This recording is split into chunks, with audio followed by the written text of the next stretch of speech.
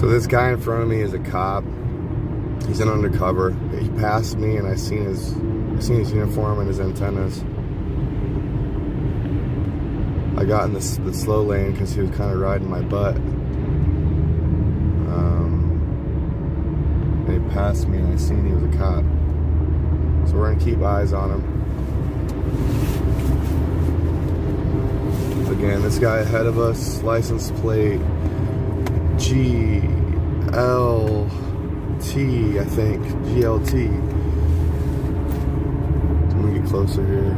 I don't want to ride his ass too much. GLT 2554, I think. GLT 2554.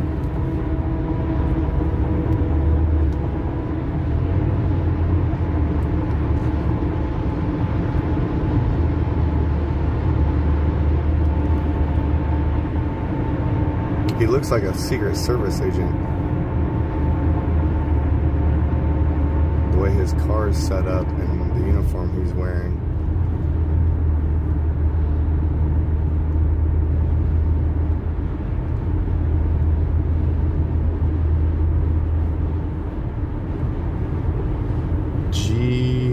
I'm pretty sure it says GLT 2554, his license plate.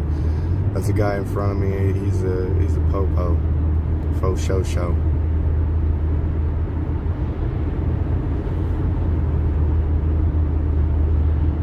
The undercover cop in front of me here.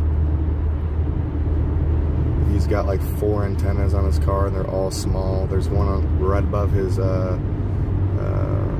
rear tail light on the right, one above his left tail light on the left, two on his roof, and he drove by me a second ago, and well, he was behind me, and I got over and it kind of forced him to go forward, and I looked at him as he passed me, and he definitely was a cop.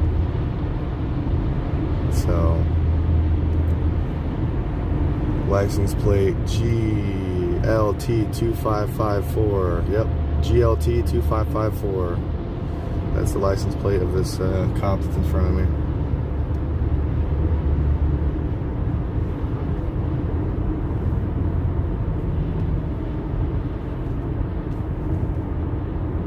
I'm pretty sure it's like I don't think it's a regular cop. I think it's like either Secret Service or FBI or something. Oh, I see a flag. Perfect.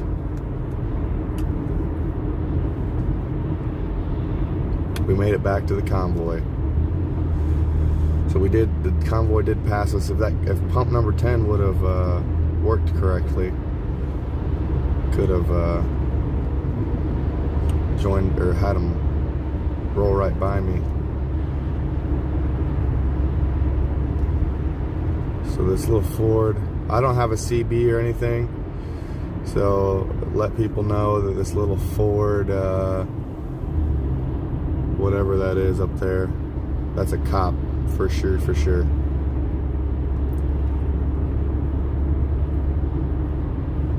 So we're gonna roll up to the front of the convoy and get behind the trucks a little bit. I'm gonna roll by them just so you guys can see the convoy, and then also I'm gonna keep an eye on this cop that's ahead of me. Like that is an undercover, promise you. I had eyes on him myself when I forced him to pass me.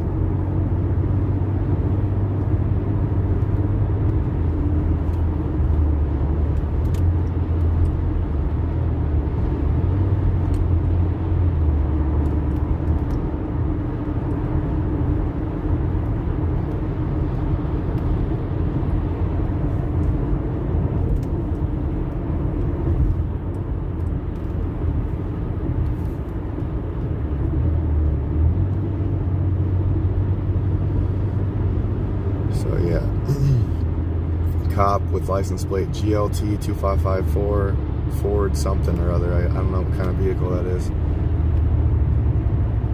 Yeah, I do love the chatter on there, but I normally just ride with other people.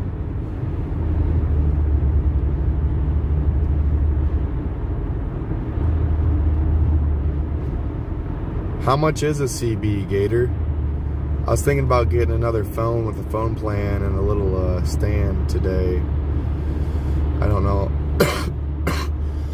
I don't know if I'd be able to do that right now. I might have to wait to get the CB. Maybe I'll get a CB. But my 4K camera took a crap, so I really got to focus on getting my stream quality a lot better.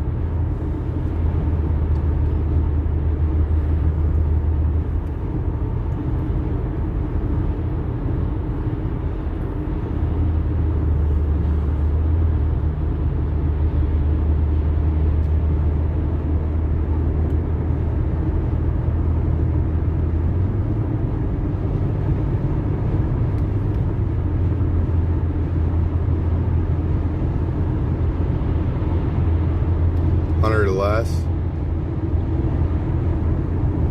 Ask Oreo, he's got one. Okay. Well, let these guys know that there's a undercover this Ford silver car ahead of me here. License plate GLT 2554.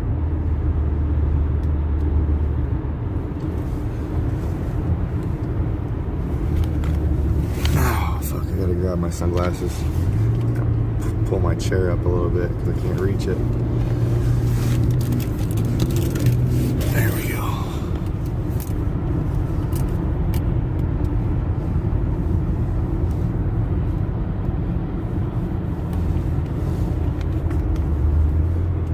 Walmart probably the cheapest.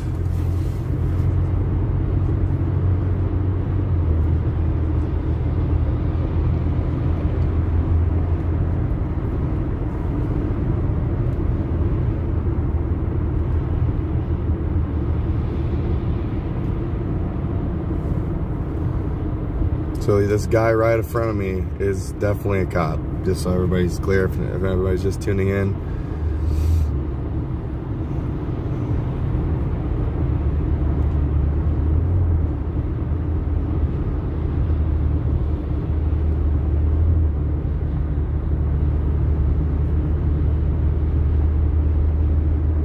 He's an undercover cop right here. I'm tailing him safely. Right, legally, lawfully.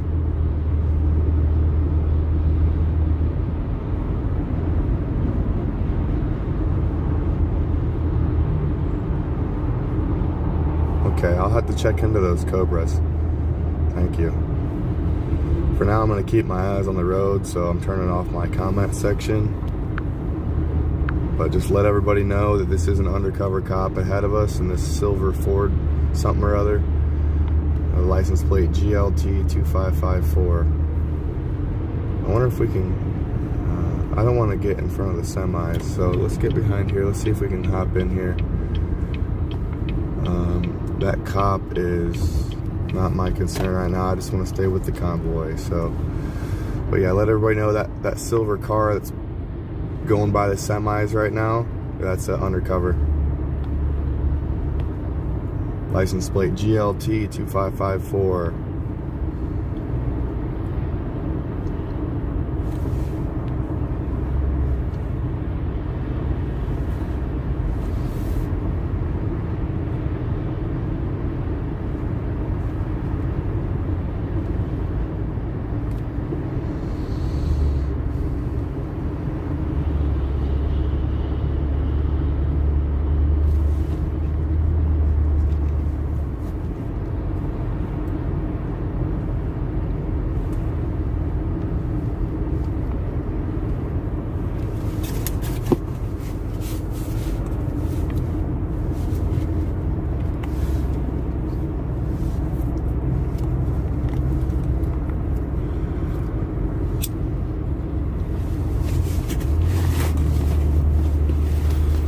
I wasn't gonna stream until I wasn't gonna turn on my stream again until I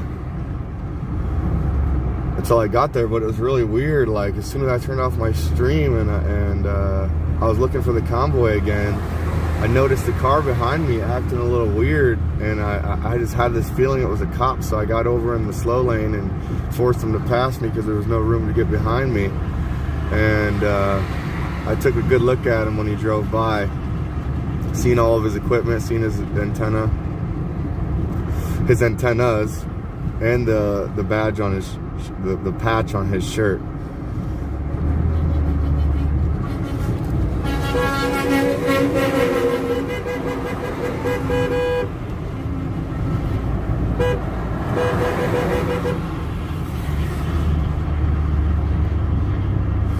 There goes Chris from WYSIWYG.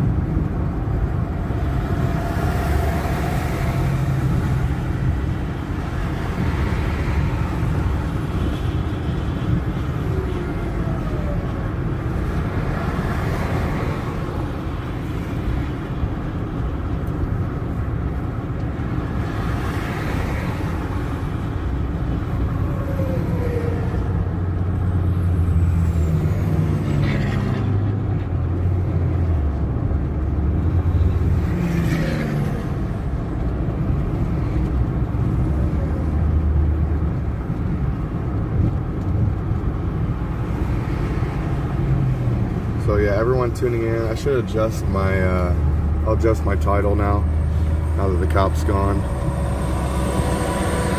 I can.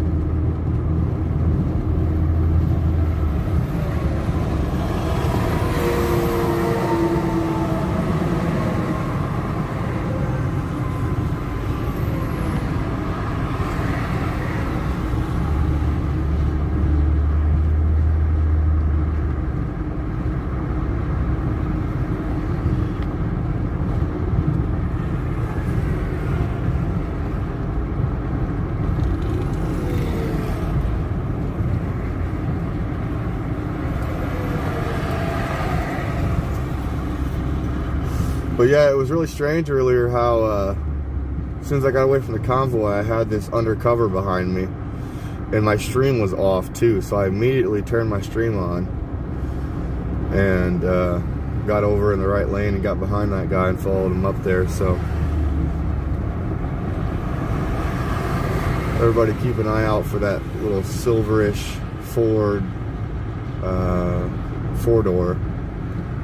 I don't know what kind of vehicle it was, but the license plate was GLT 2554. Got the title updated, so now we're just on the way. We're with the convoy.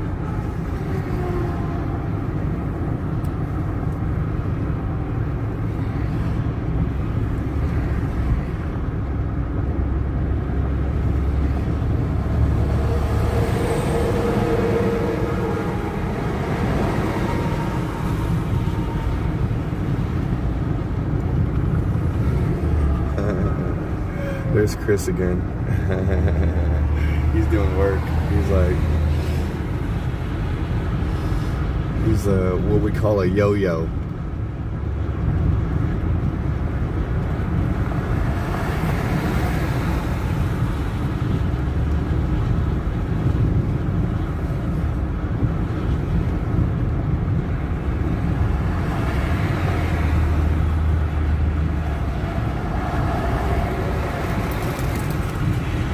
Yeah, baby. We got flags flapping in the winds. It's a good day. We're on our way to PA, Harrisburg. Here we come. There's a rally over there. I wouldn't, like, again, if anybody's tuning in and doesn't know, I think we'll probably be packing up and possibly leaving either tomorrow or the day after, but I'd assume probably tomorrow. Probably tomorrow. I don't know, don't quote me on that, but we got to get to California. It took them like 11 days to convoy from Adelanto to Hagerstown, so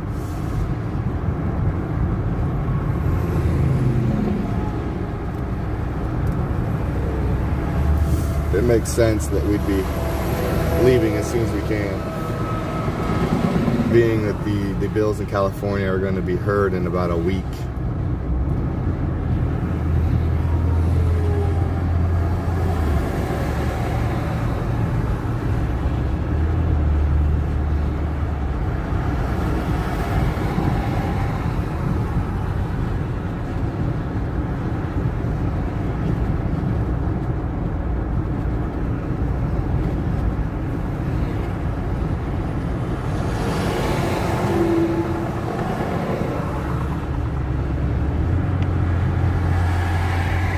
Here comes Chris again. Here he comes. He pulled out quick, fast, and in a hurry. It took him like 2 minutes. It took him like 2 minutes to get back up here.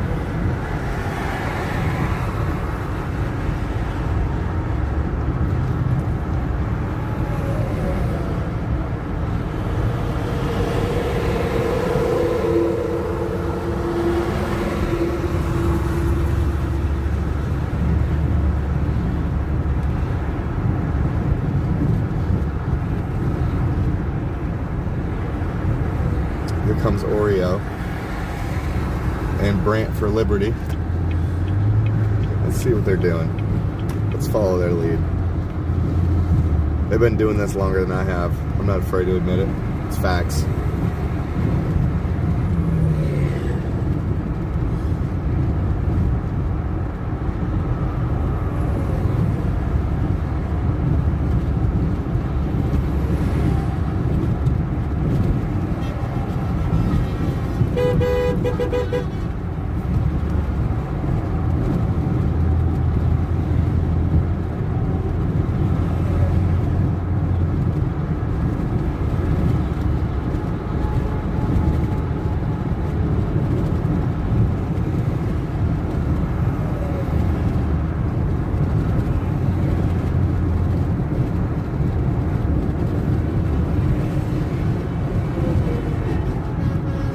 Toot, toot, toot.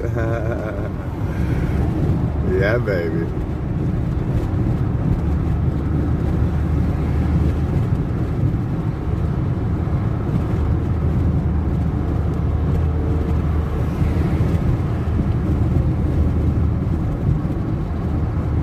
I'm gonna do that at least once. I mean, it's a straight shot. We got enough time to get up here a mile or so and wait for him to come by.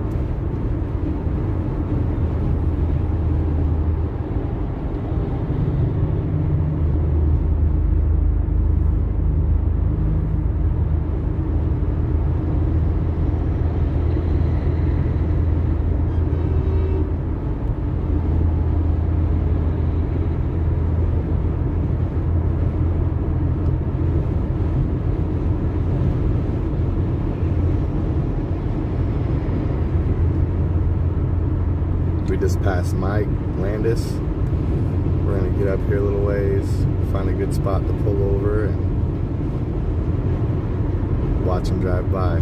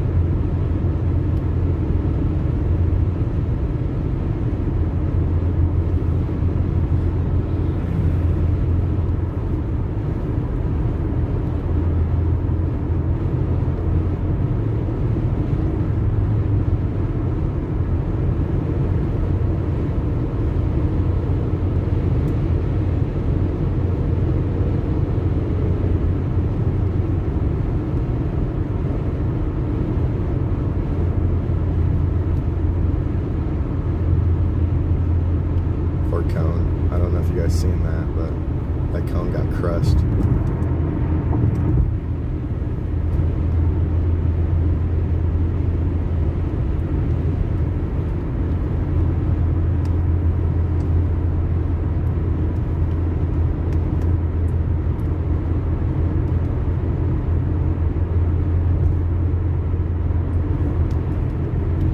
Ooh, the lighting is going to be really good if I get them. Let's wait for this.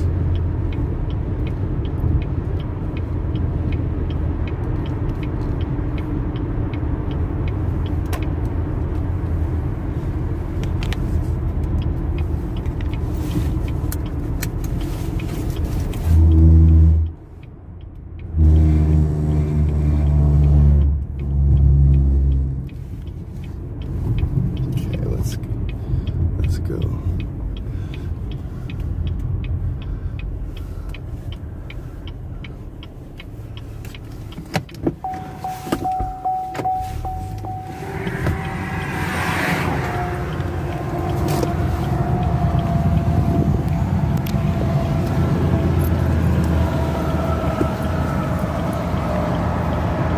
You guys ready?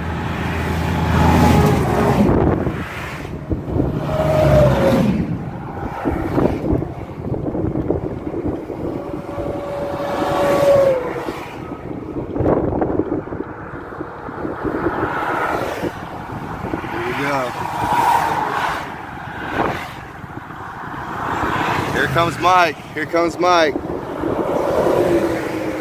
Yeah, baby. Yeah.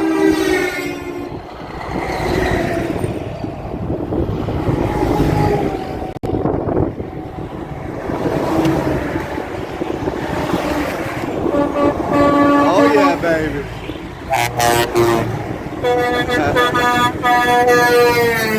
Convoy into Harrisburg, then Cali, guys. Oh yeah, that was, yeah, oh yeah, oh yeah, I see you, I see you, I see you, I see you, I see you. Yeah.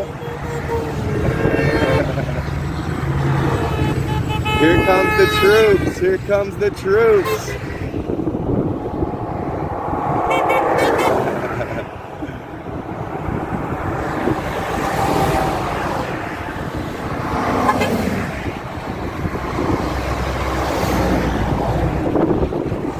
Kind of windy, it's kind of a windy shot, but we're getting it, we're getting it.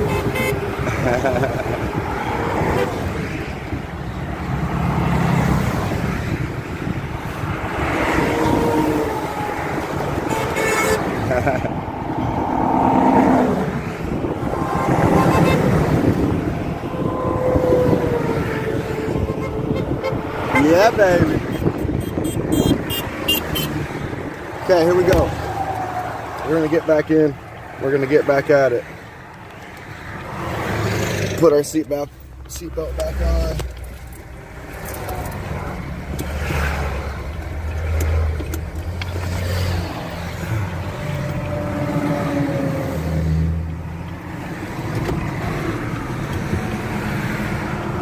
We're gonna wait for a little bit of a gap.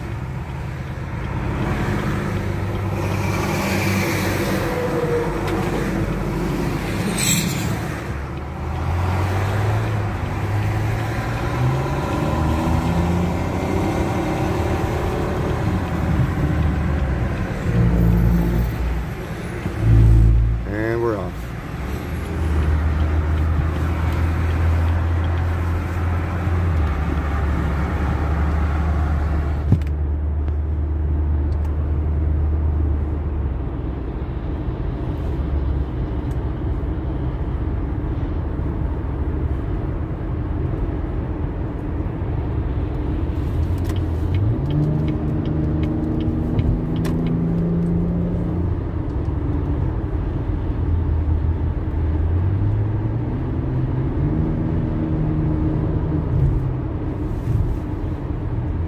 Kind of crushed my nads there, adjusting quickly to the traffic.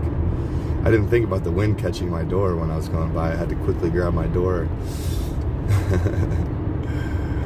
I rolled my window down so my window wasn't a kite for the wind.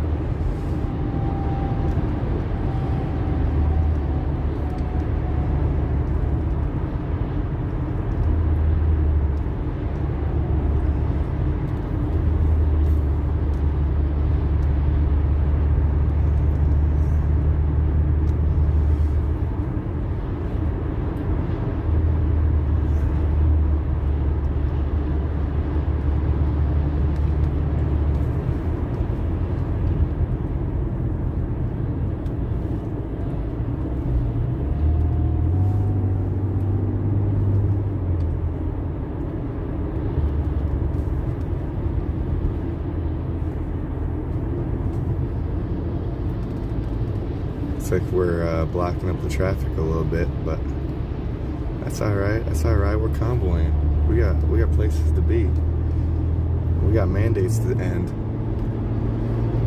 Here's Borgetta, I think. I think this is Borgetta. Nope, that's not. Borgetta.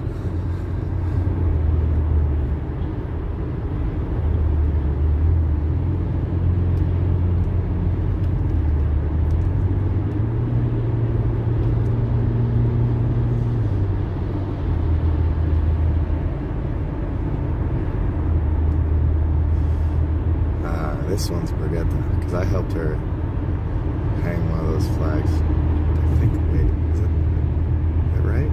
Maybe that's not her, because I don't see the middle flag. No, I don't think that's her either.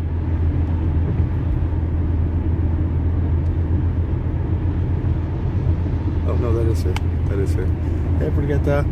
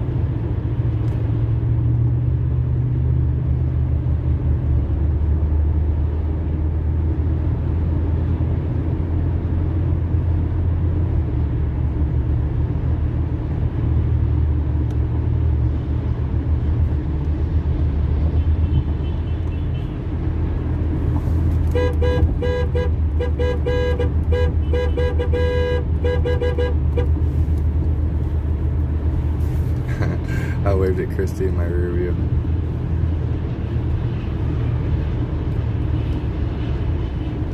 This guy brought his whole trailer. He's like, I'm ready to go to Cali.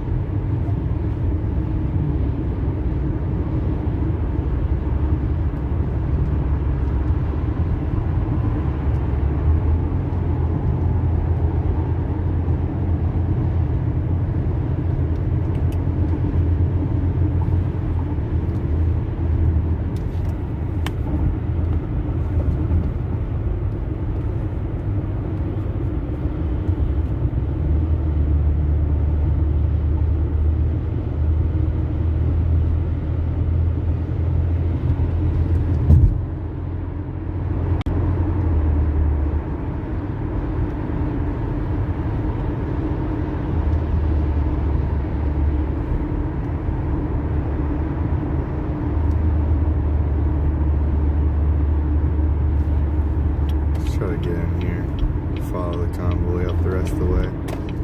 We got our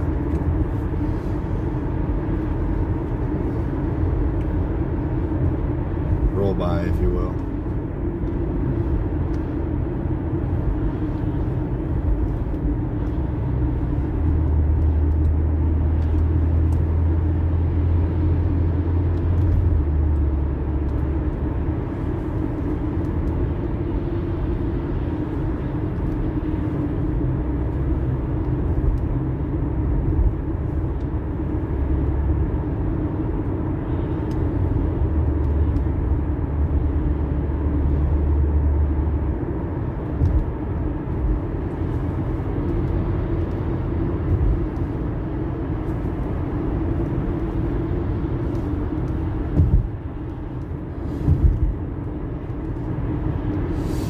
Excuse me.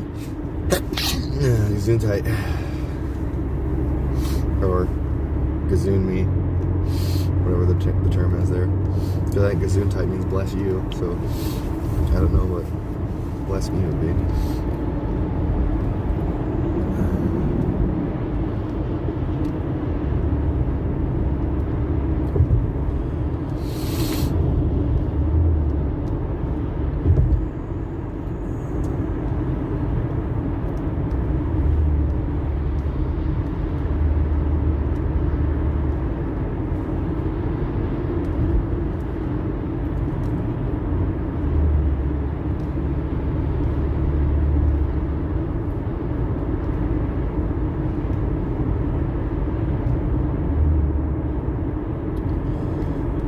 We're almost to Harrisburg. Almost there. By 20, 30 minutes. Something like that.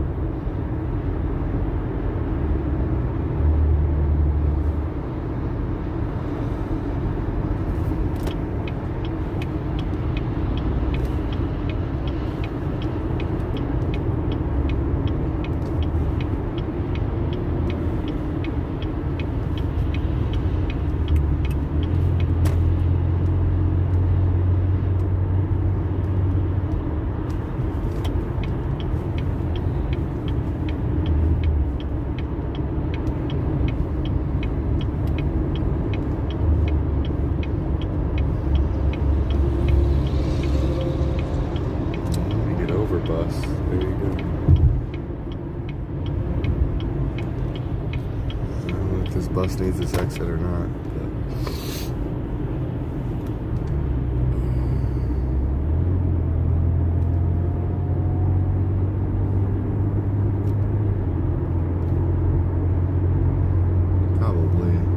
Probably just staying local.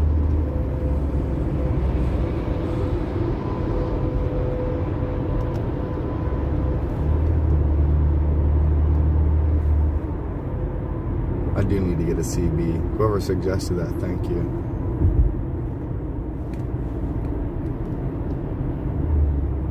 A CB would be great. I would really enjoy one.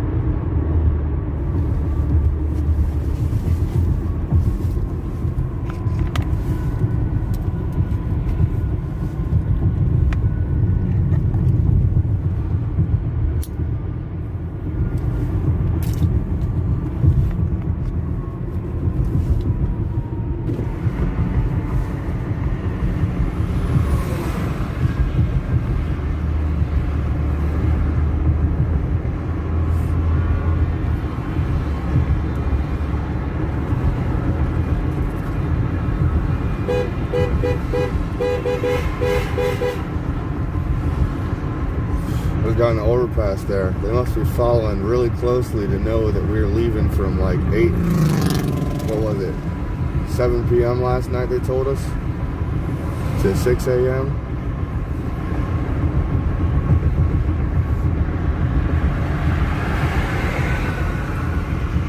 Shoot, I was hardly prepared when I was with the convoy.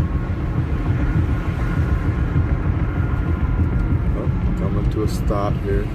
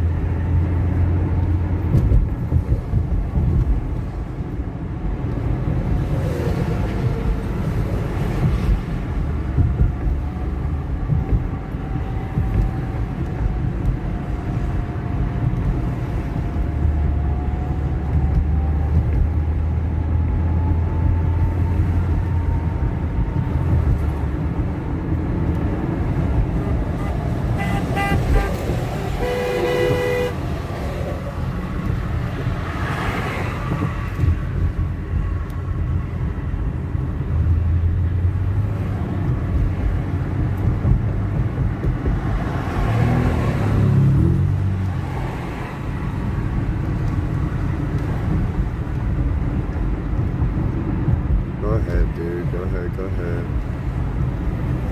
You're not our enemy. It's our politicians.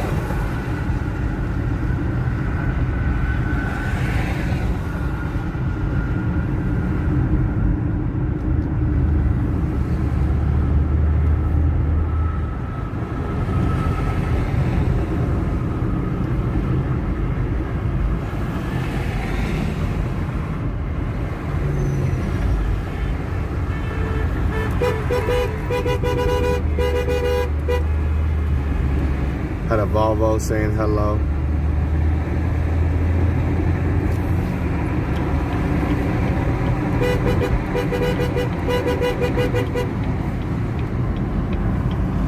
Got honk at the traffic that's holding that merged line up. Give them a little thanks. See, there's people that aren't even involved with the convoy. They see it coming. They're like, okay, let's make room. That's amazing.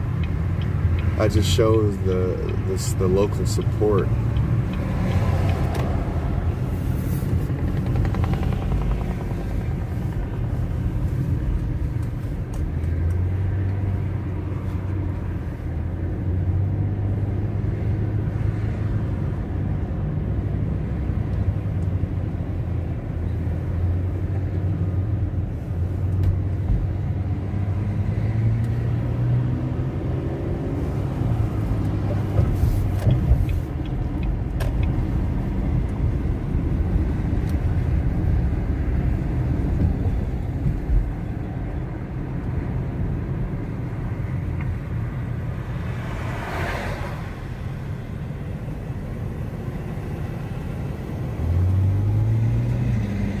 I think he's supposed to yield.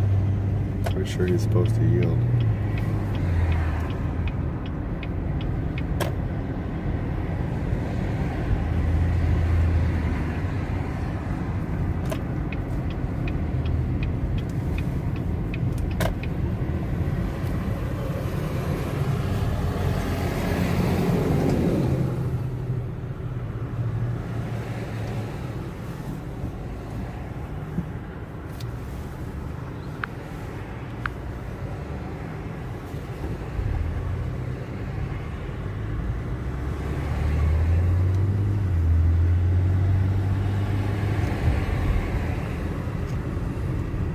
Beta Boys is moving to Rumble.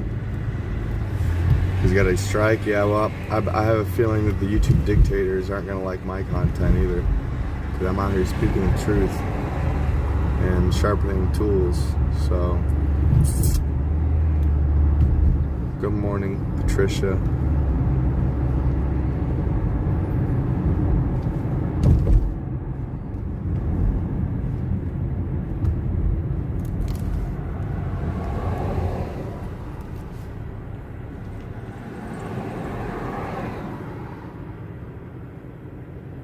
Yeah, spread that word, Katie.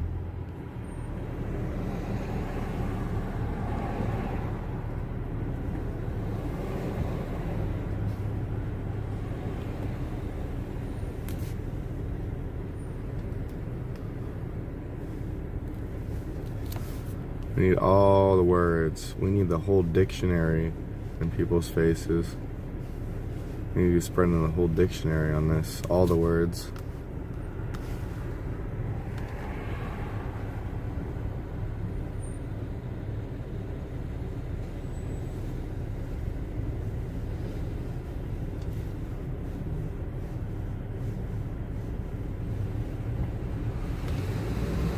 So we're just a couple cars behind the semi line that's coming with us today. There is still people back in Hagerstown at the Speedway.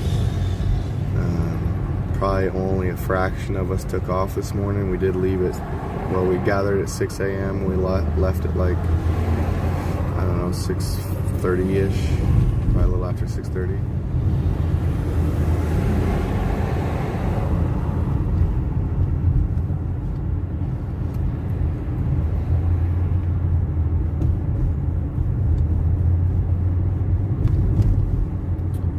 Got to come out and see what Harrisburg has to say.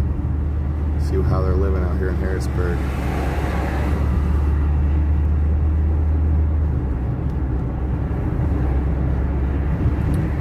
See what Harrisburg, PA has to say.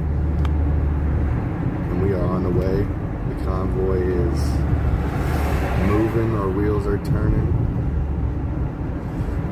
It's a good morning. It's a good day. It's gonna be both a good everything.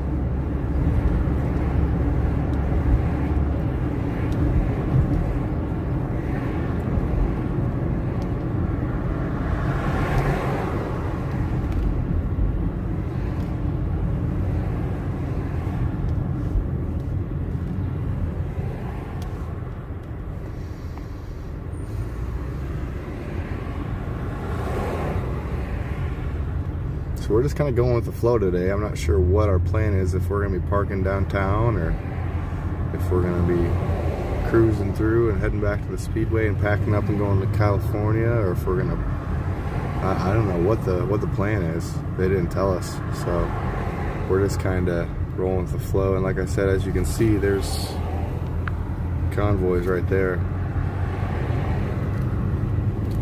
Well, at least the lead trucks are. We got the majority of the convoy behind us that's coming out for the day. I know Paulie D is back at the Speedway tearing down Tarp City. Or Camp Freedom, or...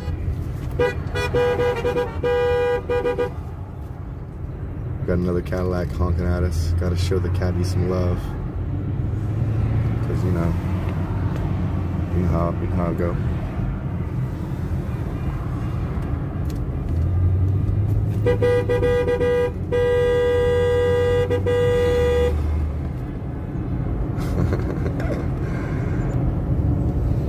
I think we're in Harrisburg, guys and girls. I think we are in Harrisburg. I don't have my GPS running. We're convoying today. I need to get a new phone for that kind of stuff so I can run my chat and GPS and any other type of information I need to pull up off of a different phone, so my stream doesn't get affected by anything like that, or that I actually have the ability to do that.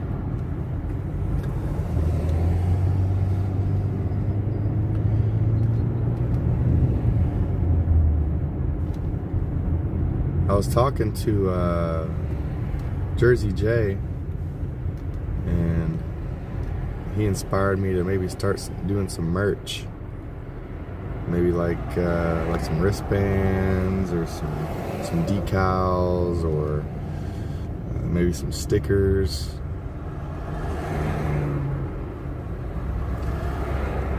Get a little bit more artistic flair out here.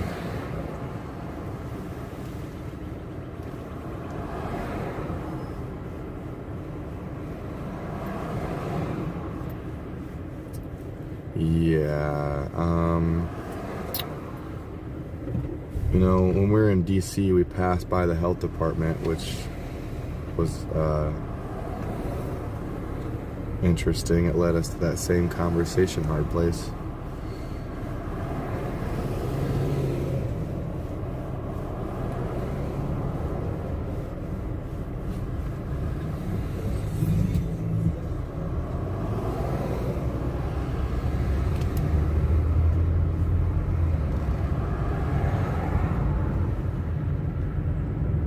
Harrisburg had no idea we were coming to town today.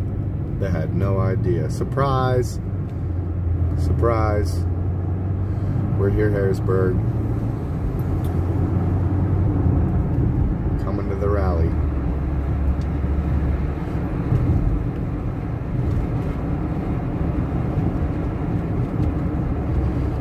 we're getting involved.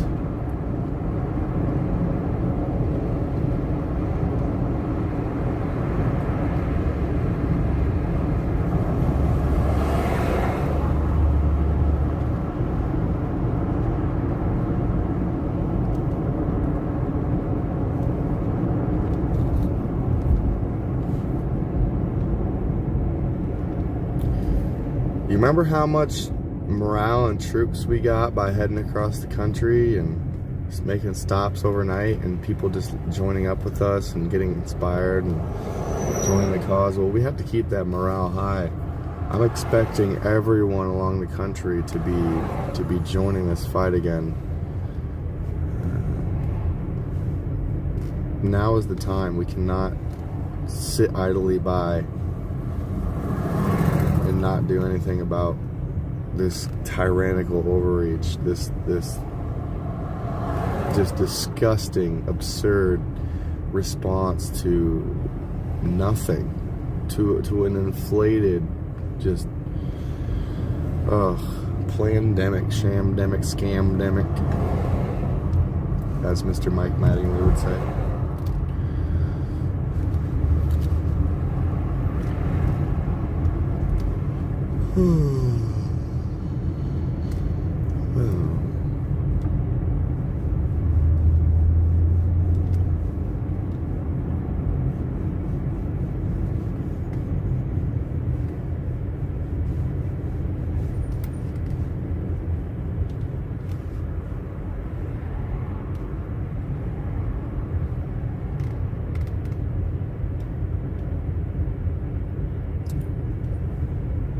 See what they do. See what they do. That's all I'm saying. That's all I'm saying. If you know, you know.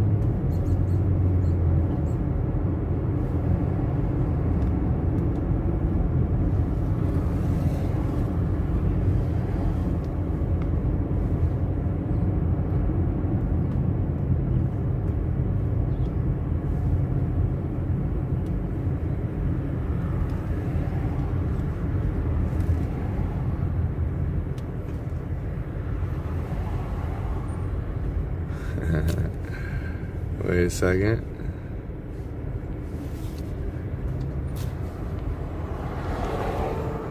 Harrisburg. We are coming in you right now. Oops. I went to video mode for a second, guys. Sorry about that. It probably buffered. I was zooming out. But yes, Harrisburg, we are here. We're about to convoy in deep inside of you right now. We're gonna honk our horns for freedom.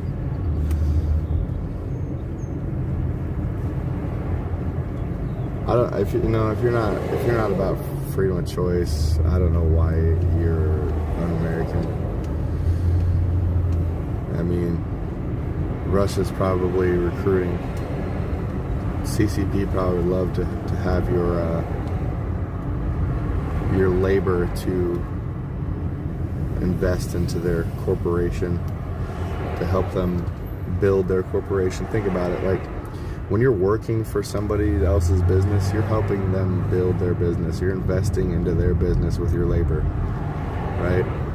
So if you're part of the American corporation, which it does not need to be a corporation, it is a constitutional republic, but theoretically, right? If you're not contributing to society here in America for the better, let's just say it like that, then go pledge allegiance to the CCP.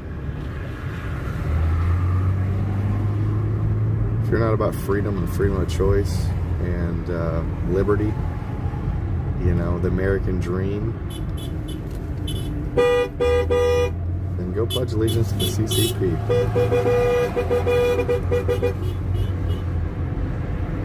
Go crazy.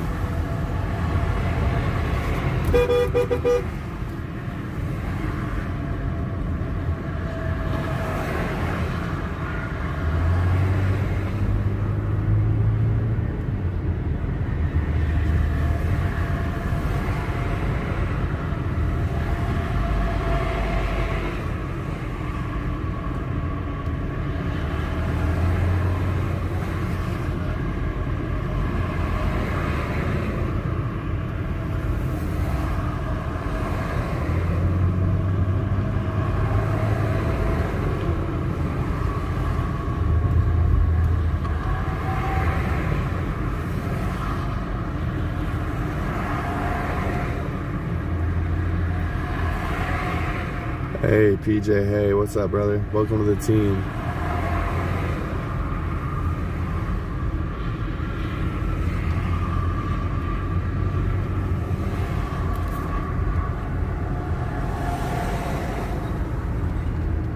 Freedom for all Americans and everyone across the world.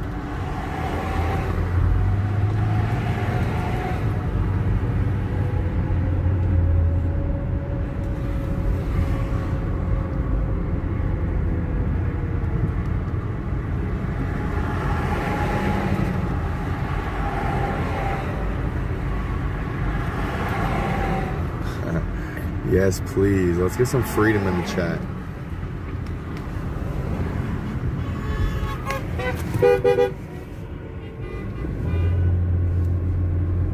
Let's get some freedom in the chat. It's good to meet you too, PJ. Hey, PJ, did you bring your umbrella to my chat? If you could, find an umbrella and put it in the chat, and then I'll tell you why. Well, first off, I heard there's some weather rolling in, so you might need to put some umbrellas in the chat. Anybody that's an OG to this channel that knows why we're putting umbrellas in the chat, just go ahead and do that for everybody that might not know, so we can get them up to speed.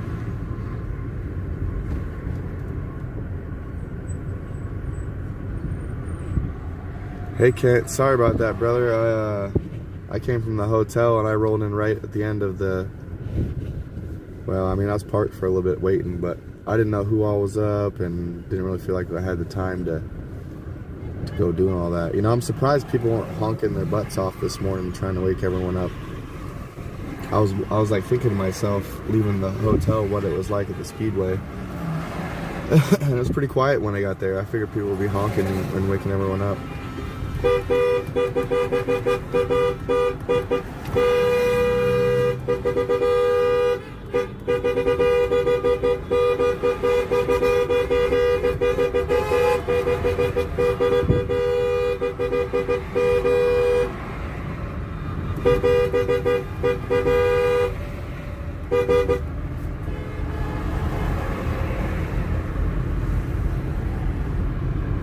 We got ourselves a convoy.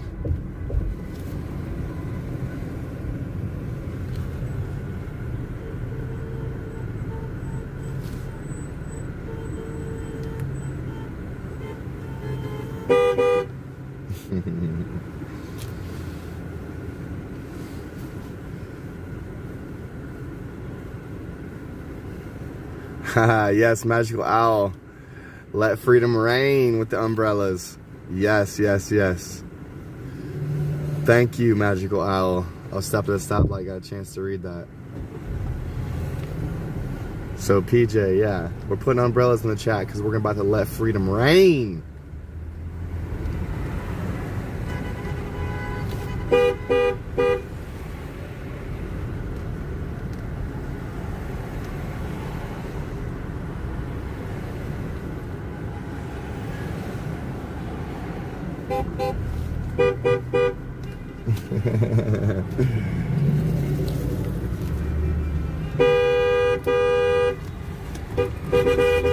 Let's make some noise, boys and girls.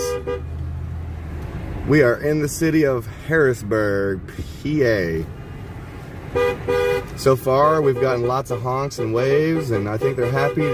I think it's safe to say that Harrisburg, PA is happy we're here. We're here to make freedom reign.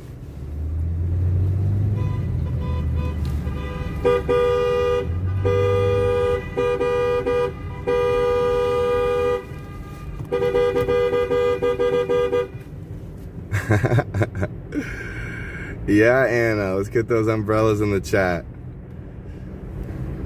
Let freedom reign.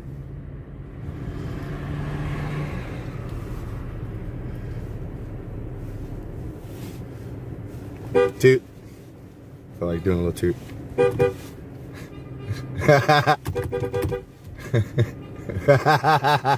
I don't know who that is, but I love you.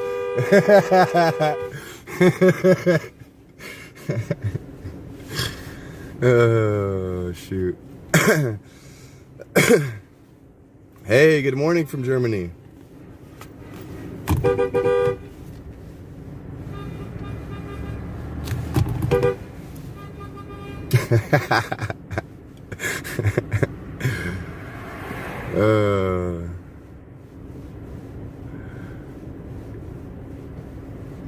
Gotta love the horn.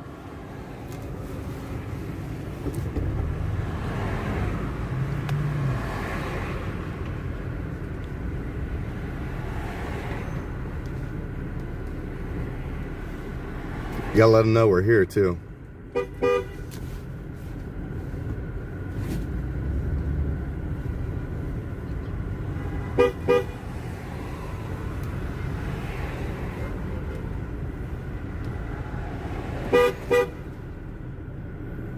I heard somebody yell woo, so I gave him a couple honks. Oh, we're at a red light now. That's okay, there's nobody coming. This is the one way.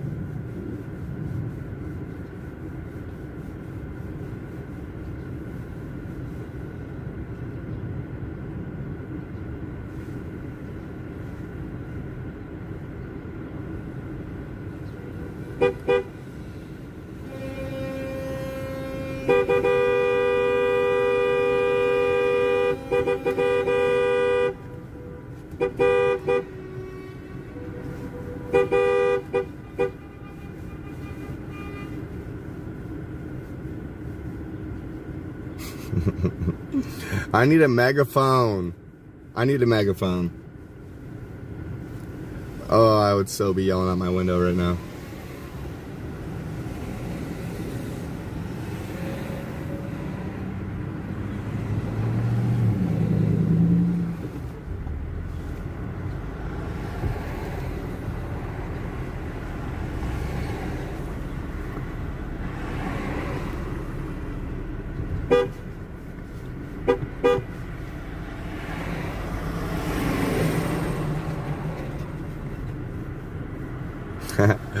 Fauci Friday was fun. Was that you that made that suggestion for Fauci Friday?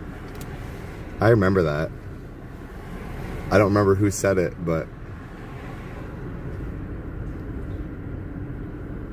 really hard place. Do some more research on Harrisburg, PA. I'd be interested to know a little bit more history about PA. Bring some knowledge to the chat. Make sure it's factual. Make sure it's factual, right? Take a few minutes and organize your thoughts on it. We don't need any confusion here.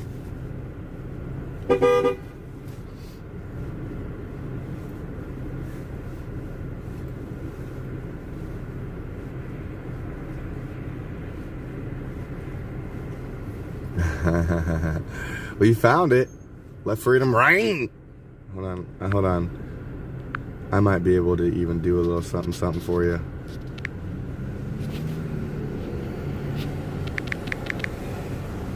There we go.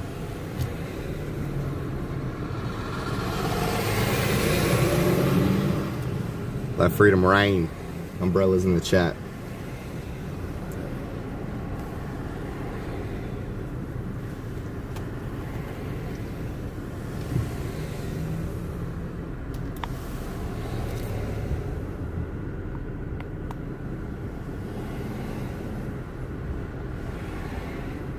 Yes, Jill, I'm going to try to go to Cali. Actually, I am going. Trying is not an option. We are going.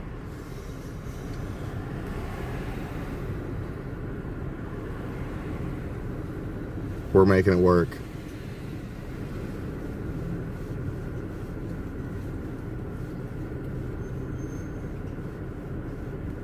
Yeah, I'm from Ohio. Same state as Brian Brazzi and... Oh my gosh, I think somebody just got out to give somebody a donation at the truck. Or are they walking on the street? I don't know.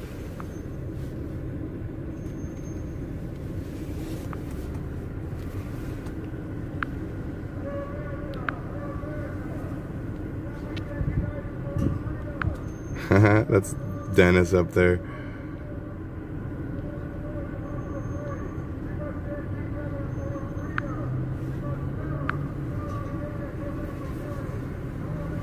Links in the chat. I don't know how to add my links to my like description or anything. So good morning, Carl. Welcome back. Welcome back. I'm glad you're part of the team. We're in Harrisburg, PA.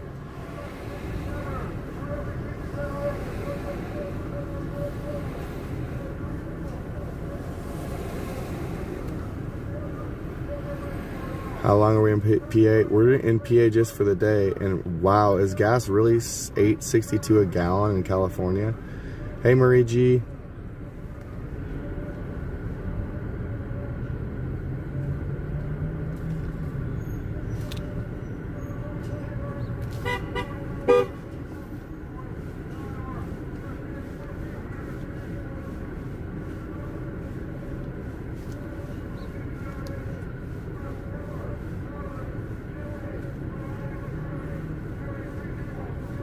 Somebody's up there preaching with a megaphone. I need a megaphone.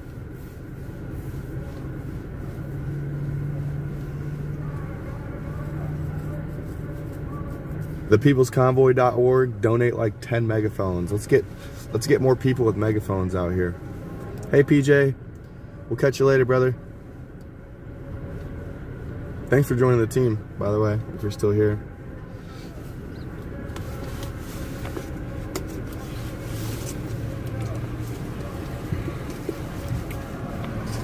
Okay.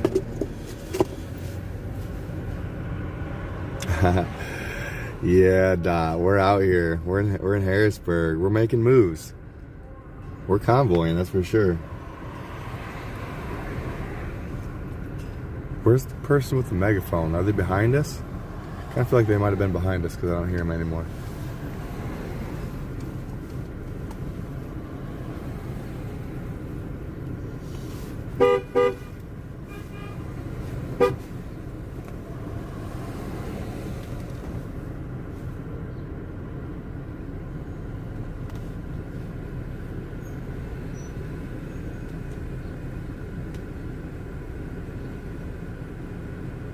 So I still don't know what the plan is. They haven't told us. I don't know if we're parking or if we're convoying through or what exactly we're doing, but we'll find out. I bet you we're probably parking somewhere and joining the rally on foot of some sort.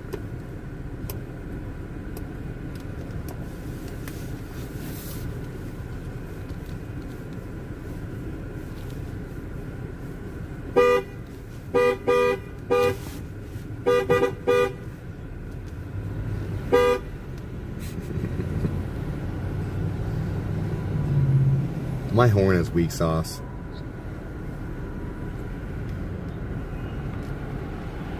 You know how we make it more powerful though? We do this.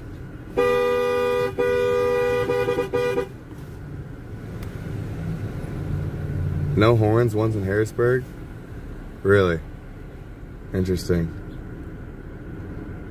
How do we let them know we're here? Nobody made an announcement to me about horns. And I hear people honking them, so I say we honk. I say we honk. By the way.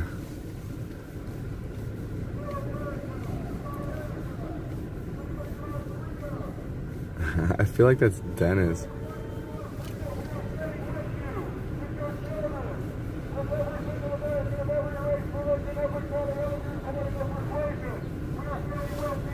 Oh.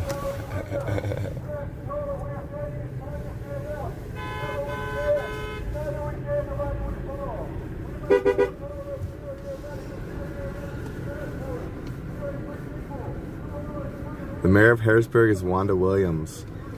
All right. Well, you guys should get on. You guys should start tagging that lady on Twitter or something and let her know that we're here and that we will not stand for any tyrannical overreach.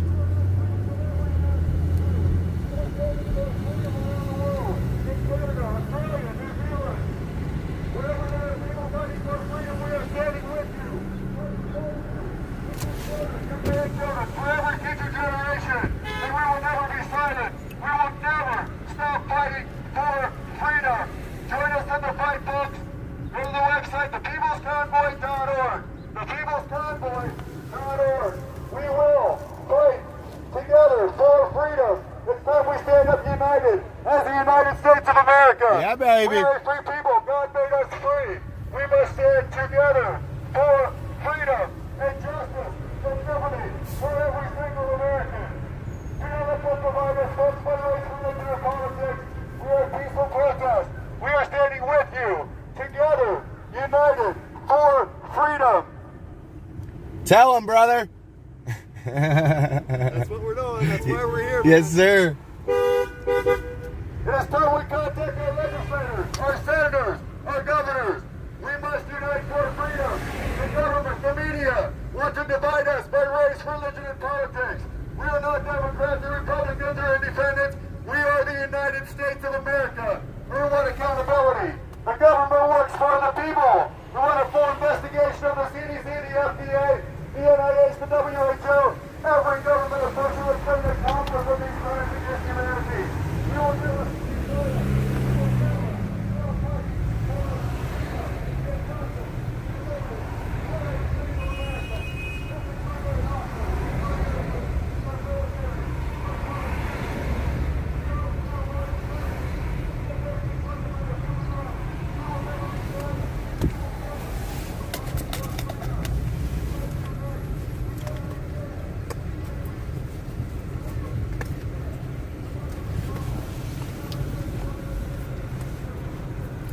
Okay, so Tom Wolf is the governor.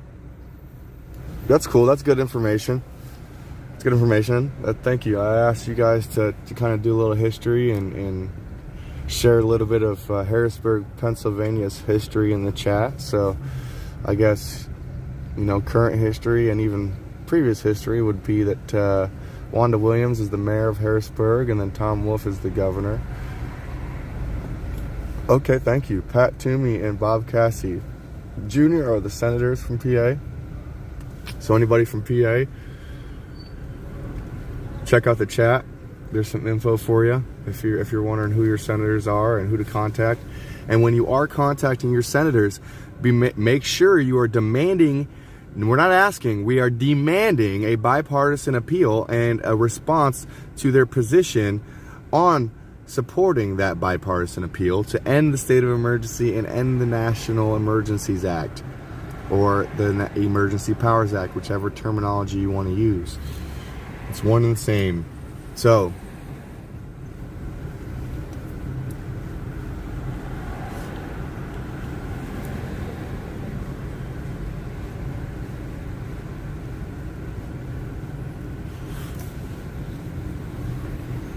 make sure you're demanding a response from Pat Toomey and Bob Cassie Jr. Everyone in PA, make sure you're demanding a response from those senators on the bipartisan appeal.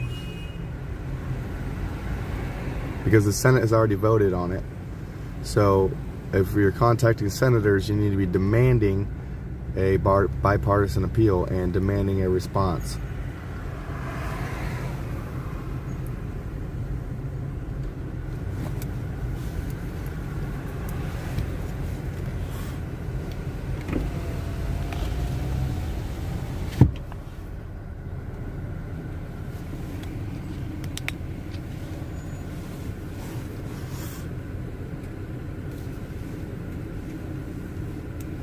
Does anybody in chat know what happens if they do not respond? Does anybody remember from the other day? I'm testing you guys. We're sharpening our tools right now.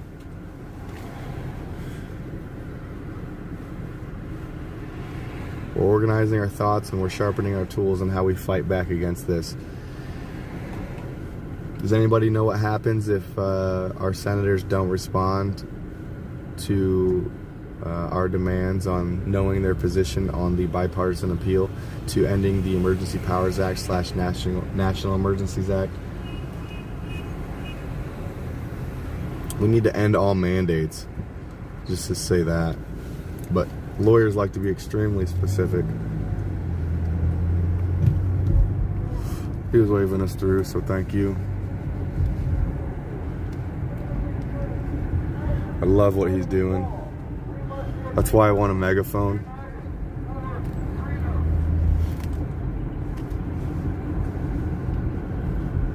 If anybody wants to donate, again, 5-10 megaphones to the convoy, I'll be first in line to grab one.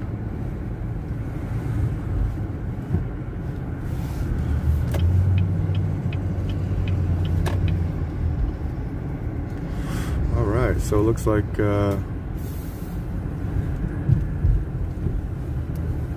local police is helping us out a little bit, so that's nice to see.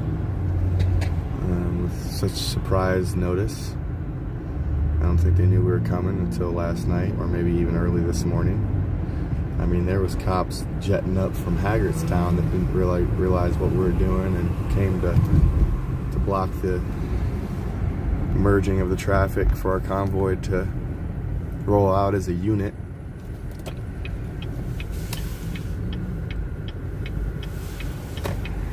I'm gonna go ahead and block traffic for this truck.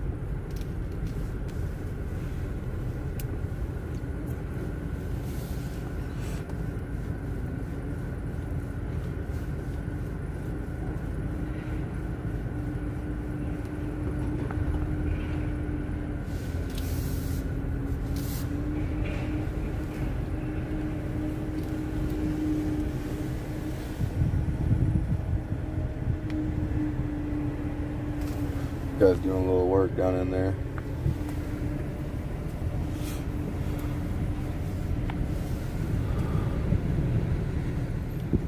Let freedom reign. Yes. I love seeing umbrellas in the chat.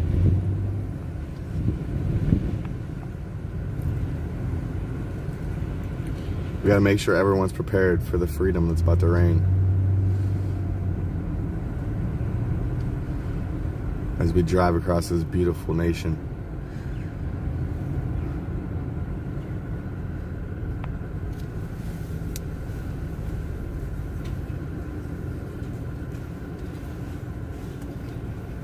Investigate them. Let's get that paperwork rolling. Title 241, Title 242, conspiracy and deprivation of rights. Yes, thank you, Carl, for answering my question from earlier. What happens if they don't respond? They get put on notice. Notice and opportunity. It's a contractual agreement. If they do not respond within a allotted time frame, it's 30 days. And then you give them a second notice, like saying, hey, you're supposed to respond to this. This is a second chance. It's a courtesy message. And if they do not respond after 7 to 10 days after that, they are now under contractual agreement via civil law, subcategory of contract law, to essentially be agreeing to your demands. And remember, we are not asking, we are demanding. They work for us. We don't work for them.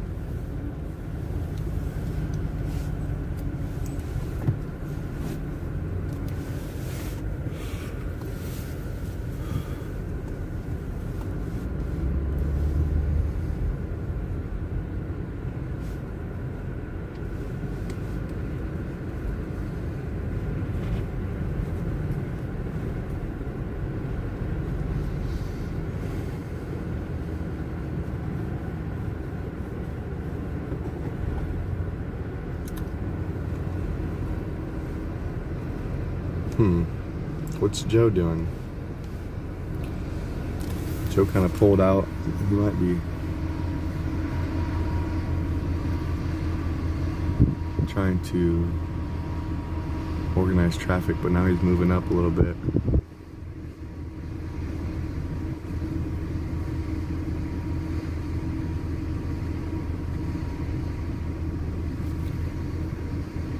So is it confirmed that there's no horns inside of Harrisburg? Is it confirmed or not?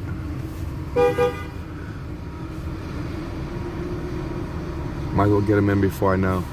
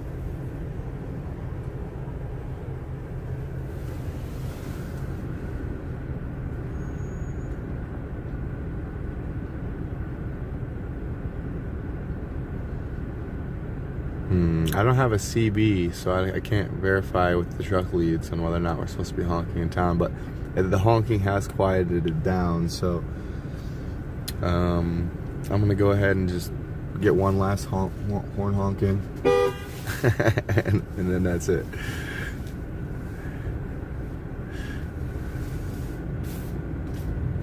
And we'll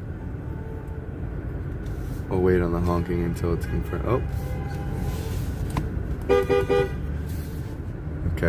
Okay, maybe not. If other people are honking, I'm gonna honk too, because I think we should be honking.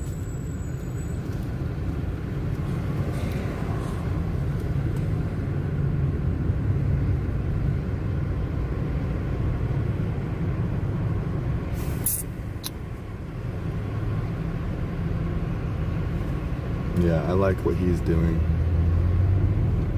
I'm gonna do it right behind this car here. I'm gonna set you guys down for a second and I'm gonna park.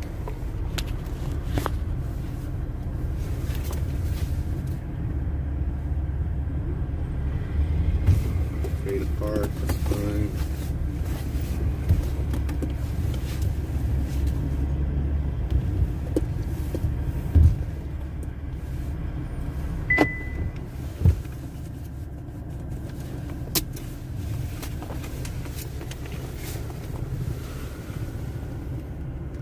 Yeah, well, we found one. We got in where we fit in, that's for sure. Okay, so I'm gonna grab my other backpack here. Make sure the battery I have in here is charged. And then we're gonna hop on out and see what's going on.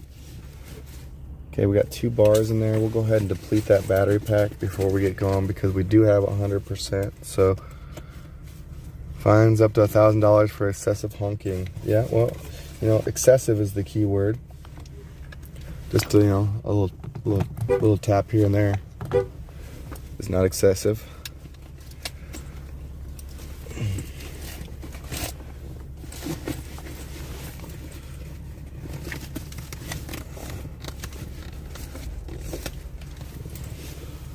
Okay. So, I don't know. Is anybody getting out yet?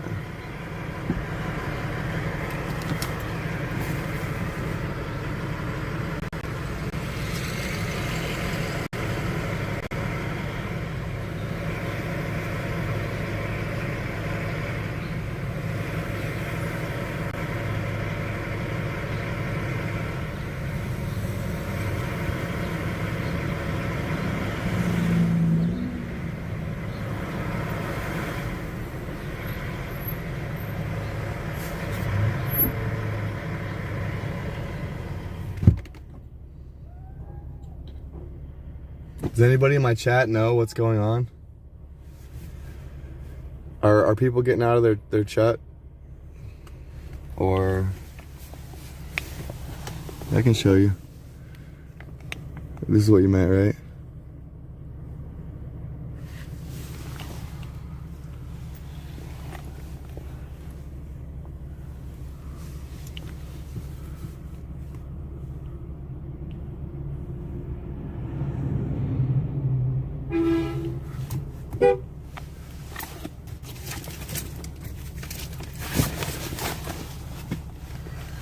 Okay, we're gonna get out of the car here. Make sure this is linked around my shoulder decently. And then we're gonna get out of the car. Take a look around. Go talk to first responder. See what's going on. Good morning, good morning.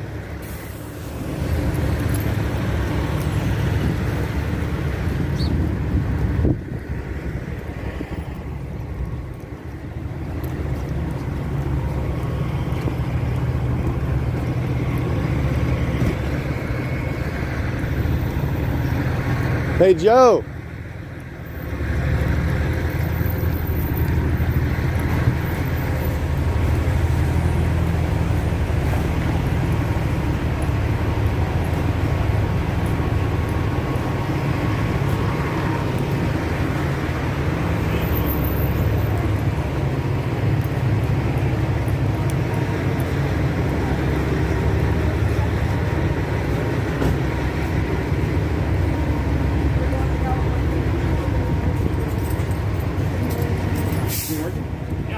gentlemen.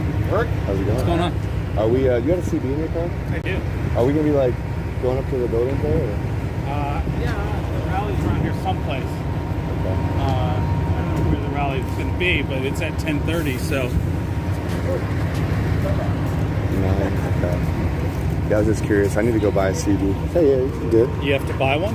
Yeah, I don't have one in my car. There was guys selling a great Cobra. At the Speedway? At the Speedway, yeah. Really? Yeah, he had a really nice Cobra setup that he was looking to get rid of. It was in the truck that he bought, and he has a different one that he uses. So he was walking around trying to sell. Do you know his name or what he's driving? Or Hispanic guy, silver truck. he probably just That one, but not that one. he probably just rolled in last night, didn't he? In the last day or so, yeah. Yeah. Was he working the gate?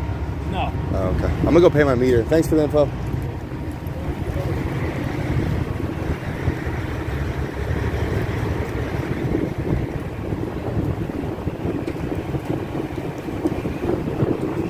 So we're gonna pay the meter since we're gonna be here for a while.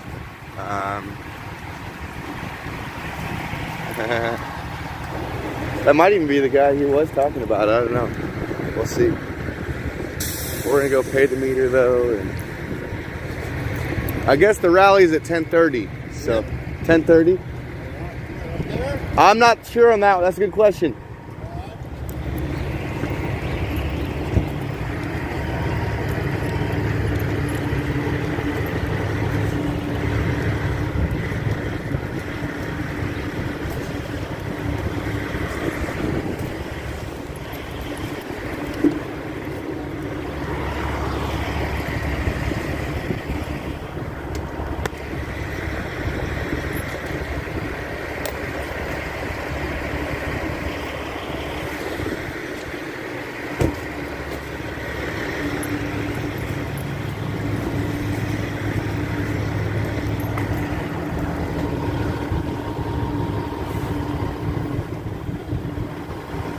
Card only? I think it does coins too, but I think this one might be broken. Can you see anything on there? I think this one might be broken. $4 an hour.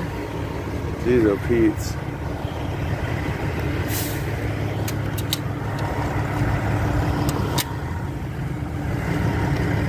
Oh, there we go. There we go. Now I can purchase more time, recharge more time.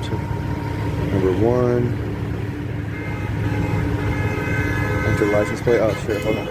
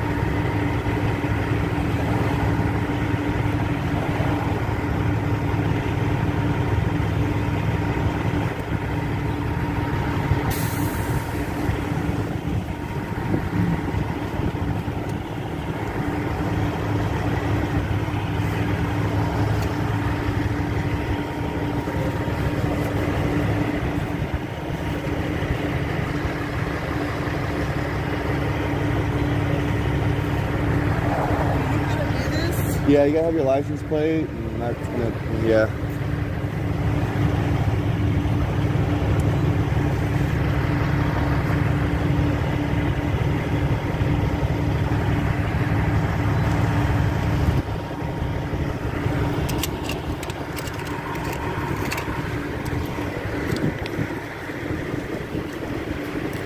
All right, so we're gonna hop back in my car since the meeting's not until 10:30.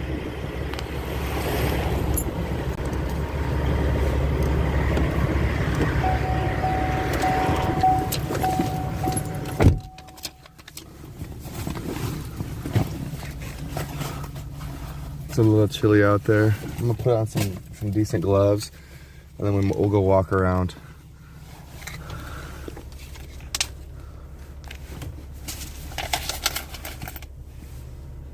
check Julius's live feed. I can't do that. I don't have a separate phone to do that with. So I'm gonna set you guys down for a second. I'm gonna grab some decent gloves.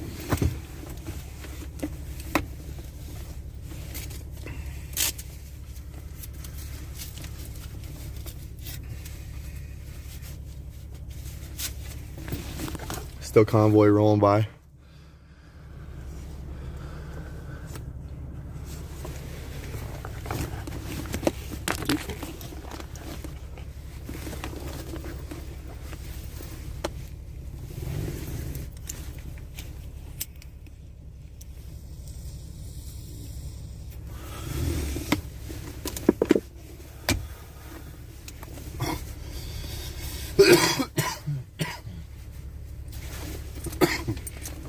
Let's see here.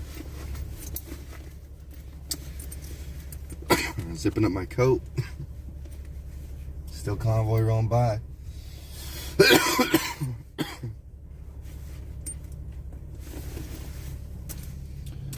Zip up my coat and then we'll go for a little walk. This coat's kind of hard to get together when you got gloves on.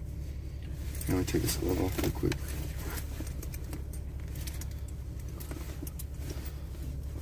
There we go.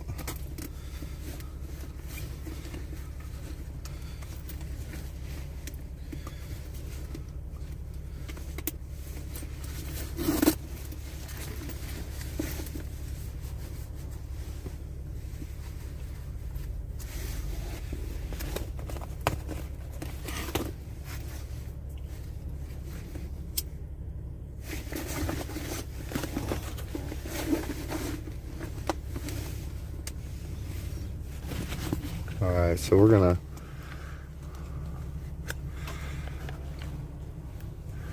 wait for these cars to go by and we'll hop on out. Alright. Here we go, guys. Round two.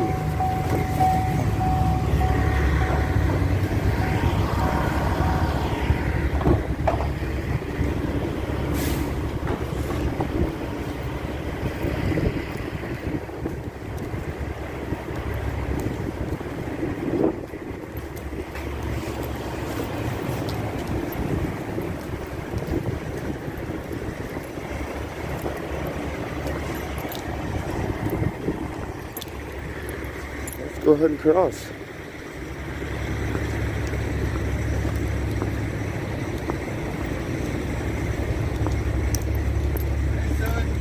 Hey, Steve. Hey, do you know where the rally is? Follow Sasnack. I don't know. Huh? I don't know, but follow Sasnack. All right. Follow me out that way. Okay. Thanks, Steve. Inside the Capitol.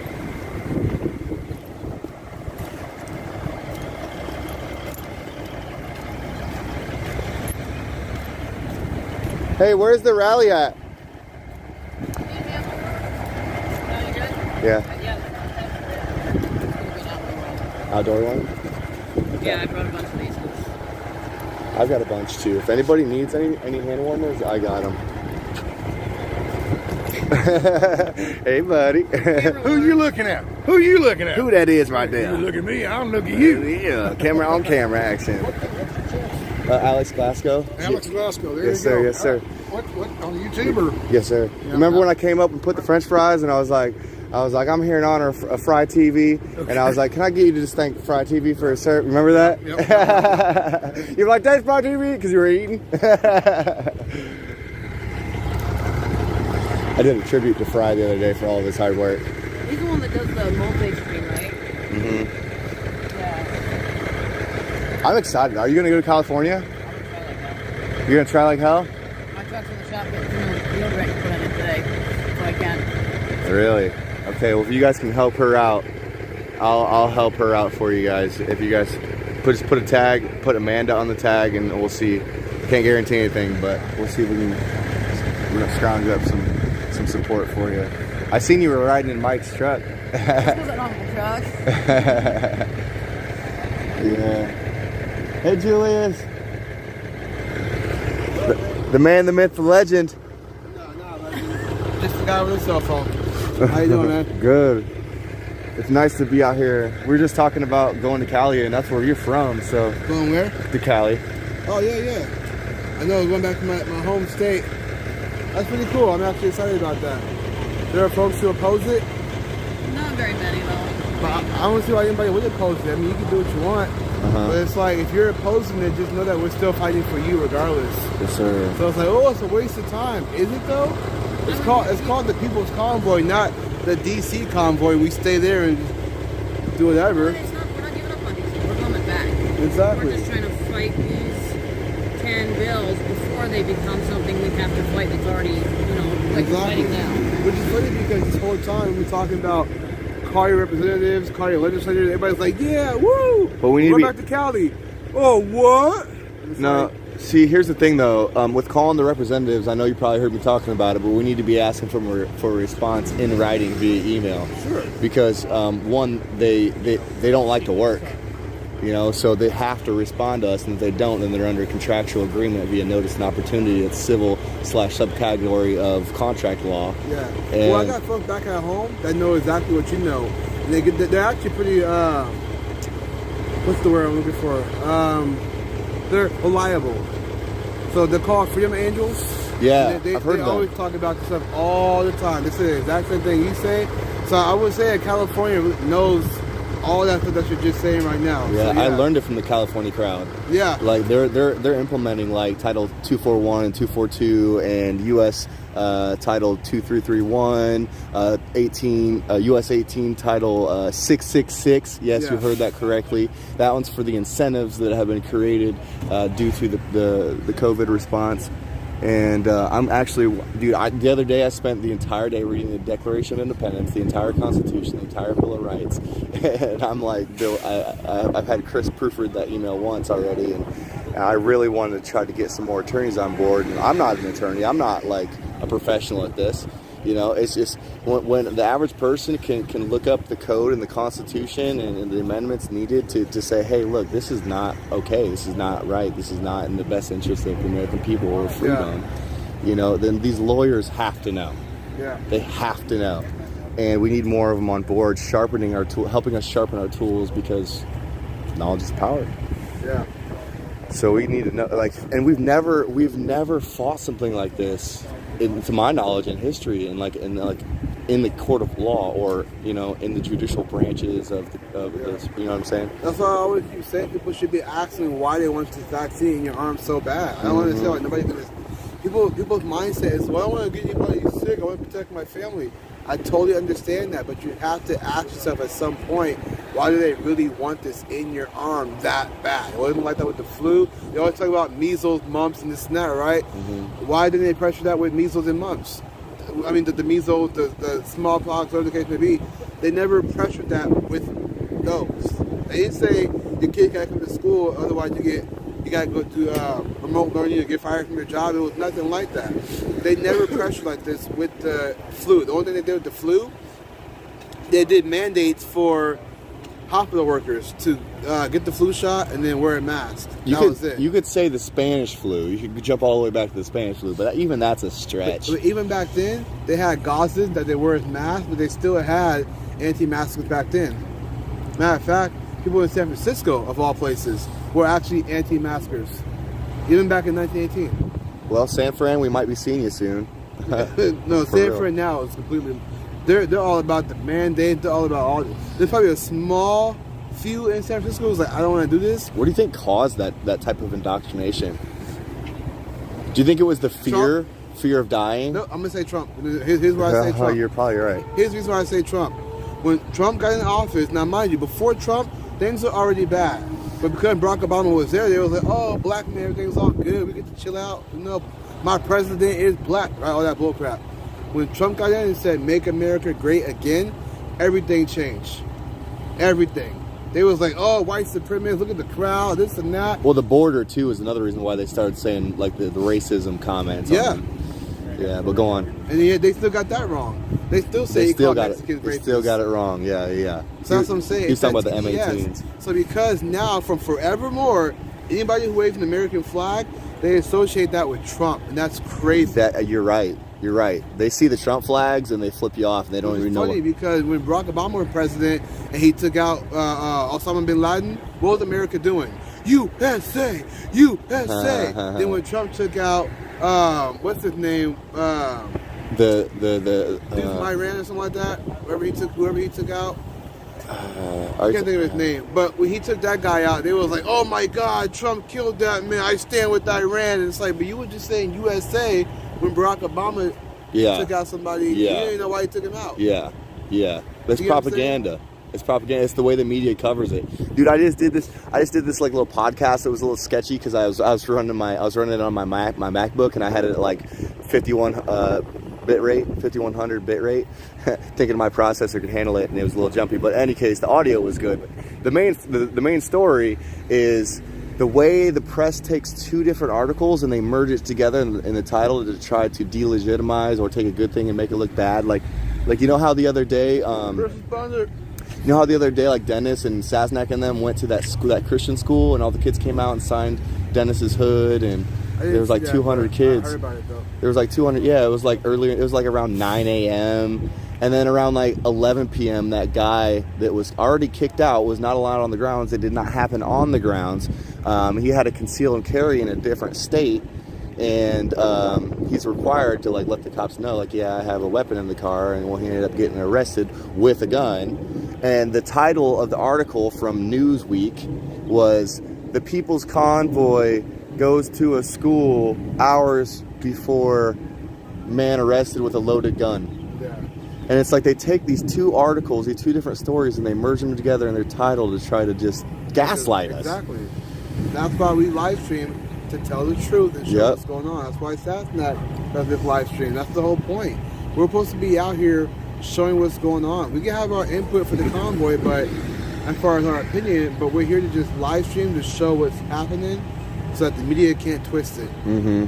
So, but with this whole thing, back to your question, when you said what made people do that, I really do think that because Trump got in and said all these little statements. They tribalized us. Yeah, a lot.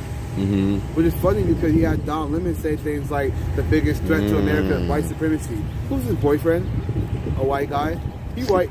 So you know what I'm saying? So it's like these people who are talking about. Well, I'm pretty sure Don Lemon and what's his name? What's that? Jesse Smollett. Oh yeah. Were like in cahoots too. Like they were friends, and because I think Don Lemon's gay and. You gay? And yeah, so I mean, actually, I'm pretty sure that there was some scandal there. Maybe, I don't know. I can't confirm that, but maybe. I think there was an investigation going on at the very least. I can't fact check me on that. So yeah. Anyways. But yeah, I mean, I just think that people have been. Oh, no, I got it. Snuck up on it. How you doing? You're a ninja. How you doing? We got we're talking about media. What's up, brother? We're talking about what? Media and the way they like take two articles and try to merge them together to gaslight us. This is what they did to me. One of the local turned me around here. And why people are tribalized. They came down and tribalized. interviewed me and said, well, what do you think about this? And they hold the microphone right up here. You know, what do you think about this? Intimidating, see? They stick that mic right in your face. Yeah. They can get it just as good out here. So anyway, they sit there and they talk to you. And I talked to him for 20 minutes. In the article, he used 2 sentences. Okay? And what he did is, I'm sitting there talking about stuff, and I use these words. Something. Mm-hmm. And then, I love the idea that we're doing this. Okay, love, use that word.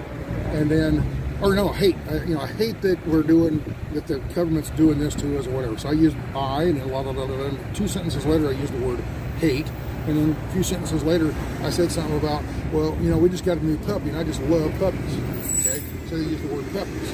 So they use the word, so this is like 20 minutes long, and he uses the word, I hate puppies. Oh my gosh. That's not when I said anything close to it. You see what I'm saying? How they lie? Oh, you said it. Yeah, but you... Kansas, or Sasnak said, I hate puppies. Right. In a 20-minute long interview. People's convoy. convoy. Oh, yeah. Hours before man arrested with a loaded gun. What he actually said, we were sitting there talking, and I says, it's odd that 30 people can go protest somewhere on some obscure little thing, and news media come rushing down there with all their satellite trucks and stick cameras in their faces. Okay, and they'll report it worldwide. And there's 30 people out here saying, "I want to pick my nose in traffic," or some bullshit thing, right? And they'll report the hell out of that. But we got this huge movement coming in here, and they won't bring one damn news company. Is it true we're not supposed to have horns in here? Sorry to interrupt, but What? are we supposed to not be honking in the? Yeah, we're here in support, not in protest. Okay. We're Okay. supporting them. Okay. So no honking. Okay. So go on. I'm sorry. We're behaving ourselves here. Okay. But anyway, so he takes it, and like I said, there's 30 protesters somewhere, and all these news crews come down, and they fawn over them. Yet we've got this huge movement, and not one news crew showed up. That's what it said. Pretty close. He goes and writes, Saznak says that only 30 protesters showed up, and the news crews decided to ignore him. It's bullshit the way they, So I had a guy from Reuters come up to me Saturday. He was walking around there, and he comes over and asks me, "Can I do an interview with you?" I'm like, Oh boy, here we go. Over the bus. They're better at speaking and everything. I've had pretty bad experiences with the news media, so pound sand, and I walked away from it. And then he follows me for a little while, trying to whatever. And I just say something. Say something. Yeah. You like puppies, right? Yeah, I love puppies. I hate puppies. Yeah. Do you hate Joe Biden? Yeah. So anyway, that's why I don't like talking to the media guys. They can come down and get their story, but if they get the story right, I'll be happy to talk to them. But if they're going to sit there and twist my words around and use stuff against me, and that one lady that showed up with the mask, I was like, I just cautioned her. I was like, just be careful with your articulation. Yeah. And I mentioned something to her about how they merged two articles into one headline, trying to use things from the past to make something good look bad. Like, you know how you went to the school the other day? With the kids, I was telling him this, and I don't even know if you know this, but Newsweek published an article, and it read, "The People's Convoy goes to a school hours before man arrested with a loaded gun." Yeah. That was the entire. It was one sentence. Right. Yeah. Exactly. And that's how they do it, man. Yeah. Did you hear about that article yet? No. I didn't hear It's about ridiculous. That. Yeah.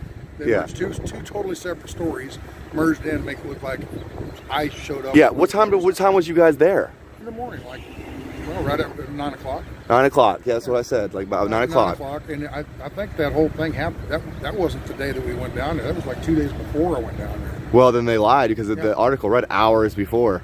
Yeah. I think it might have been the same day. They might have been right on that. But either way, you guys were there at 9 a.m. Those other guys were arrested at like 10, 11 p.m. Yeah. It was late. It was like 10 or 11 o'clock at night. Yeah. So technically what they're saying, Convoy goes down to school, blah, blah, blah, blah, and so they are covered. Technically, they've said what they've said is true, but they're totally separate. Why did they merge those two stories together? Yeah. To make things look bad. Yeah. I mean, that was a beautiful thing that you guys went down and empowered those kids. Yeah. And they they loved it, blowing the horns and everything. They loved it. Oh wait, where's that? Where? Oh, look at Where? I don't see that it. Julius dude. You bet. Orange Julius.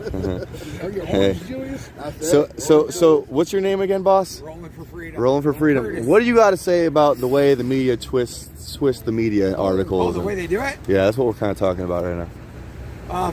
For me, it's they're twisting it obviously to control us and to control everybody.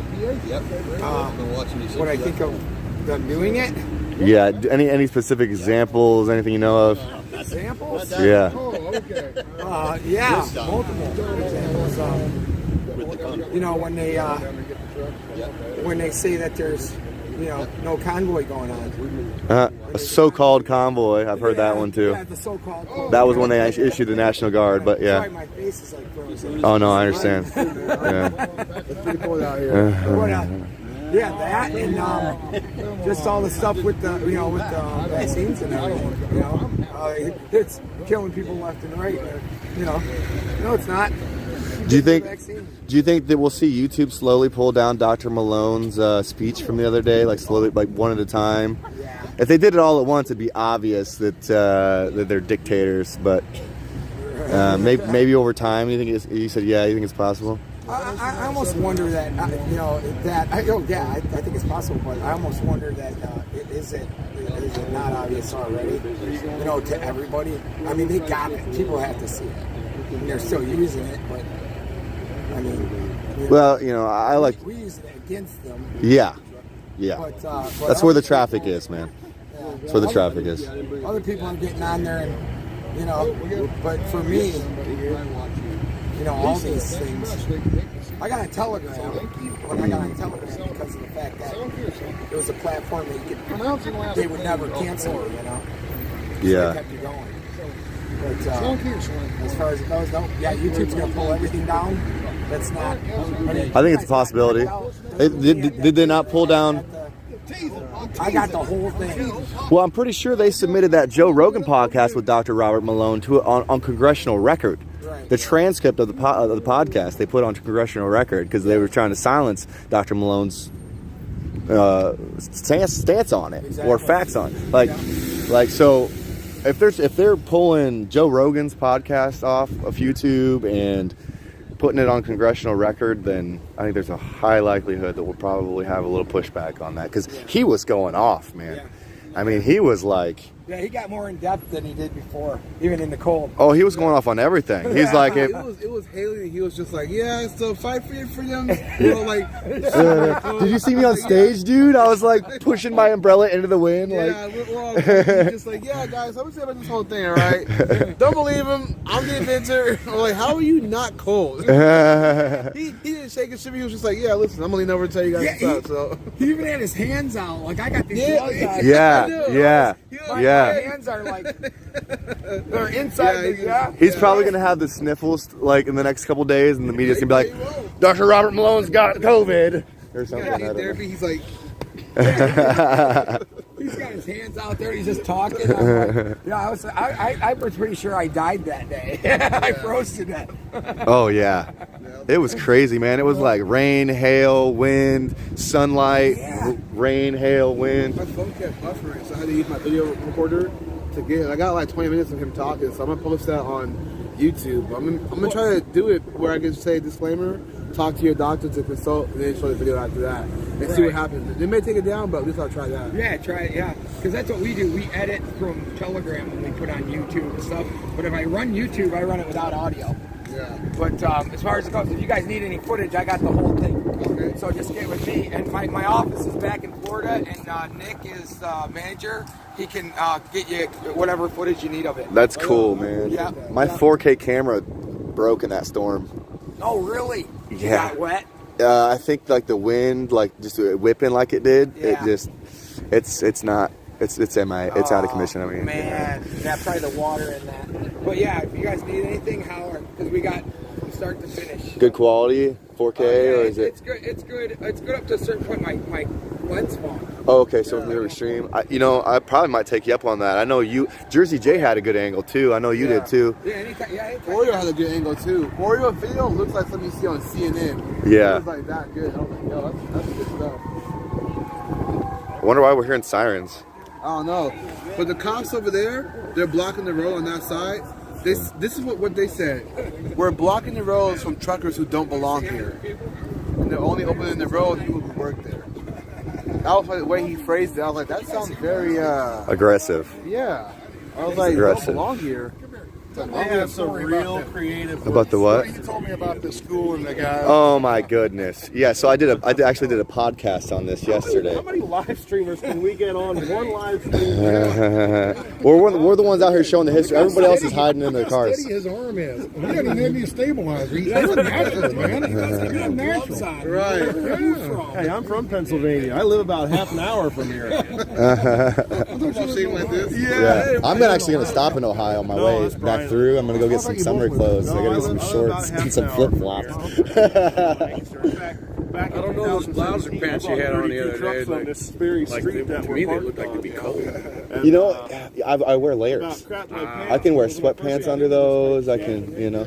Plus, you know, they're pretty stylish, right? Yeah, right. Oh, it's you. They remind me of who's that news crews at a podium. And I was like, oh, that one right there. Oh, there. Inside the capsule. Yeah. Oh, MC Hammer. Yeah. You know what they're actually called though? They're called harem pants. HAREM. Like, so you're speaking, right? They do kind of remind you of like, but I picked up the. pass out getting up to do math problems on the chalkboard in school for crying out loud. Oh, Aladdin. Yes, Yeah. No, I picked up that kind of style from the fire spinning community. The kind of it's the fire spinning community. Yeah. It's like an urban circus type of stuff. My But neighbors probably wouldn't be too surprised if there's a bunch we like of theatrics. around the house because it wouldn't be the first time. So you wanted to hear this story, right? Chewing your cud like a cow. I didn't start talking. He came up and handed me it. Said, I know you're he said he's quitting YouTube and it's my job There now. you go. Don't start rumors. The next article you're going to see is YouTuber quits after gun shows up at yeah. He's like, I want you to tell him this story. All right, Mike. So you know how? Start a rumor right here. Okay. Well, no. about Newsweek. About Newsweek. But so they wrote this article about how Sasnak Dennis and everybody went over to that Christian school the other day, and all the kids came out, signed Dennis's hood, and that was like at 9 a.m. Right? And they did something really cool. They did something amazing. It was beautiful.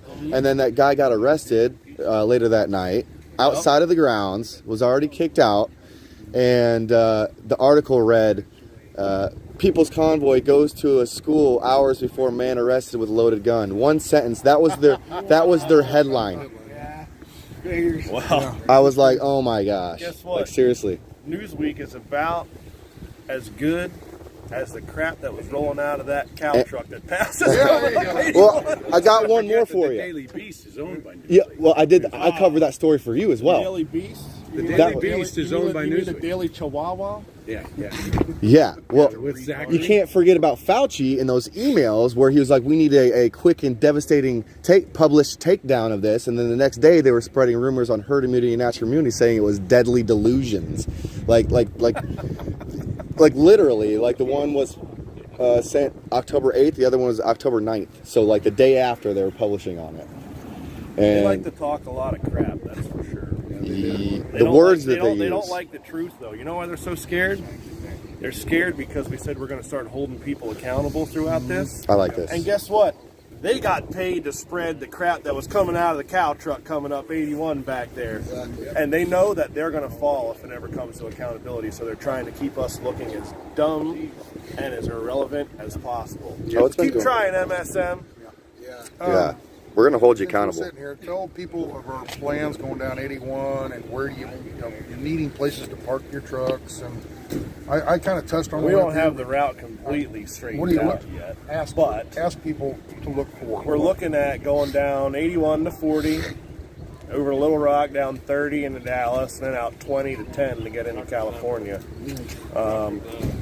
Need places to park. We're going to need places spread out, probably between 300 and 400 miles apart. We're trying to only move in daylight. Get the travel done within 8 hours. Let people catch up. You don't have to sit here and shake the camera like this. So if you want to come down, we're parked for the night. We'll be there for a little while. 8 hours of driving. Yeah, and it not only is a more southern route, but when we came across from California, we had a lot of people that missed seeing it. Yeah. So now we have an opportunity to go back across and let other people get a chance to come out and see it. I was thinking that more were actually joining on the way back because the ones who missed it on the way That's right. here. Yeah. To Knoxville, Nashville, Now a lot more overpass. Memphis. A lot more field too. And I will say, people were a little confused on what was going on when it kind of first started, like because we were supposed to start like beginning of March, and then we moved it to February 23rd, and they still came out. So there's a little confusion, but What they need to do is get a hold of you, Sasnick. No, it was just a blessing there. So Thanks, appreciate it. Because I was the second more truck emails. to arrive in Atlanta, yeah, Yeah, I already told them that kind of stuff. and there was 4 trucks by the end of the night. Yeah. And then the next day, there was 12. Yeah, so we do And then we left have, at 21.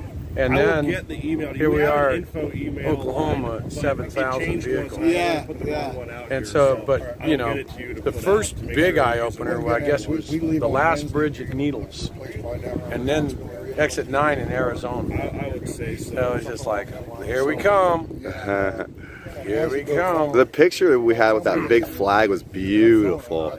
Just the whole speedway was just full, packed full. Yeah, the first. And I think it's going to be much bigger going back. Because they're still kind of Because we're not populated giving areas. up. Once we get All we're outside of doing Dallas, it's gonna be a is lot simpler. there's a bigger As truck drivers, we all know need that most of the at the trucks have a moment. big dirt parking lot So somewhere. we're not suspending, we're simultaneously. Oh yeah, those bills in California, 12-year-olds, to make the ability. That's a big need. That's a big need for our, What's for some our of movement. what's some of the other ones they're passing? I forget. You can't even speak up about it. It's just crazy. There's media stuff, and you know, being able to. If you interrupt one of the proceedings or whatever, that was the last one. Yeah, thank you. Let's see here. So, classifies anti-COVID medical opinion. That's opinion. Anti-COVID medical opinion as unprofessional conduct, subject to discipline by medical board. Yeah, Wow. it's crazy. The last one, though, requires proof of COVID-19 vax for all employees and independent contractors to work in California. Yeah, if you don't have proof of it, you can't work. So, That's a direct violation against HIPAA law. so not only there's a close to 40 million population, it's like 39.5 or something in California, and then even the people going in there to work. Now, by contrast, how many are in Here to Wyoming? fight Less than 1 against the million. emergency declaration. You know, Right. so that's what I hit these guys that are saying, oh, you got to take out the electoral college. You need to wake up. Yeah. Learn Article 2 Seriously. of the Constitution. Seriously. You know, Kind of a because then you just have New York and California deciding president every 4 years. I mean, look at it. That's the way they want it. That's the way they want it, but that's the way these people that don't understand Article 2, they don't understand. They've never read the Constitution. They don't get it. They just don't get it. I actually spent the other day. I read the entire Declaration of Independence, the whole pamphlet, the whole Constitution, the whole Bill of Rights. Yeah. And I was building that email. Oops, sorry about that. You know, once you start reading it, you're like, whoa. Yeah, because I would How messed up it is. see. Here's the thing, too, because I was actually building an email pertaining like what they're violating with the COVID response, and so I'd stop, I'd write something down, right, and then I'd continue reading, and I'd stop, and I'd write something down. If you really want to get into it, go to paragraph 2 of the Declaration of Independence. When you read, Which article? that's the Declaration of Independence. Oh, article. Okay, I did. No article. That's just the Declaration of Independence from 1776, right? When it talks past the about- preamble, go to paragraph 2 and start reading it, and you're going to see this movement. Are you talking about like the Life, liberty, just and pursuit of just happiness. the just powers with consent of the governed? Consent of the governed. That part, yeah. But then, if any form of government is destructive to these ends, it is the right of the people to abolish Yes. or replace. Yes. Yep. Yeah, I couldn't verbatim it That's the like beginning that. of this movement right now, I think. Yeah, we're sharpening our tools, man. We're prepping our knowledge base and our weapons, if you will, our rhetorical weapons. The peaceful side of things. Yes. You know, we're organizing our thoughts. Just trying to prepare. Because, I mean, to your knowledge, have we ever fought something like this large in like the judicial branch? Well, it's not so much the judicial branch's hands are tied because of the emergency declaration.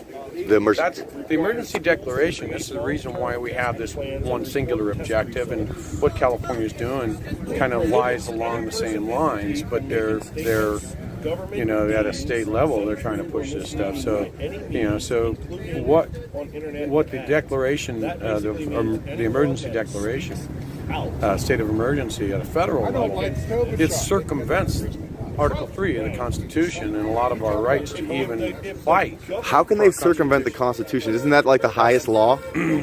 Well, but you've got these executive orders that are putting out from Article 2, which is your And people are they're not. I'm sorry to interrupt, but I feel like people just don't aware that the Constitution cannot be circumvented, so they're just rolling over and taking They're doing it. it. That's what that's why we're in this movement, because we're letting people know it is not right. You know, it is not constitutional to do this stuff. And so you get the circumventing of Article 3 powers, which if you have, say, your Fifth Amendment trampled upon, you can't even hire a lawyer to sue because of the emergency. And that's why we need, I think there might have been some discussion, or at least amongst us, in the past, not any organizers or anything, but about maybe getting like a booth with a lawyer in it to like empower the people with knowledge and like teach them, and that way people can. That's right.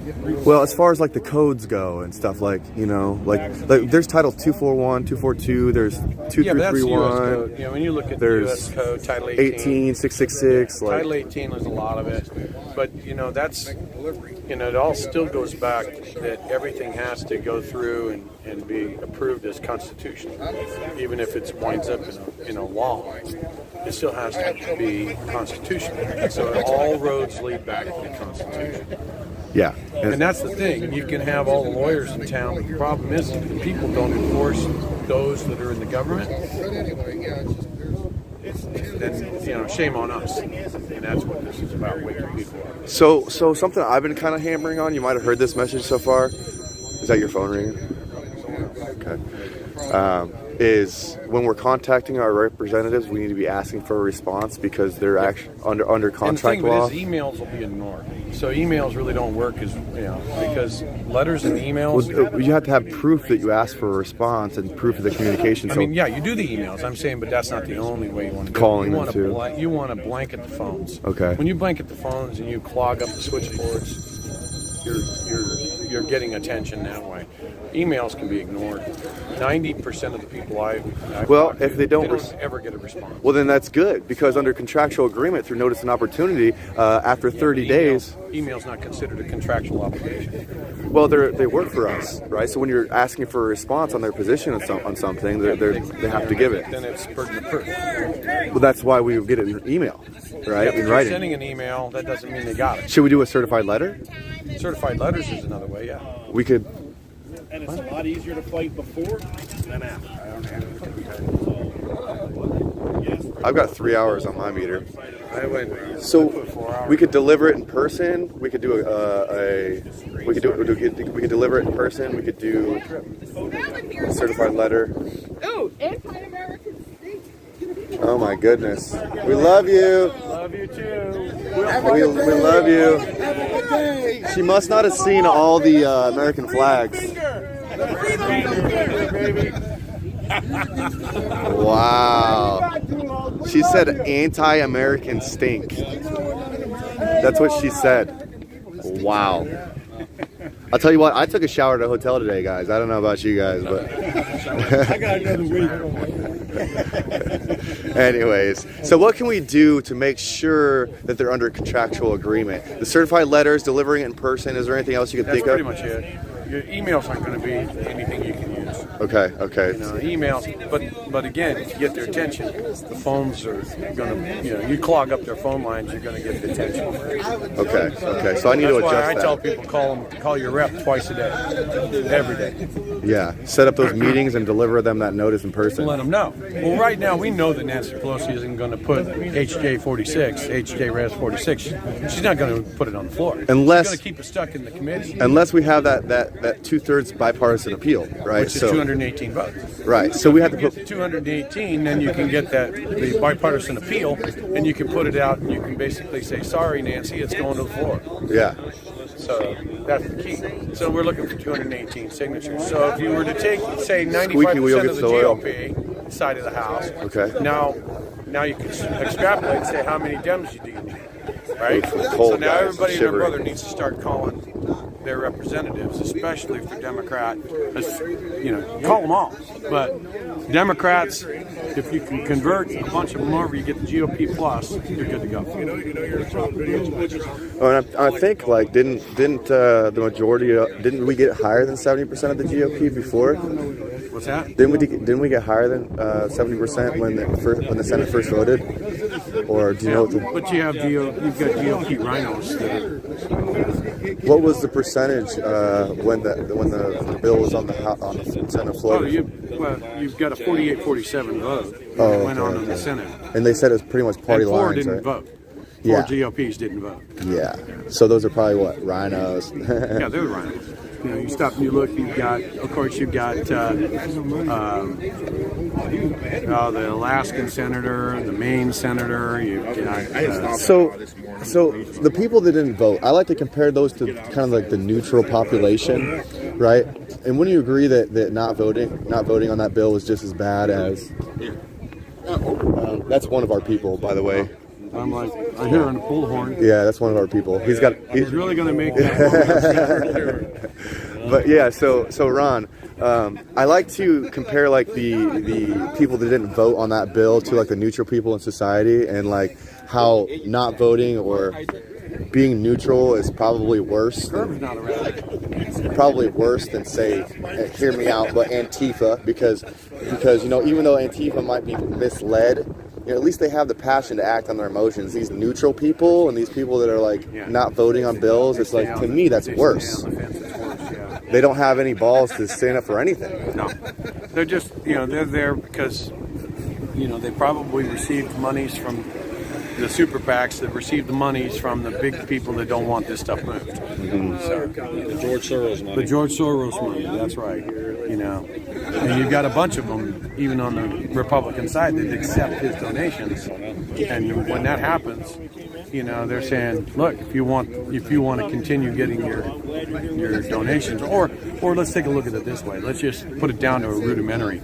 You'd look good in that vote if you don't vote that way. Oh, goodness.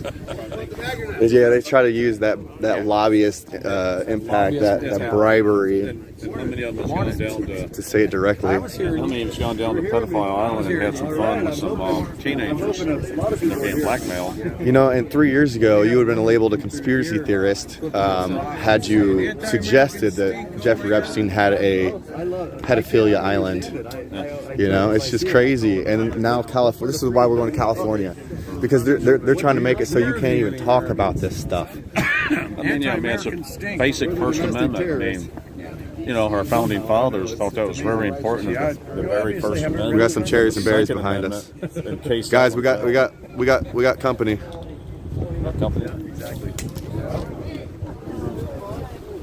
How's it going?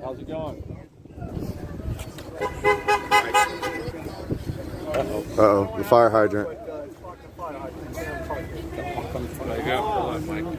Good luck towing it. If we can move it on to the other side of the street, that'd be great. Will it be good till 1? Put it in front of that 15-minute parking. Yeah, that's fine. Okay. Because I got a ticket for it. I mean, like a... Well, so SP Surplus will come around. We don't do the parking authority here, but they will come around, but I can't have you there. Yeah, I know you're capital. I know, so I appreciate it. All right, thank you. I appreciate the cooperation. Yeah, no problem. Thank you. So much. So, before anybody gets into the that's Capitol Police, who doesn't even have jurisdiction here. He's just trying to give me a heads up because I got about 6 inches of my tire blocking the fire hydrant here. So, I'll turn my truck around, I suppose. Park on the other side. There's no people here. We're just shut the road down. He's actually pretty cool. Before the parking, the meter maids come around. So once Sasnick gets back, what time is it? The meeting's at 9:30 or 10:30. And where is it? Where's the meeting? Just right up the steps. I kind of want to walk around up there and check it out. What? That everything's set up. Okay, I'm gonna go check it out. Well, I tell you what, it is awful windy up on them steps. Is it really? Extremely. This is nothing. Yeah, we got a lot of wind blockage. The wind's blowing from up above this hill. I kind of want to see this building a little bit though. Maybe we won't go up the steps. I kind of want to walk around this little loop here. wasn't kidding. Authorized vehicles. Alright, so this is what we're gonna do. Hey, Brigetta! Oh my gosh, it's so cold. Oh, you guys hear that wind?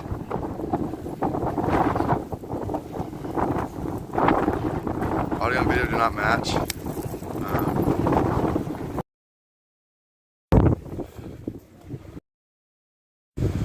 How about now?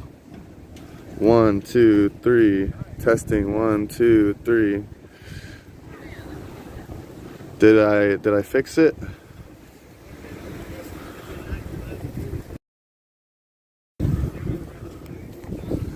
Hi. Yeah, it is very cold.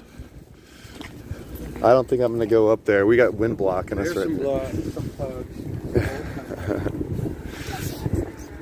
How you doing? What's up, my man? Not much, brother. Nice setup.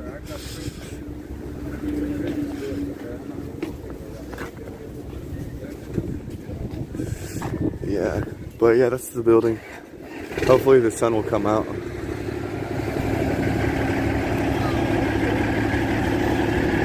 Hi there.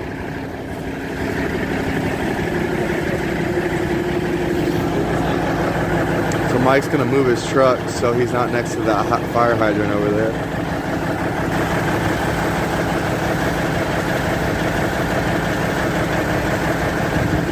I'm actually gonna get out my tripod because I'm shivering. So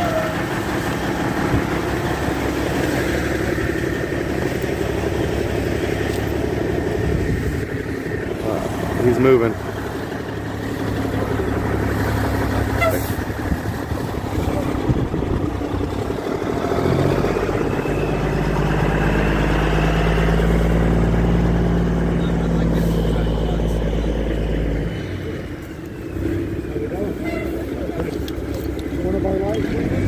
Alright, so I'm gonna set you guys up on this small tripod and I'm gonna get my bigger one out. Did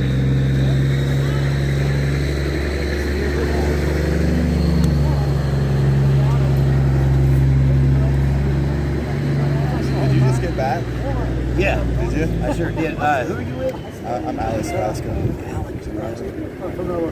I seen you around like a week or so ago, but Man, I have seen so many people talk to so many people, introduce myself. I mentioned all the people on YouTube. Again? I'm Outlaw Reform Ministry of Brian. Okay. Yeah. 10-4. I think were you at the meeting when we first got here? Oh yeah, I joined in Bonita. At the restaurant? Did you want the meeting up at the restaurant? No, in Bonita. Up on the restaurant I'm going to. What are you talking about? Outside of the speedway. Oh no, I don't guess I was. We got back. When did we get back? Saturday. Yeah, we got back Saturday. I don't know when the meeting was. It was a couple weeks ago, maybe when it first started. Oh, see, this is the first time I've ever went live on YouTube, and so I really wasn't in the loop about a whole lot of stuff. Was you helping out in the kitchen or anything, or?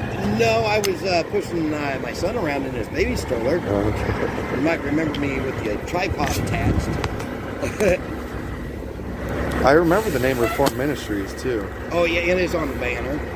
Oh, okay. Yeah. That's probably why, to be completely honest. Right.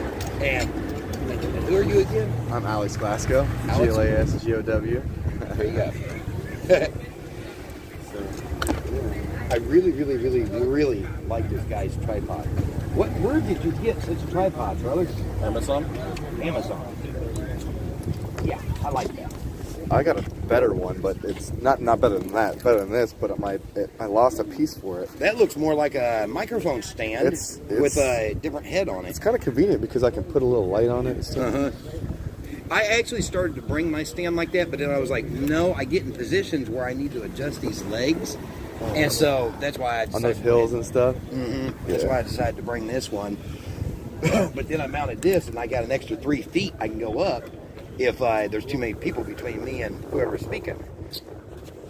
Where are they speaking at? They're on the steps right now. I believe it's at 10:30, if I'm correct. Okay. 10:30. So about ass, how long? Is it about half an hour? Half an hour. From not 2:30, like people saying 2:30. Oh. Really? See, it's maybe lost, slept in the hotel or something.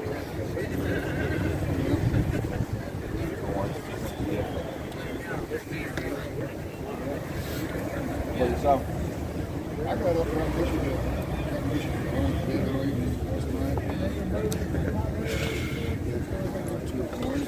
That's the guy with the megaphone that was walking around.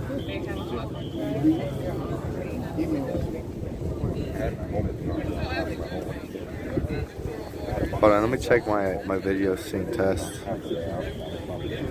Did anybody? I'm not gonna be happy with my stream.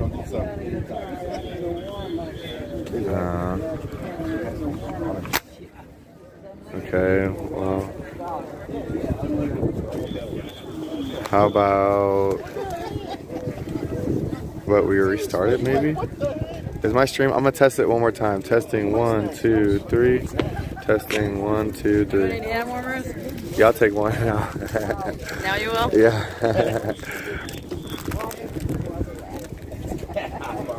It's better? Okay. It's decent. You saw, hey, what's up? Jeff in the chat, Sequel 0. Everybody go sub to Sequel 0. Hey, Jeff, did you hear we're going to Cali? Bruh, we're going to Cali.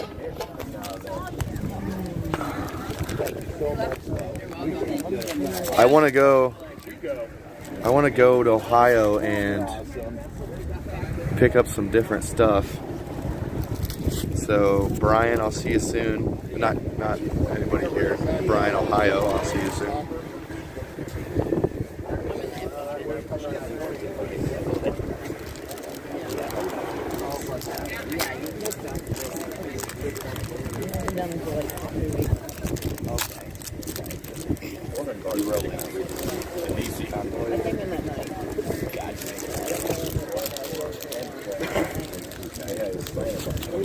We rode in with him.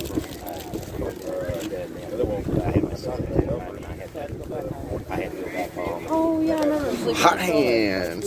Yeah. Hot hands. Don't have this trouble this time, nor my son.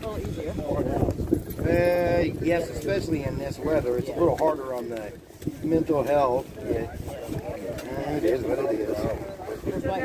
All of us are, you know. Yeah. I'm blessed to. I really feel true. I'm blessed just to have had him here for the 2 weeks that I didn't get to have him here, and he will be able to say when he gets old enough to know and appreciate that he was a part of this. Oh yeah, there's so many videos. You know, I'm just because I don't delete any of my live streams, and I go for like 12 hours sometimes. So he'll have a lot to sort through when Daddy ain't around no more. Have you ever tried to go through like those 12 or 13 hour live streams and clip stuff? Certain things that you saw? No. Because the Lord just kind of directs me to make sure that everything just gets put out there as it comes. Okay. I know that if I did, I could probably make money or whatever, but I'm not even monetized. I could be monetized, but I choose not to be monetized.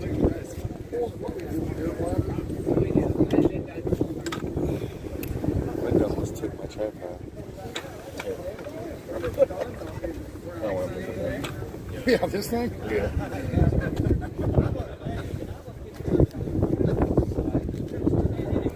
Howdy. I'm sure they all know you.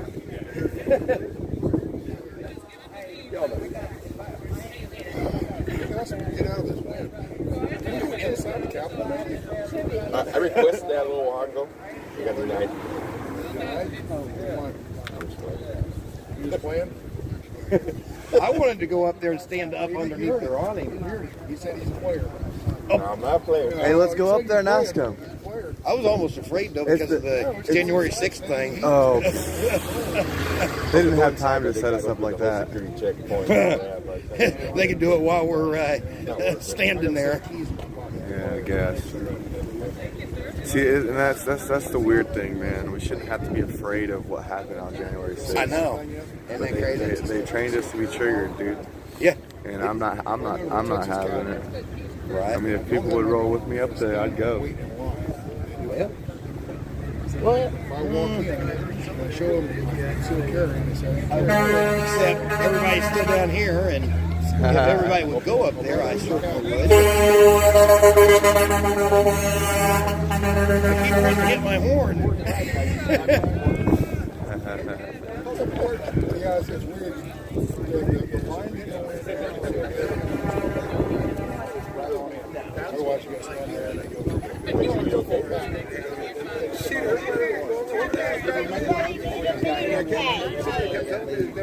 Responder, Sasnak. We're watching you, man. We got eyes on you. Barbie RN. Barbie RN? Yeah, I messaged you twice. You just weren't paying attention. Tell me now. Come on here and say, come on down, brother.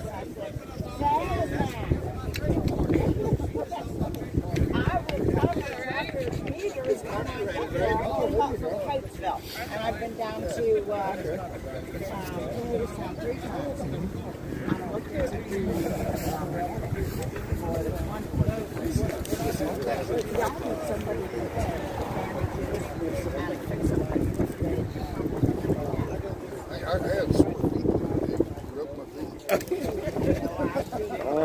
He's probably around here somewhere. Kimberly or Lisa. We were out in Arizona. We got a camping gathering out there. And we're out there, and this gal, she's a massage therapist. How are you? Doing well. I'm sorry? Doing well. You are too. Yeah, I'm doing great. I was in with him. It feels good to be outside, even though it's a little chilly.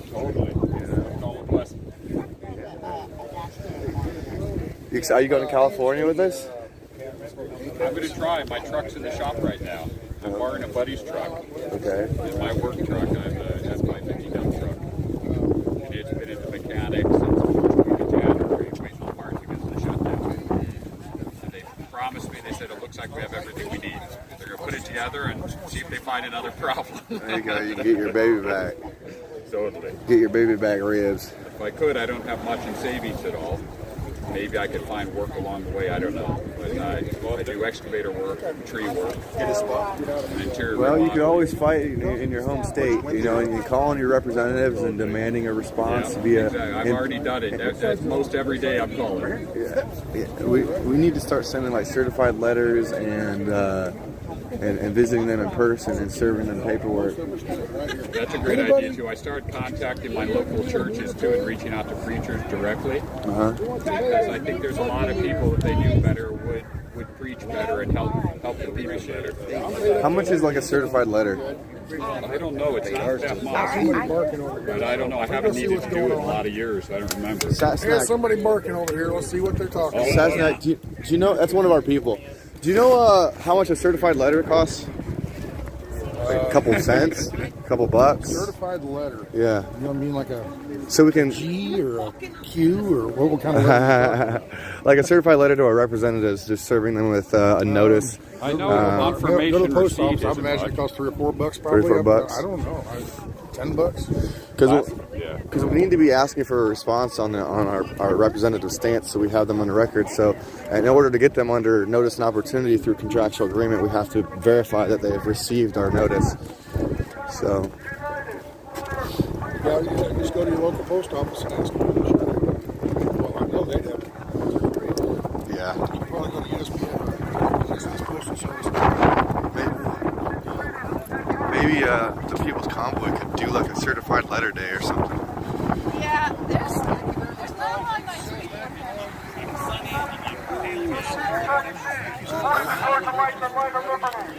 We are with you. United for freedom. This time we are in the burning order. This time we say no to murder and no to massive passports. Hi there, how are you? Welcome. Yeah. Hello, People's Convoy. We're Looking all good here. up here with your flag. Nice warm hat. What's your name, bro? Frank. Frank, I'm Alex. I'm out of Jersey. Where are you from? Ohio. Nice.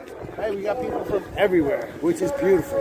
Yes. Where we have unity, and not just here. How you doing? I'm good. How are you? Good. But around the world, because it doesn't stop. Okay. We're talking to Frank. It's Frank, right? Yep. What's your name again? Frank. Frank. We were sitting at the lunch table together that one day, right? Yeah. You came. Well, and we also had a little bit of an interview with Charlotte. Though, Oh, where yeah. we were discussing attorneys. Yep. ACLU and stuff, Yep. Yeah. So yeah. I'm still working on that, by the way. Are you? Yeah. Awesome. It's more than just here. It's a global movement. It's everywhere. Canada, Australia, South America, New Zealand. California. We're going there. Yeah. I'd love to spend 2 weeks, get out there. I don't know if in 2 weeks get me back. It took him like 11 days to get here from before.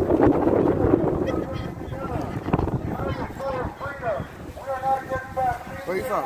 Ohio. Oh, yeah. I got great for you. We're all people around the globe, standing with you, together. Standing with your children for your children.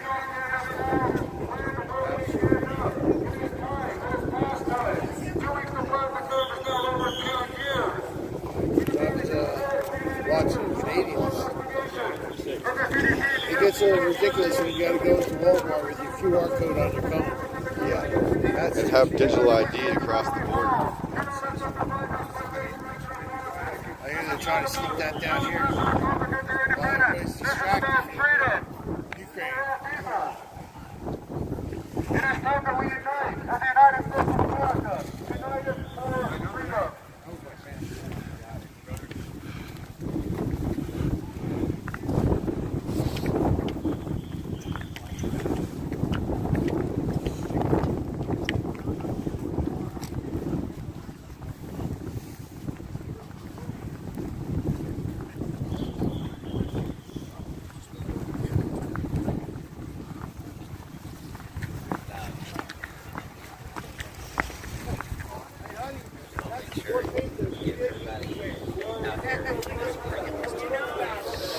Process in your ear? Yeah, I'd imagine so. I can fit this? Yeah, baby. I'm doing my backpack. This thing is like so thin. The wind can blow it away. I know. That guy's side. Just like hold up with my The wind can blow it away. I lost a piece of my other tripod, so I'm stuck with this one for now, but it's cool. Any more of those? He's like, actually, I don't. Amanda does. Wherever Amanda is. You can have one of them. No, go it ahead. still works. That's all good. It's all good. I'll miss it. I don't want to take from you. What am I, the government? Well, I want to give it to you, Julius, okay? I think you deserve a hand warmer. That's all good.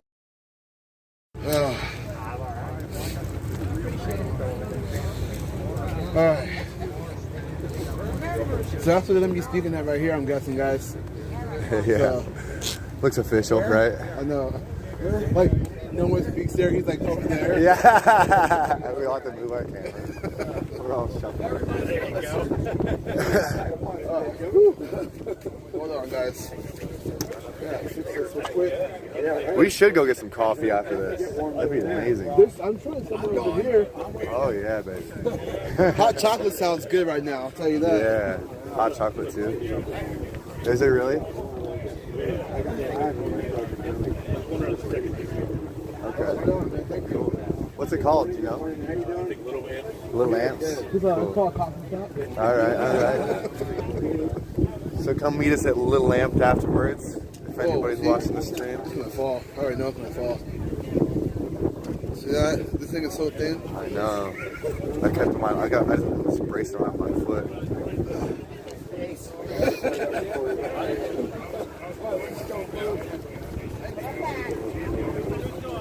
Someone said stay warm. I'll try. Yeah. Try my hardest to stay warm. I got loose. Temperature there now 28 degrees. How long till the show? I don't know, actually.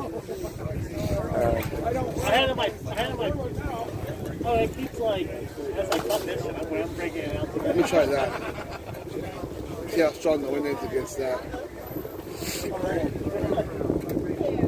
You guys like that shot? Or that's weird. You know, this shot okay? See, my backpack's here. Should be fine. Can you zoom in on yours? I can, but like ruins the quality. No, that looks better. like that. Yeah. It's a little easier. It's just that when I zoom in, I try to look around, everything's like. It's like. It's so cold out here, you have to take your gloves off to really zoom. I know. That's what I'm saying. I'm like, I get stuck. I'm like, ah. So I think this is a good shot. Yeah. I think you got a good shot. Alright, so I'm gonna leave my stuff right here. I'm gonna go to that coffee shop over there, or wherever it's called. So, Will you grab me a coffee? I'm gonna get hot chocolate. Oh, really? Yeah. What size? Large. Just straight black, or we anything in it? Cream or anything? Whatever you're having for I'm gonna get hot chocolate. I don't want to drink coffee. I'll get too tired afterwards. Oh, I was just gonna say I'll get a large hot chocolate as well. Okay. The 5 and the 1. I don't know how much it's gonna be. Well, keep it 10, just in case. Okay. I'm only about myself coffee. I'll use something about your coffee or your hot chocolate. You want whip with it? Yeah. Get the biggest one you can. Okay. I'll watch your stuff for you. Yeah, make sure it doesn't fall. So I'll be right back, guys. I'm gonna get some hot chocolates. Be right back. Make sure it doesn't fall. Yeah, I got you. Thank you, man.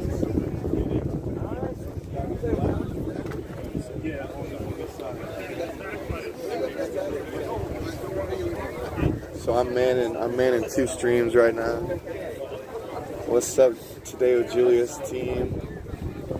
Alex Glasgow here. We're gonna get some hot drinks in our hands, get some extra hand warmth and some body warmth.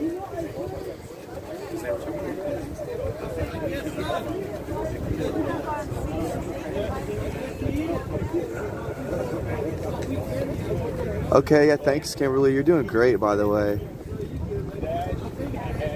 Yes, I do put hot chocolate in my coffee cup sometimes. Coffee is $6 there. Thanks for letting me know, American Made. I gave him 10, that's okay. Hey Mojo, hey, I remember you. You're solid, bro. What's going on?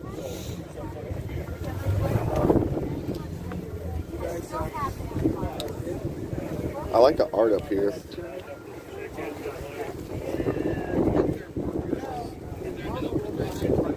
A lot of history at this building, so.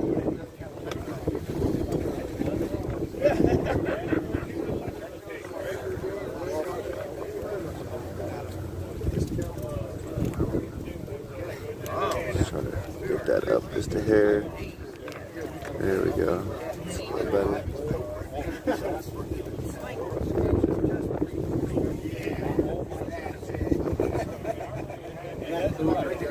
You got my 6? Hey, that's what's up. That's what's up. Does that mean you got my hot chocolate? Any of you media guys, anybody need a sound check? Yes, no? Okay, no problem. Fry's probably taking a break. He has to mow his grass.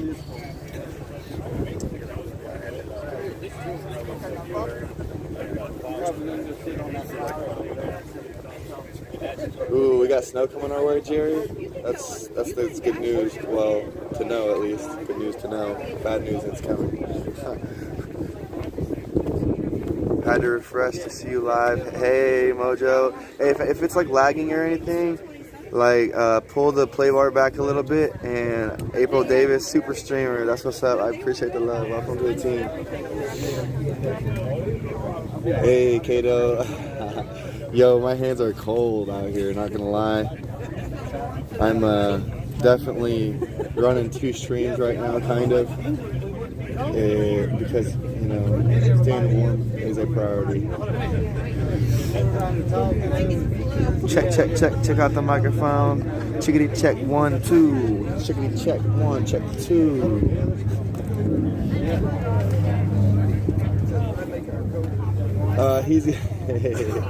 He said that we're gonna be putting some whipped in it, so it's hot chocolate with some whipped cream.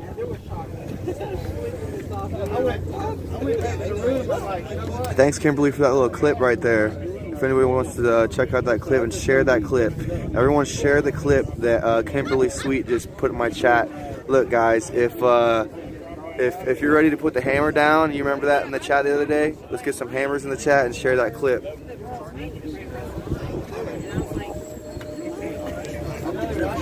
Let's go. Because we were going to come anyway. I'm like, let's go. Oh, yeah. So,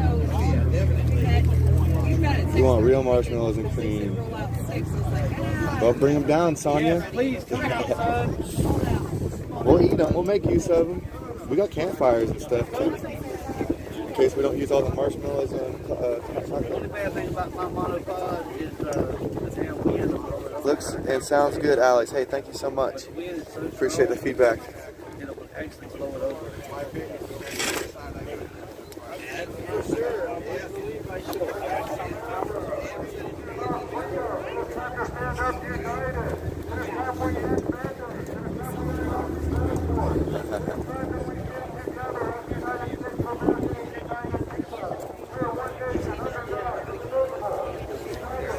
Oh yeah? Oh, that's what it was yesterday.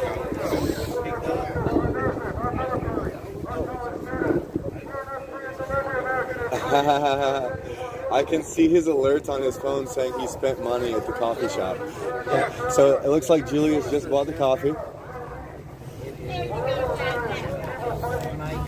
Preach, brother! Tell American people what they need to hear. Who you work for, Sam? I work for Pete. There you go. Good answer.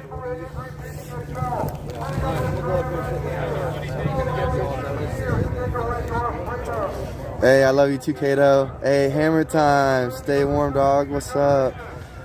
Wizzy under attack on the corner. Wizzy's under attack on the corner. Wait. What do you mean attack?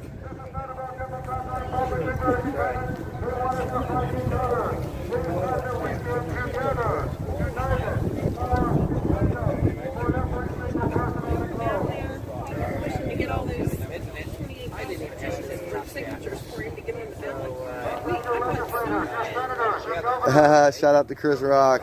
Yeah, Will Smith kind of pulled a Kanye, didn't he?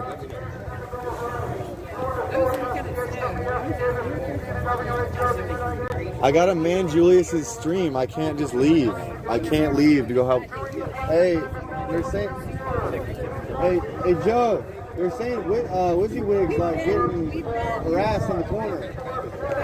Hey, Joe. They're saying Wizzy Wig's getting harassed in the corner. I got a man.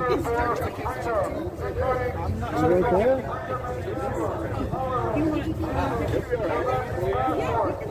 Oh, okay. He's just down there, guys. He's good. He's good. He's across the street right over there. He's fine. He's got backup.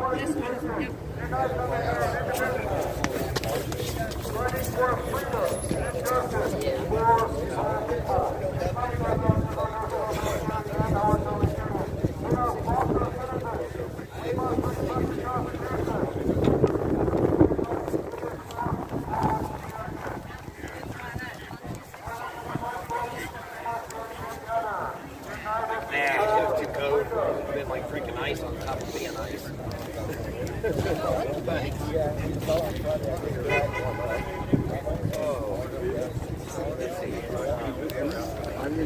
Yeah, he's good. He can handle himself.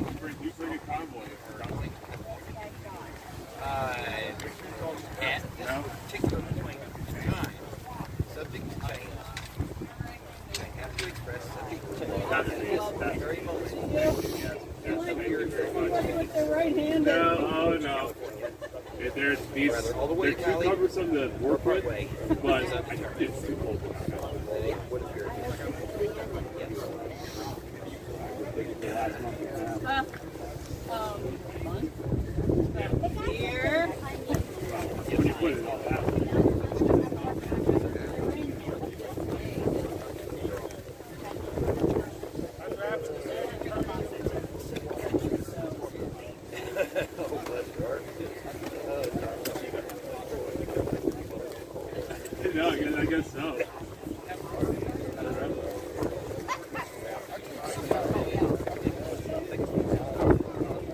Yeah, no, I'm sure. They don't get that kind of traffic around here. That's for sure.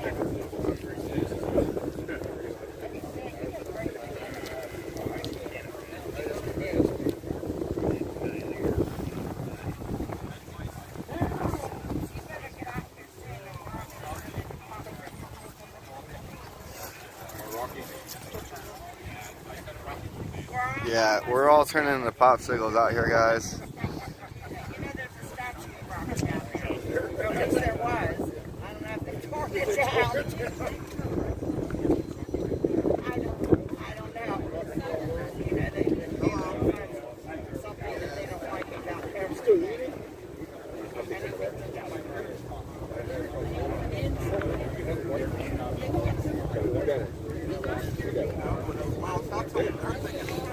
Links in chat if you want to buy me coffee.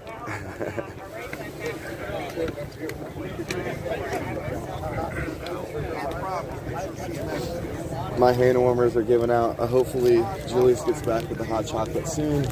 Looks like Grey Wolf that went and got some coffee.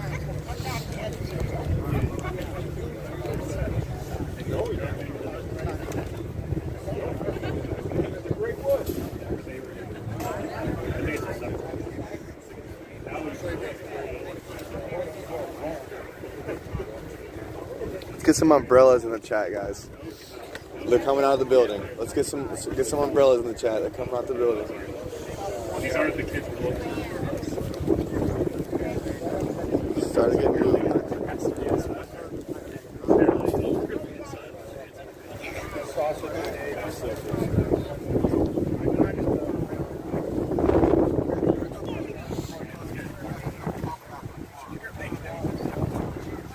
That's gonna blow over. That is not gonna stand. She's gonna have trouble with that. She's gonna have trouble with that. That's not gonna stay. Oh yeah, that's not gonna happen. That's not gonna happen. No, that's gonna be a kite. I wouldn't even try it.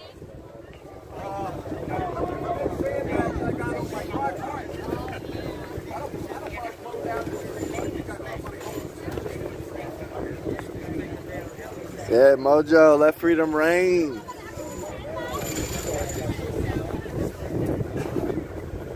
think it's gonna fall over as soon as she puts it up. I tried telling her.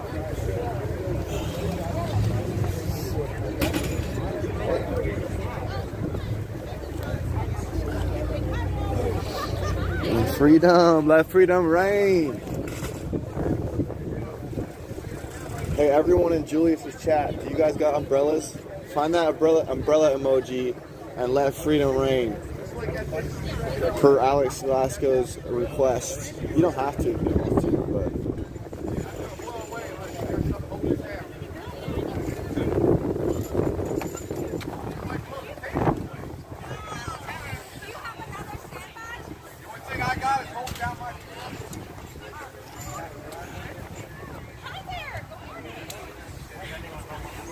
So are you black? Hopefully my coffee or my hot chocolate is. Hold on a second. Get this to you. Oh. It was only $4.50. I was telling your chat, I was like, I see him buying the coffee notifications on your phone. You spent something at Amps Coffee. Oh yeah? Yeah. Oh, the Cash App card? Yeah. I had to pay for it separately. Good? Yes, thank you very much. Cheers. You didn't miss much, just a little bit of freezing cold. I had a lid on top of it. I blew it away. It's actually really good hot chocolate, actually. Yeah. This is amazing hot chocolate. Holy crap. All right, guys, I'm back. I'm surprised you didn't drink it all. Oh. I asked for umbrellas in the chat because we're gonna make freedom reign. Yeah.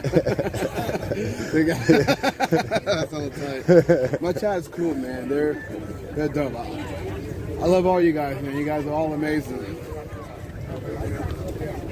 They had no whip. I'm sorry. They had no whip. It was just chocolate. I was like, that's nice. Just the warmth is all I needed. Yeah, I know. I'm gonna take this like little thingy thing off. I'm gonna go straight to the cup. Yeah, my hands are way too cold for all that. So, bruh.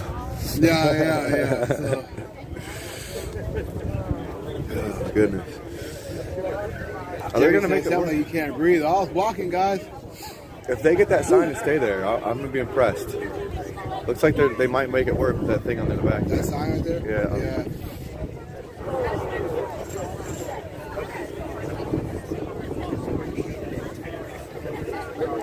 That was so good. You drank it all already? Oh yeah, my I'm God, on my last dude. sip too. That was so good.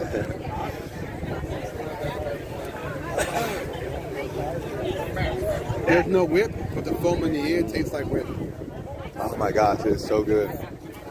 Dude, that was the best hot chocolate. How did they That- make it? That Did you store. watch them? Huh? Did you watch them make it? I was in the bathroom. I saw you just straight to hot water. I was like, oh, yeah, it's so warm. Look at, he's like, ugh. Julius, talk to your audience, please. Guys, I'm right here. Let freedom reign on the Toddy Interior Designs. I see you on Julius' stream. Yeah, right. Hey, Sunflower Patriot, let freedom reign. I see your umbrellas. Let's go. It's like, guys, I'm right here. I always talk to my audience. I'm right here. You know, there's you guys. There's the folks behind me. I'm talking to everybody. All lives matter, right? I'm with that message, man. I have from the start. Oh, God, the hot chocolate was amazing. Julius has to have a life besides reading the chat. Hey, there's nothing wrong with reading the chat. It's just that I'm talking to you guys. I'm talking to people around me. I want, you know what I'm trying to say? I talk to you guys all the time. What, where, how, and when. What's happening right now? We are at Pennsylvania. We are at the Harrisburg. What is this? Yeah, the Harrisburg, Pennsylvania state capitol. I guess this is the anti-mandate rally. So there's your what and where. When supposed to happen? Pretty soon. There's your when. I don't have the exact time, but it will be happening pretty soon. How did this happen? Well, it happened because it all started with the 2 years person ago. inside the womb. It all started with God. Yeah, that too. He made the world, and then the devil corrupted it. So now we're here after all of that. So, do I take Claritin? I do take Claritin, but I don't like to take too much pills and put that in my body. Too much pharmaceuticals does not do a body well. I got a spammer in my chat. I I just deal with it, guys. I just time deal out. with the weather. I just deal with it. Screw it. Deal with it naturally. We don't need all that pharmaceuticals in my body. If that's the case, then I might as well get the vaccine. Am I right? I'm gonna move this over. Doink. Bye bye. Come on, Julius, take a chill pill. Oh, dude, I'm Woody's chill. getting I'm intense. literally chill. I just don't have the pill. So, Julius, tell Glasgow we're gonna demand a response. Hey, it's Glasgow. But yeah. Glasgow? Yeah, it's Glasgow. Glasgow. Yeah. And they put glass cow. Yeah. Glass cow. How disrespectful. Okay, no, I see you, brother. Yeah.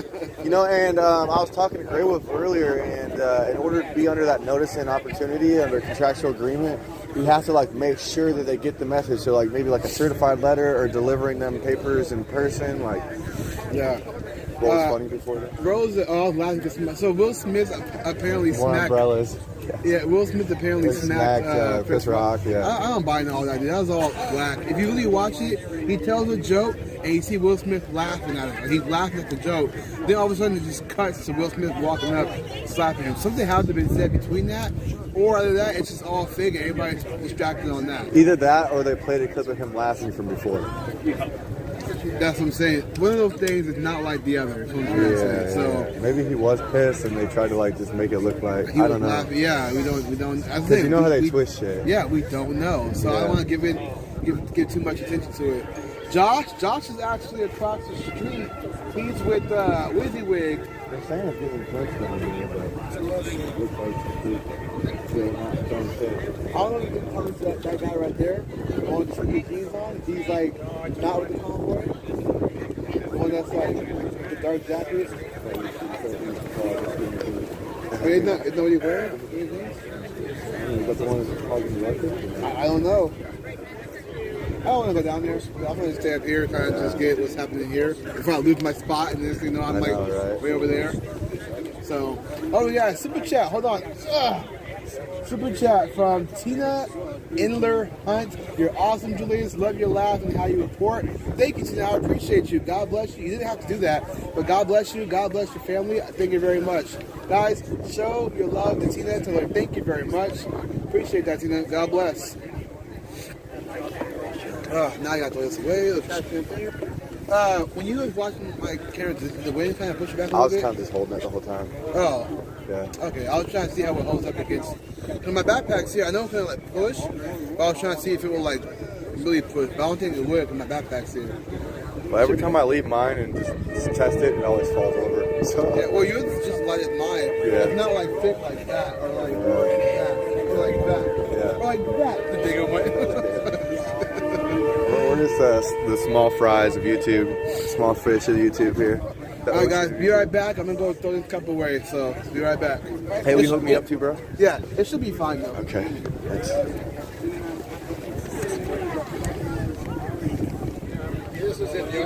No, that is not false. Or that is not true. We are going to California because California is passing. They're about to pass 9 crazy bills, so we're in California right now. Bills such as 12-year-olds getting the right to decide whether or not they want a vaccine, and it's just crazy. There's like 9 of them. Julius will tell you, he's back. Tell me what, I'll tell you what. They asked if we were going home or why we're leaving. So here's the thing, guys. We made noise in DC. California is now passing 10 bad bills, and they're all COVID related. What they're trying to do is they're trying to pass these COVID bills as a law. One law to make 12-year-olds get the vaccine without parental consent. One law to make the medical board check COVID records without patient consent. Yep. Another one where they're trying to censor anybody from talking about it, what the government deems unprofessional. Yep. And I did air quotes with that. So we had all these bad bills in California. So the Convoy wants to protest and fight against these bad bills in California.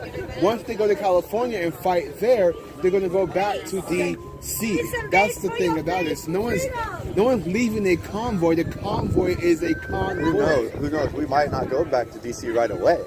We might end up finding something else out that we need to go take attention to. Well, that's the whole point why we're going across the nation. Yeah. It's called the People's Convoy, not the D.C. Convoy.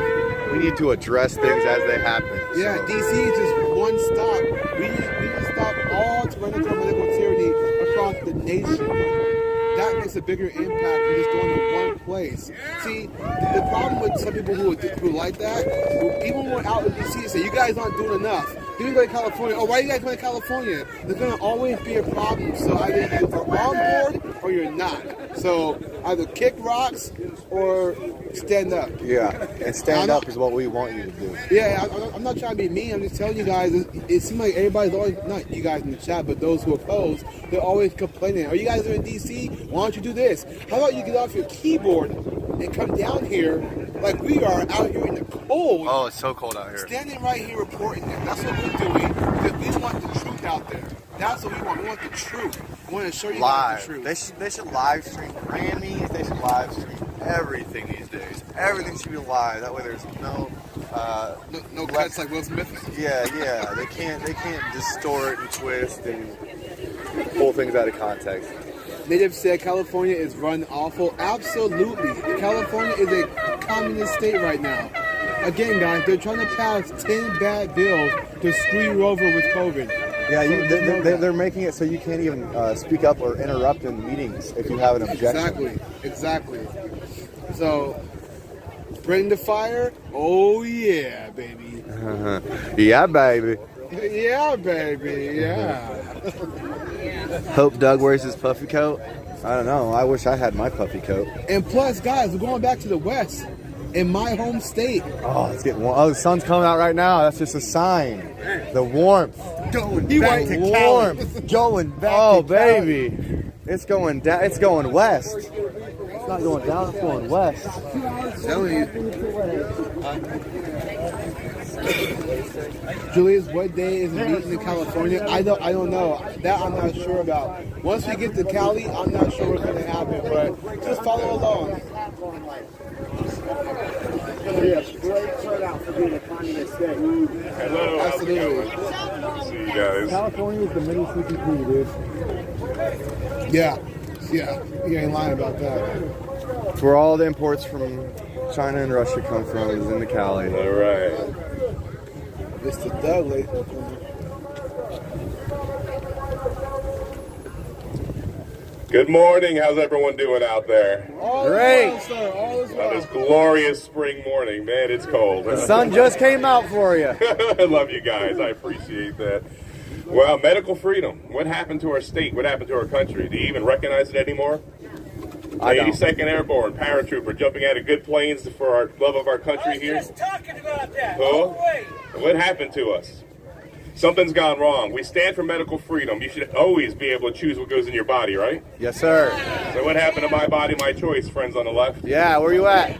Yeah, when it's somebody else's body, you want to kill that baby. When it's your body, you don't get the jab, you lose your job. We're in a dark time here, but we're going to roll right into this. Dawn, you good? Okay, so our first speaker is a great fighter, Dawn Kiefer. If you give it up for her, Representative Dawn Kiefer. Thank you.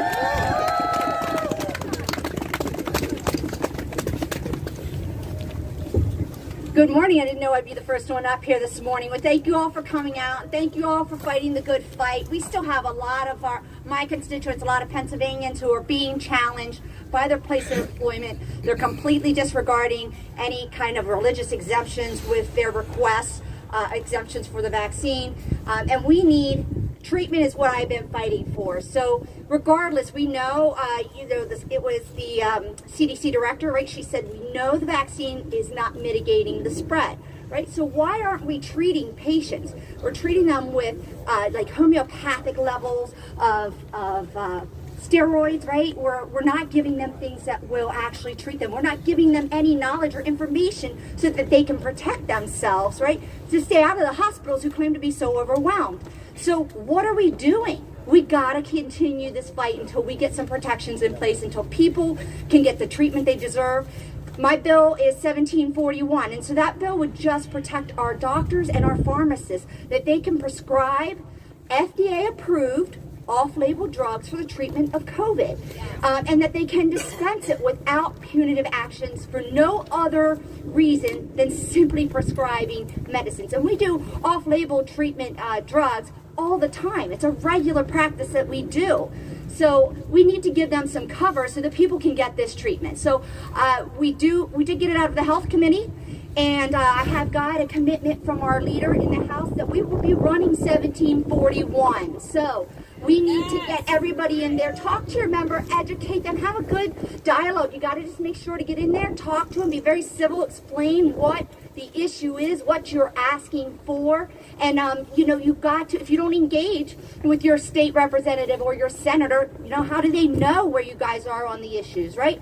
So go in, have a conversation, follow up, make sure they're asking as well, when are you voting for that bill? We need to give our doctors cover. I have doctor after doctor calling my office. Now, the most recent letter is somebody was on a fishing expedition on a website, called out, filed a complaint against 21 doctors, claiming misinformation, claiming giving mask exemptions and other exemptions without them being patients, claiming that they were prescribing drugs that were not to people that were not their patients, and they have no knowledge of it. It's literally, they just kind of pulled it off the website, throw it against the wall, see what sticks.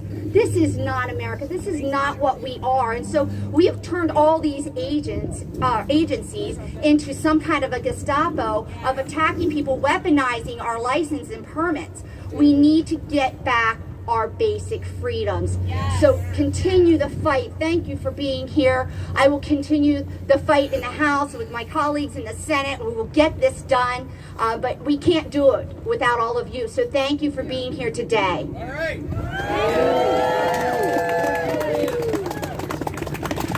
restore the Constitution. So we have 3 parts to this time that we're together here to lay out what happened and the way ahead. And the first is broken trust. We're going to have family members tell their story, what happened, these tragic, terrible stories of what happened to their loved ones in the hospitals, being refused treatment, and it's just a nightmare. It seems like in some cases the hospitals have become a place for people to die.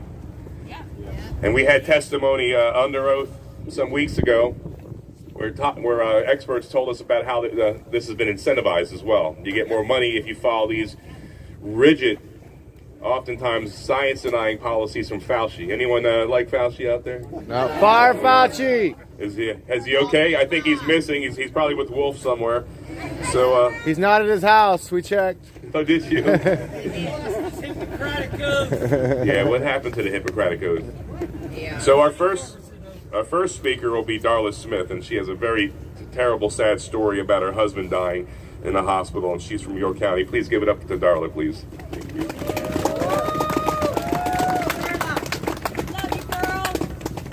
Love you, Tim. Can you guys hear me? Yes. Okay.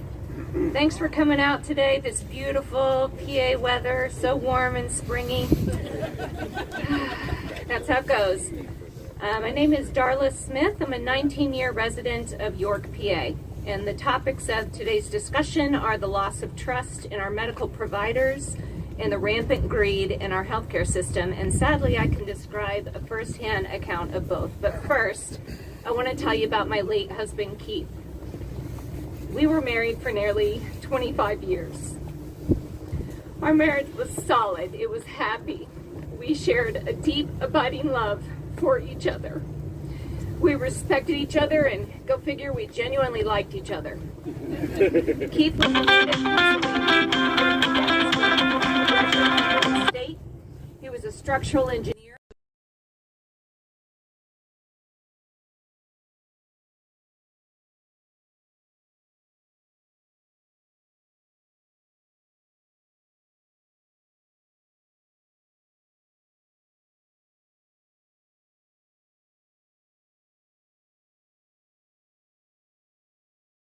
Two sons. He was always patient but firm, always reliable, always strong, always loving. If you want a glimpse into the amazing man that Keith was, all you need to do is look at my sons, because they reflect his strength and love. So why am I telling you this? I need you to understand how great he was. I need you to realize exactly how devastating it has been to lose him. It has rocked our family to its core. Our friends are overwhelmed with sadness, and our community has taken a hit. So in mid-November 2021, all 4 of us in our family caught COVID. And while the boys and I were able to fight it off, Keith had more difficulty. Now I need you to understand, he had no comorbidities, none. He was not a smoker. He did not have diabetes or high blood pressure. He was on no medications. He ate healthy. He was not overweight, and he was very active. So I have no idea why COVID hit him harder than us. I don't know. On November 19th, 2021, Keith awakened after a horrible, restless night of deep coughing, and he showed me some spots of blood in the sink. He had coughed up the pink-tinged liquid. I took one look at it, and I made the worst decision of our lives. I said, get in the car, we're going to the hospital. So we climbed into the car, and we went to the hospital that was 5 minutes from our house, UPMC Memorial in York. Keith walked into the ER, and they discovered his oxygen levels were in the 30s. The ER staff thought that their equipment was faulty. They kept saying, try it again, try it again. They couldn't believe he had oxygen levels in the 30s. He was admitted, he was put on oxygen, and his readings improved quickly. From the moment he began his 23-day stay at UPMC Memorial in York, the word intubation was never far from the lips of the staff. Intubate, intubate, intubate. It was fascinating to us how hard they pushed to try and get a tube in his throat. It was weird, almost like they're incentivized to do it. But he was adamant. He did not want to be intubated. So for the first 2 days, he was sitting up, talking, eating food, and I hoped improving. His oxygen levels stayed in the 90s to 100 as long as he was on the oxygen supply.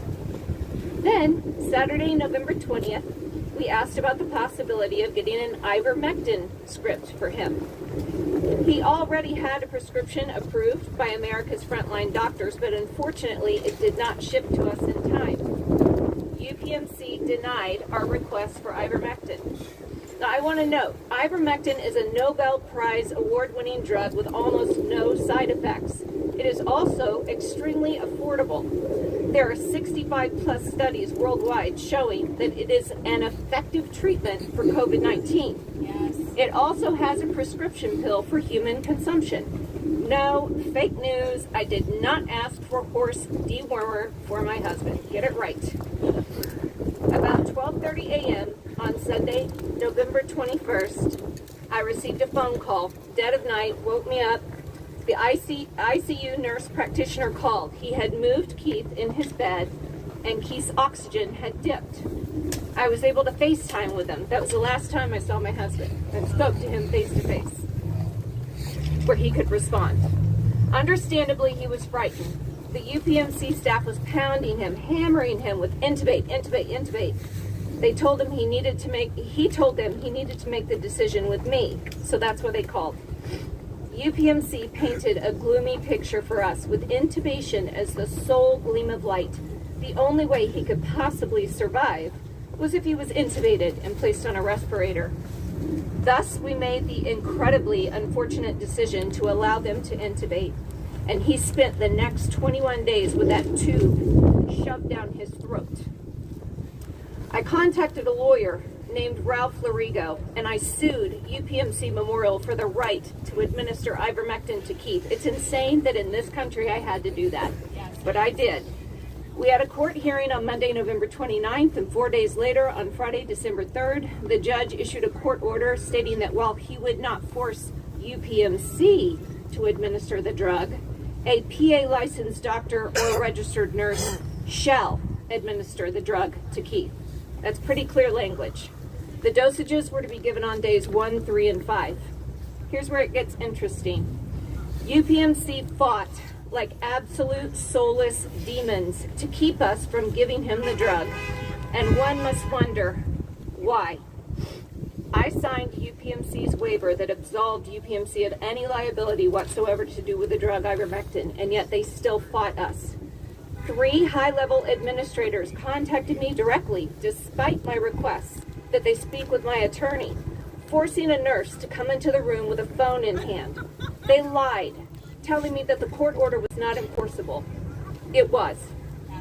They gaslighted, harassed, bullied, threatened, and intimidated me, and yet I did not budge because I knew I had the law on my side. And let me just say, sidebar, interesting that they were so comfortable doing that to me. Clearly, they've been doing this a while. Badgering families, I don't get it. Why would UPMC, one of the largest healthcare systems in PA, be so threatened by a middle-aged woman and an inexpensive, safe drug? So very threatened that they were willing to be in contempt of court for denying execution of a legal court order. So dead set against this drug that they were willing to face jail time, even though they held zero liability regarding the use of ivermectin. So insanely awful. They called the cops on me. Clearly I'm terrifying. So we were able to give Keith, finally, the first 2 doses of ivermectin, starting on Sunday, December 6th and Tuesday, December 8th. But the harsh, rigid, unethical COVID protocol that UPMC had enacted on my husband took its toll on his previously healthy organs. He died. He died on December 12th. Not of COVID-19, but that's what his death certificate states. He died of massive organ failure. The corrosive drugs that UPMC pumped into him decimated his previously very healthy liver and kidneys. Recent reports reveal that these COVID-19 protocols utilized by hospitals in the U.S. have an approximate 10% success rate. This means that around 90% of the time, the patients suffering under these protocols die. That is not a successful protocol. That is a death sentence. Unless Perhaps, hang with me here, the protocol's not designed to save patients. What if the protocol's deemed successful based upon the number of dead patients it generates? Yep. Suddenly a 90% death rate is pretty darn successful, isn't it? Perverse incentive. Make no mistake, they tortured my husband, and he was not alone. Thousands of people across this country are dying, just like Keith did. The bodies are stacking up left and right in ICU death camps nationwide, so I want answers. And so do many other families. Yes.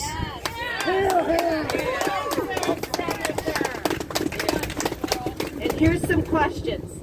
How is UPMC and other hospitals compensated for COVID-19 patient diagnoses, and who pays them? Is it the government? Is it Big Pharma? I want to know. How much are they compensated? Is it based on the diagnosis alone, or are there extra incentive kickers for intubation? Because that would explain a lot. What about the administration of certain drugs like remdesivir and the elimination of others like ivermectin and hydroxychloroquine? Are they paid stipends for specific drug administration? And how much extra do they rake in when a COVID-19 death is logged on their books? We are at our state's capital today, surrounded by duly elected representatives that regularly ask questions and hold investigations. I strongly urge you to begin asking tough questions of the healthcare systems in PA. So, in closing, do I trust our medical system? No. I do not. Are they greedy? Yes. You bet they are. Bullying too. Yes. To help other families,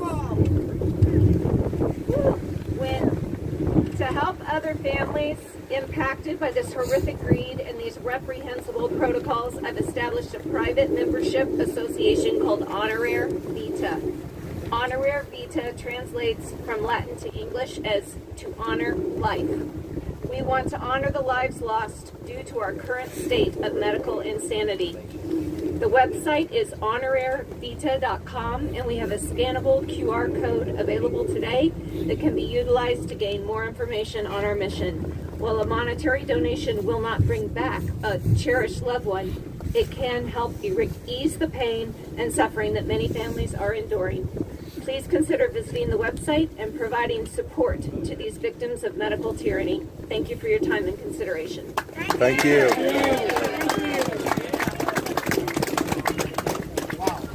I mean, this is a tragic situation we find ourselves in here. I mean, that you can imagine that a healthcare system would not move heaven and earth to try to save a life instead of sticking with regimented dictates from Washington, D.C.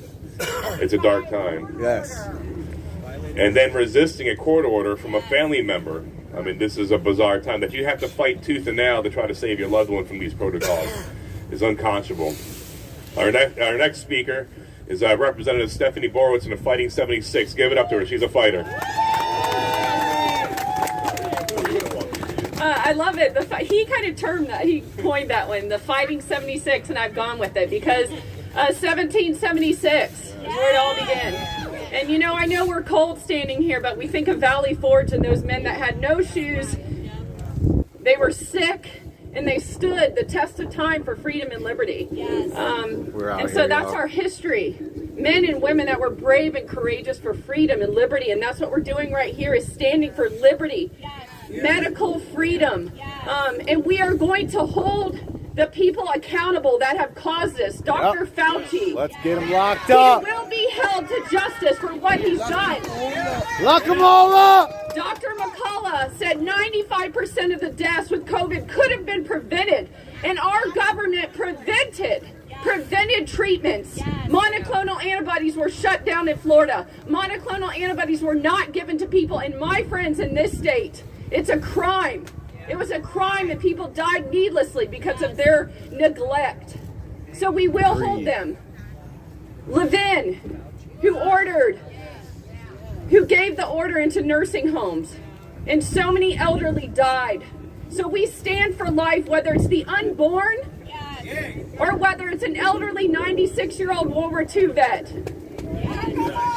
We must take back our medical freedom in this nation. It started way long before, but it also has declined because of Obamacare and all the things that we stood aside and let happen in this nation. Yes. The Constitution still Yes, stands. bit by bit and piece by piece. I forgot who it was that said that. But we've lost freedom by a silent encroachment of men that were hell-bent on destroying this nation, but no more. No more. What they've caused 100 years to lose this country and try to take down America, we will rebuild within 50 days, like in the Bible. They rebuilt the walls of Jerusalem in 52 days. 52 days. So what they've tried to destroy in 100 years, we will rebuild in a quick amount of time. I'm grateful for a man right here who's standing for that. To return this nation and this state back to the seat of a nation that it is. It's the seat of a nation. I just left a prayer meeting in this capital, and I'm telling you, we're taking this Commonwealth back. Thank you. Let's go. Thank you to the doctors, the Wheelers. Thank you. They are heroes of our time, unsung heroes who are fighting the battle, who are standing up to treat their patients for what they believe is right. And so thank you. They are unsung heroes of this fight and this battle and this time that we live. Thank you, guys. Stand strong. Be strong and courageous. It says in the Bible in Joshua, be strong and courageous. Joshua 1:9. It doesn't say be weak and cowardice. It says be strong and courageous and mighty. For he will fight the battles for us. Thank you, guys.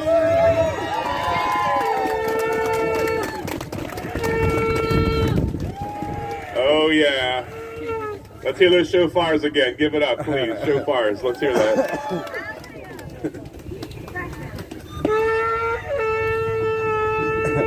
The walls are coming down.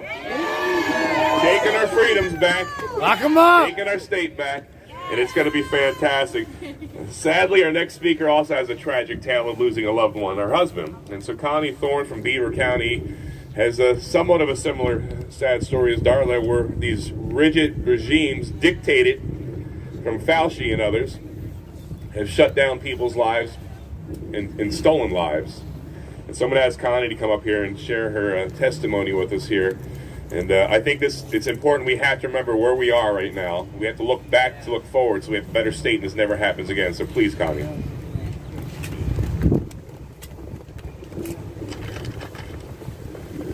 As he said, my name is Connie Thorne. I'm from Beaver Falls. And I'd like to share with you how the lockdowns affected my husband and my family. My husband, Terry, suffered from vascular dementia for several years.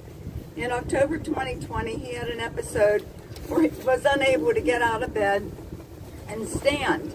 With the help of my daughter and son-in-law, we were able to get him up, and he seemed to bounce back the same day. He was able to perform normally as he had been for his dementia condition. In mid-December, he suffered another episode where he couldn't get out of bed, he couldn't talk, his arm was moving. I thought he was having a stroke. I called my daughter and son-in-law, who happened to live next door, to come over and help me with him. They told me I need to get him to the hospital. So I called the ambulance. They came, and I told them the story that my husband had vascular dementia, and he had had a similar episode 6 weeks prior to this, and he seemed to bounce back. They said, well, they needed to get him to the hospital. So they took him by ambulance to the medical center in Beaver County, where they immediately let him fall and hit his head. So he had to have a CAT scan and stitches. I was not permitted to see him until after they had done a COVID test. They said that he was positive for COVID, and they immediately put him in quarantine. Because of his confusion that he was showing, they said he probably had a urinary tract infection. I kept telling them, the man has dementia. That's why he's confused. And they said, well, COVID causes confusion. So they treated him with an IV antibiotic for the UTI for 3 days. And of course, that test came back negative also.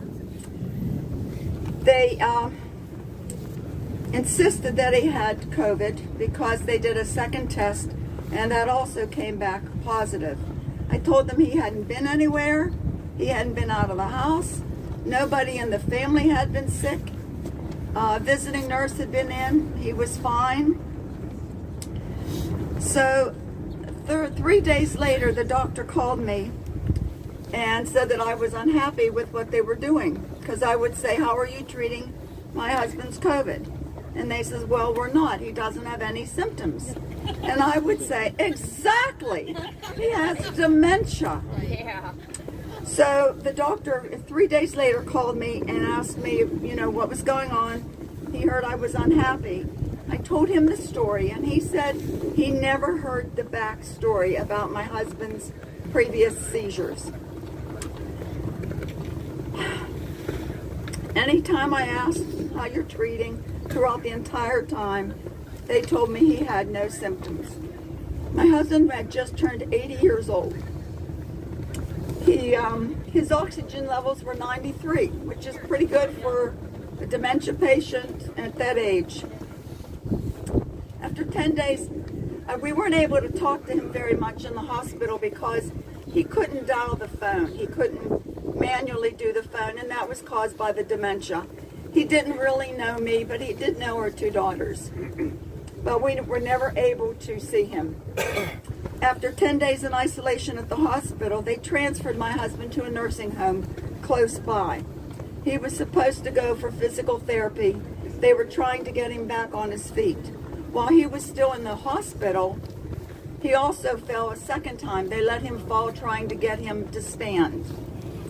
The excuse I kept hearing was because of COVID, they were short-staffed. Because of the holidays and weekends, they were short-staffed. This was right around Christmas. They transferred my husband after 10 days to the nursing home and put him in quarantine again. This time, he didn't even have a phone in his room.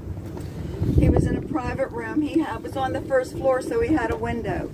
We would go each day and look at my husband through the window. He was in the same yellow sweatshirt for 3 days in a row. And I called and said, could you please put my husband in something else? He needs to be cleaned and cared for. I would go into the nursing home and talk to whoever happened to be on staff there. And they would say, well, he was getting physical therapy, occupational therapy, and speech therapy. He was having difficulty swallowing. My husband and I always agreed we would never do feeding tubes because health-wise, it just prolongs the inevitable. My husband was a wonderful Christian man. In 48 years of marriage, I never heard him use a slang or swear word ever. Each day we'd take a picture of him through the window. Eventually they put him in a hospital gown so we couldn't tell if he'd been cared for or not. My daughter offered to go in, gown up, and feed him. And they said, well, they couldn't because there were restrictions that they couldn't do that. The doctor at the nursing home called me, and I happen to know this doctor. He called me and told me that my husband had a false positive for COVID. I said, I kept telling you that. He has dementia. He believed that my husband had a seizure relating to the dementia. Plans were underway to bring Terry home from the nursing home. He was supposed to come home on Thursday. We had to wait because of the COVID shutdowns, people not working, it took us longer to get a hospital bed and to get hospice nurse to come in. Saturday before he passed away, the nursing home called me and said they were giving vaccines to the residents. Did I want my husband to have a vaccine? I told them absolutely not. I would not have you put another needle in that dear man. He hasn't had COVID and we're not giving him anything. So we were making plans to bring him home. On Wednesday evening, January 6th at 6 o'clock, the nursing home called and said that my husband had passed away. My daughters and my son-in-law, daughters and family went immediately to the nursing home. And this is the part that just makes no logic. We were able to gown up, go right in and see my husband. I got to hold his warm hand. Wow. Apparently they had also moved him to a semi-private room. Nobody told me they were going to move him. I think what they did was they moved him and put him in a room to die. They just left him. Every day we'd go to the nursing home and look through the window. We never saw anybody in there. We got his Christmas gifts back, still unopened after he died. He spent 26 days in isolation. And the only people that he saw were people behind masks. Stupid paper masks. My family, when he died, the doctor said that, I told you he didn't have the COVID. My husband died from vascular dementia, anorexia. He starved to death. Nobody would take time to feed him. They were too scared. They were making money because they had originally diagnosed him as COVID. And money, yeah. My family should have been with him to comfort him in his dying days, to give us closure and him closure. After 48 years, he ended up dying alone in a nursing home. I can't change the past. I can't change the rules that they had in place. If I knew then what I know now, I would have been in there fighting tooth and nail. I didn't want to cause problems. Didn't want to make anybody take it out on him. My daughter was mad at me all the time because she kept saying, you need to do something. And I have a whole notebook of people that I talk to. I can't change the past. But together we can change the future. And make it better for everybody. Thank you. God bless you all. That should never happen in America. That your loved ones would spend 400 days alone in those homes if they survive that long, with the neglect and abandonment. Especially those with dementias, we just heard, not knowing what's going on and dying alone here is just unacceptable to me. That we have a Secretary of Health that was protected by the media. Issued that policy about a year ago last week to send the COVID positives back into the homes, sending the sick amongst the most vulnerable. We knew it at the time, too.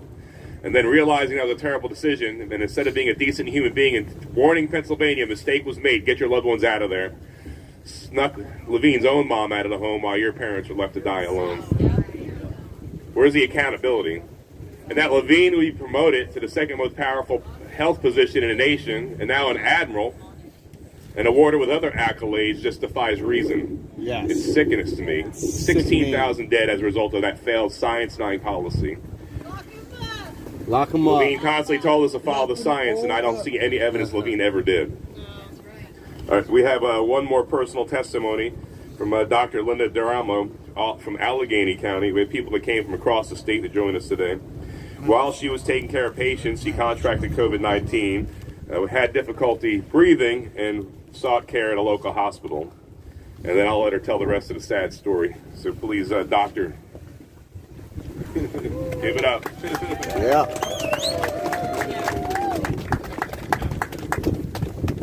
Good morning. Thank you all for being here, braving the cold, and thank you for listening to my testimony, because that's what I have here for you today. So, picture it.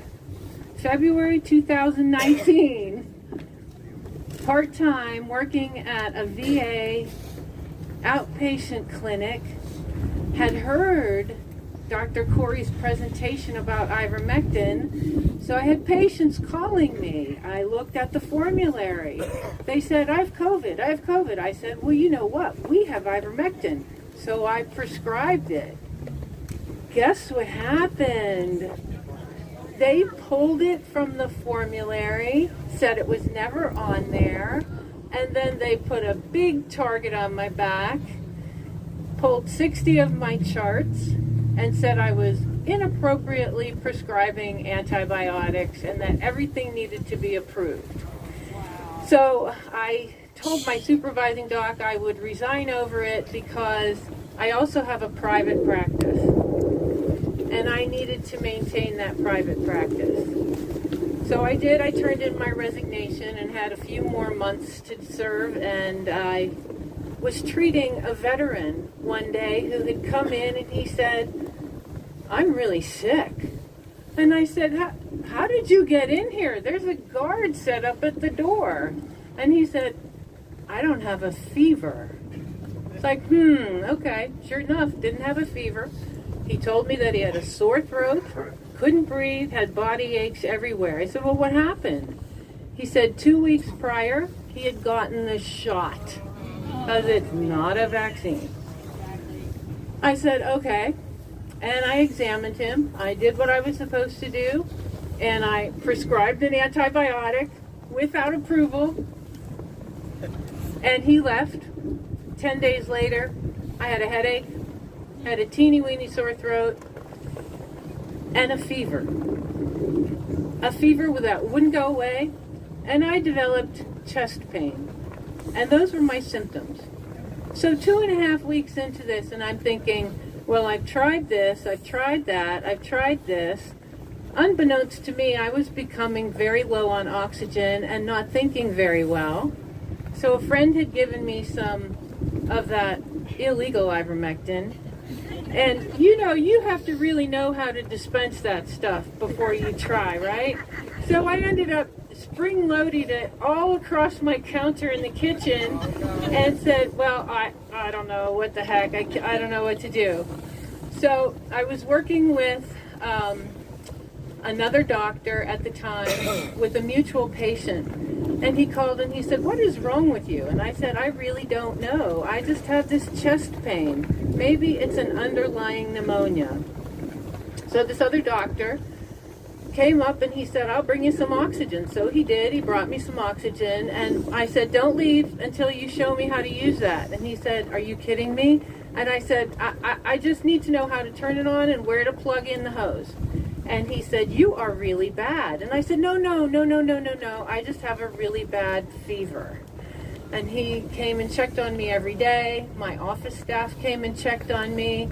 I was so completely out of it. I'd left the front door open. My nurse came in. She said, "What is going on, Doc? Are you okay? Do you want to live or do you want to die?" And I said, "I don't know." So finally, somewhere along the line, I was convinced that I needed to go to the hospital. I didn't want to go. I didn't want to test myself. So my friend with the oxygen brought a test. I tested positive in 3 seconds. And I said, I can't go to the hospital for 2 reasons. 1, they'll kill me. Yep. 2, I don't have insurance and I can't pay the bill. So a day or 2 went by and nothing I tried was making me better. So I went to the hospital, and sure enough, the chest pain ended up being pericarditis. So how many people who've had COVID without getting the shot have had pericarditis? Not very many. So I realized at that point that the patient I had seen who had gotten the shot, who had symptoms, got me sick. So I had a little bit of his shot. So they gave me remdesivir and dexamethasone, right? But I really believe, and that's why I call this my testimony, that I was saved. I did ask the doctor for ivermectin, and she rolled her eyes and said, "Oh, we don't do that stuff," as she walked out the door. So with COVID, if anybody's had it, there's a period where you just can't sleep. You have this insomnia that is pervasive, and you're just staring at walls. An image of a man came into my head, and I said, "Who are you?" And he said, "I'm St. Christopher." And I said, "Okay." And then he said, "I will help you." And I said, "Well, thank you, because I sure need some help, I can tell you that much." And then I read the story of St. Christopher. Does anybody know the story of St. Christopher? So the saint was about 7 feet tall, and he's the patron saint of journeyers. And aren't we all journeyers here on earth, right? And his most important escort was carrying a child across an ocean. So he's making his way to the other shore, And a storm brewed up, much like the winds today, and he was worried that he wasn't going to get this child to safety. Finally making it to the other shore, he lays the child on the shore safely, and the child looks at him and says, "Thank you for helping me carry my burden. I am the Christ child." And I sat there and I thought, wow, that's something. So I spent 5 days in the hospital. I had 5 days of remdesivir. I got shorted one day of my dexamethasone, which was fine by me. And I hightailed it out of there, needed oxygen at home, and was still sick. I still had chest pain. I still couldn't breathe. And then I got what my uncle used to call, and you'll all forgive me, the dragon ass disease, where you drag your butt from one chair to another chair.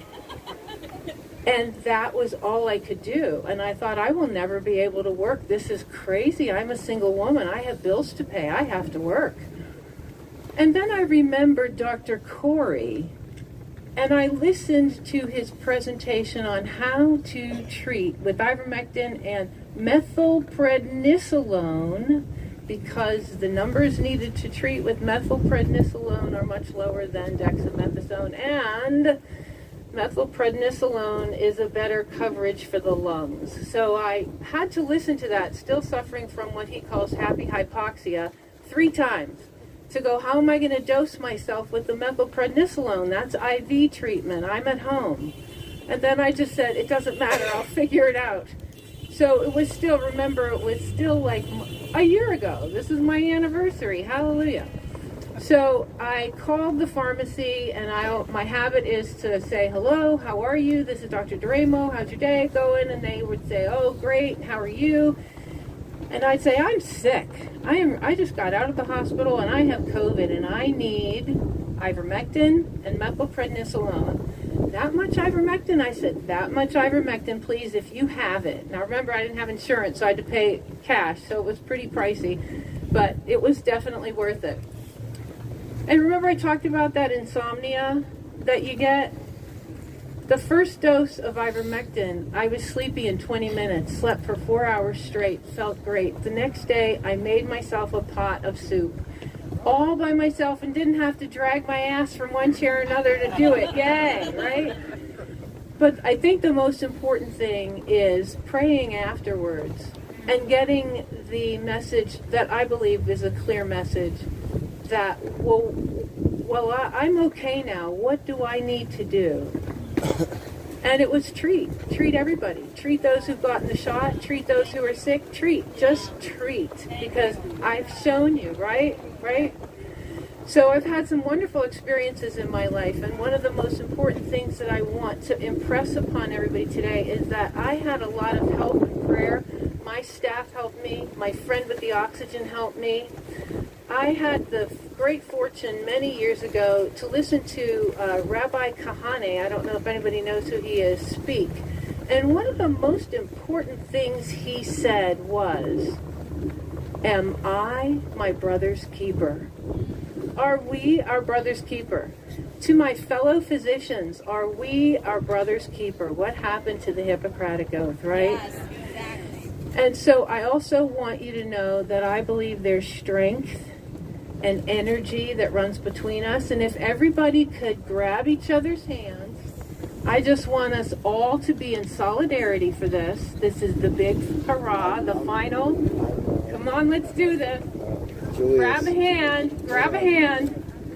Somebody come hold my hand. Grab a hand. Where's Julius at?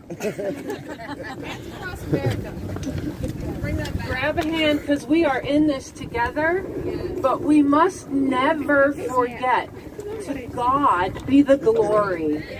Amen. Thank you.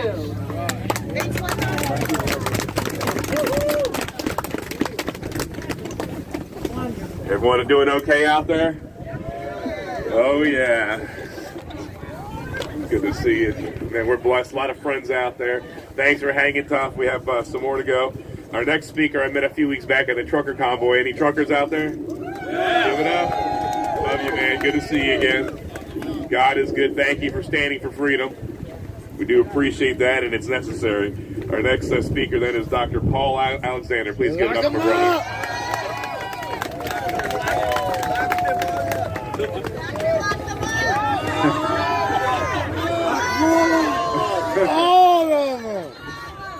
Hey, how are you guys? And I'm so happy that the center allowed us here, and we came up from Hagerstown, and I think Brian and they had made some new announcements last night as to where the People's Convoy is going, and likely how it can work at a state level. This is an example of how it can work, and I'm not part of the leadership, but I'm an academic scientist, a clinical epidemiologist, evidence-based medicine specialist. I work with Dr. Corey. We've been on this convoy since Adelanto in California, and I was part of the, I provided scientific support to the Canadian truckers in Ottawa, and well, it was a beautiful thing. The Canadian truckers started this, and I think before we go further, I have to say, let's give it up to the Canadian truckers. Yeah! Look, and you know, yes, thank you, Canada. And the Prime Minister was very brutal in the reaction to the truckers there. And at least we've had, I've been to the Senate and the House. We've had meetings with Senator Ron Johnson, very gracious to have us. Ted Cruz. We spoke with Joan Ewens, Josh Hawley, Senator Hawley. We've met with Jim Jordan in the Congress. We've met with his transport subcommittee. So at least in the United States, there's the opportunity to talk, at least have a dialogue. Look, so I worked with WHO, World Health and Pan American Health Washington as evidence-based scientist for them at the beginning of the pandemic, as a specialist for them. Then I went to the Trump administration at Health and Human Services as their senior COVID pandemic advisor. The reality about it is that what was asked of the truckers and of the society, particularly the truckers and bread and butter people, was, we were saying, these governments and these task force leaders and the policy developers were saying that you have to choose between putting bread on your table versus taking, which we knew at a very early on, an ineffective vaccine. And that was wrong. Because the truckers stood up and said, you know, based on my gut instinct and my common sense, something doesn't make sense here. No. Because we are seeing that so many people are getting infected after the vaccine. And not only that, besides being effective, it was not properly safe. So I might be COVID recovered as a trucker. I have the right to, the Constitution does not have a space for exemption for the virus. So I have a right to make my own decision for my own bodily integrity. So the trucker was right. And persons like myself, Dr. Corey, Dr. Roger Hodkinson in Canada, Dr. Byron Brittle, we stood up and we said, no, we have to stand with the trucker and explain to the society that the trucker has 100% of the science on their side. It is the government and the COVID pandemic people, the task forces, who are wrong. And they were suffering, the truckers, particularly. This started in Canada, where the Canadian government made a policy decision on mid-January of this year, where the Canadian truckers, when they leave Canada, entered like Pennsylvania or Detroit, dropped the load. On return, they would have to be vaccinated, and that was wrong, or be 2 weeks quarantine. So that's where this battle started, and now the US is there, and now Pennsylvania is there. Look, I don't want to get into the politics. I know of this good senator. I like his policies. I like his understanding. I appreciate his understanding and grasp of COVID and the challenges and what the society has faced in Pennsylvania. So it was no issue for me to come here. We lost three things due to this pandemic. We lost people due to the virus, no doubt. COVID presented a challenge to people with a median age of around 82, some underlying medical conditions, and that's a fact. But we also lost people. Most of the deaths were due to the devastation of the lockdowns and the school closure policies. That is what killed most of our people, and it was wrong, because we told them 1.5 years ago to open the society. And I have to be honest with you, In Washington, I can tell you, the President Trump did fight. He did fight the task forces. He did fight them behind the scenes to open society and open schools. So I can say what I saw. The reality about it now is this, that this is how I'm going to leave this discussion. The trucker is correct. The problem here is we are dealing with a vaccine that has shown itself now. We have data from the UK, we have data from Scotland, from Denmark, from Sweden, from Finland, from Norway. We have data from the United States. The Barnstable, Massachusetts outbreak, Brown et al., showed us that the vaccine was a serious problem at that point for Delta. We had a study coming out right away from Ray Musma et al. In Wisconsin that showed us that the vaccinated and the unvaccinated were similarly infected. So it was showing us very early on that the vaccine was failing. It's completely failed on Omicron, BA1 subvariant, now the BA2. So the vaccine is ineffective. And I will end by saying the governments, those in public health, task forces, Dr. Fauci, Dr. Walensky, Dr. Francis Collins, all of the states of America need to understand this. If we want to keep this pandemic ongoing for 100 years to come, if we want to keep variant after variant from arising, then with this non-sterilizing, non-neutralizing, suboptimal vaccine, we keep vaccinating people, and this will never end. It is not the virus at this point. We are trying to educate the government officials. It is the vaccine that is driving the emergence of the variants. And we must stop this vaccine. It has shown itself to not be... The vaccine is not safe. It was not properly tested, particularly for children. The parents need to understand, as I close, parents need to understand that AZAR and they gave the vaccine developers and all involved liability protection. That was a catastrophic mistake because none of these people, the CDC, the NIH, the FDA, none of Pfizer, Bola, Bancel, Moderna, none of them have any liability except you and your child. And if you put these vaccines into your child's arms, we run the risk of harming them, and we are going to harm, could be catastrophically, including mortality, children with these vaccines. We're already seeing the danger in young persons, in females with the CVST, the cerebral palsy, the Bell's palsy. We are seeing the deaths, the paralysis, the myocarditis, the pericarditis. So we need to stop these vaccines, and under no condition, until Fauci and Walensky puts liability protection on the table and say we are going to remove it, under no condition must a parent allow their child to be vaccinated with these vaccines.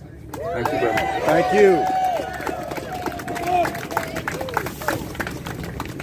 And we're going to hear from some more medical professionals here. We got an A team lined up. Dr. Pierre Corey is calling in. He's a critical care medicine specialist and internationally renowned pioneer in the field of critical care. So please come forth. Who's got the line? Okay, there we go. I did ask that he pass on that we are freezing out here. So, okay, over to you, doctor. Okay, great. Thanks for the introduction. Can everyone hear me okay? Yes, sir. All right. So I've been asked to talk about a little bit about what's been going on in this country and really across the world for the last couple of years, right? And, you know, one of the things that I've come to learn and what I keep sharing about is just the immense depth of corruption that's essentially infected and influenced most of our public health agencies and really the state of our public health. As some of you know, I'm considered one of the world experts in the clinical use of ivermectin in COVID. And, you know, let's be clear of how bad the corruption is. I mean, when you talk about ivermectin, you know, and you have to forget everything that you're being told in the media and the journals, but you're talking about a medicine that has one of the strongest and largest evidence bases in support of its efficacy. There are 81 controlled trials now with well over 15,000 patients, and each trial shows benefit. And I've never seen that many trials in support of a medicine and not have it be recommended, especially when you consider it's literally one of the safest medicines in history. It's very hard to hurt someone with ivermectin. And so having known that, and when myself and my organization, the Frontline COVID-19 Critical Care Alliance, when we started to recommend that and put it in our protocols, I mean, we had a third of the evidence base that there is now. All the evidence has just gotten stronger and stronger and stronger. But as a result of seeing that and seeing how the world behaves and responds, I have to tell you, it's been terrifying. It's absolutely terrifying, the amount of what's called disinformation that it's definitely the pharmaceutical industry. The pharmaceutical industry is rapacious. You know, it is about profits and not public health. And the things that they do in service of those profits are actually almost unconscionable. I mean, what I've had to see is I've been able to witness the total control of high-impact medical journals. And the fact that I know investigators, research investigators from all over the world whose studies on ivermectin get roundly rejected from any of the high-impact journals. The only studies that actually can make it in are those with non-statistically significant benefits. They all show benefits. But in those journals, they conclude that the drug doesn't work. And each and every one of those trials has a group of investigators that reek with pharmaceutical industry influences. And then they're still doing these placebo-controlled trials. So the governments are all pretending that it's unproven. And they're waiting for this trial. So our government right now is doing a trial. And they've been doing that very slowly. They took them almost 2 years to start it. And now we know what they're doing. They're using a dose and a duration that is ridiculous. They're literally giving it to people for 3 days at a dose that is insufficient. And when they find out that it doesn't work, they're gonna basically say that ivermectin has been proven not to work. And the way that they design these trials and control the journals is essentially how they influence almost all of the medical establishment. So, almost probably 90% of the physicians in this country strongly believe that ivermectin is a horse dewormer and it doesn't work. And they believe that because they think that they're expert in it. Because they read the high-impact journals. The high-impact journals tell them that it doesn't work or show them studies where it's inconclusive. And then they dismiss all. Remember, when I said 81 controlled trials, here's the thing about that. About 32 of them are randomized controlled trials, and they just complain and dismiss them, saying, oh, they're too small, or they're not very good quality. And then the observational controlled trials, where they just kind of look backwards and they look at two groups, they also dismiss those as being low-quality trials. Now, here's the thing that pharma has convinced the doctors over the last decade, is the entire medical establishment has been told that the only thing that you can believe is a large, multi-center, double-blind, randomized controlled trial. Now, guess who's the only one who can pull those off? Right. It's essentially pharma, or it's the NIH. That's right. And the NIH is essentially funded by pharma. So what they study and how they study is controlled by pharma. And so I've had to now become an expert, and I've been a witness to the total capture of the science of medicine and how it's practiced and what drugs are used. And so I'm using ivermectin as an example of how they've done that. And then the equally terrifying is the amount of influence they're able to insert over the control and conduct of trials, the publication of those trials in journals. But then when you see what they're doing in media, it's absolutely astonishing, right? So in August, when they started, and listen, this is a pre-planned, designed public relations campaign. The fact that everybody in this country calls it a horse dewormer is not an accident. That was completely planned for. And they started that at the end of August of 2021. And the reason why they started, it's very clear, is that the prescriptions for ivermectin in this country were going up to 90,000 a week. They knew the efficacy of ivermectin was being known, and more doctors were using it. So they did two things. They essentially got almost every media personality, every broadcaster, every late-night talk show host. They did jokes. All the talk shows, they talked about ivermectin. They never said ivermectin. They said the horse dewormer. And the messaging and the consistency of that damaging messaging is terrifying. And by the way, that is causing hundreds of thousands of deaths by attacking one of the cheapest and most effective drugs. people are dying. And the reason why they're doing that is because ivermectin does not present a profit to them. They need their obscene profits. And when you see the stuff that they're trying to protect, so the amount of things that the markets that they're trying to protect, so it's not only the market for vaccines. You know, if ivermectin's efficacy were known, vaccine would skyrocket, and they would not be able to vaccinate, let alone the EUA that the vaccines sit on. They couldn't have an EUA if you had an effective treatment. And then you talk about these new drugs that they're trying to propagate on people. Like That's the main thing, guys. COVID, the monoclonal antibodies. They can't have an EUA if they're not already in an effective treatment, so they demonize I've ivermectin. never, if you look at the history of the pharmaceutical industry, never has one single medicine presented such a major threat. And that's why the response to ivermectin has been not only the journals, like I said, the research, the media, but it's not just this country. I mean, that's been message across the world. They literally can influence and control what doctors believe in most countries around the world. You know, not all doctors have fallen into the trap. A lot of them have fought back, have recognized it. But, you know, when I talk about ivermectin, it's not just ivermectin. First of all, this war and how good they're at this war, how good they are at destroying generic drugs. They've been doing this for 3 decades. They destroy any effective natural treatment and or any cheap repurposed generic treatment. And the war on ivermectin in 2021 is only surpassed by the war on hydroxychloroquine in 2020, where they did the same tactics, except for one difference. What they did in hydroxychloroquine, which is terrifying, which if I haven't mentioned it yet, it's very well explained and resourced in Bobby Kennedy's book called The Real Anthony Fauci.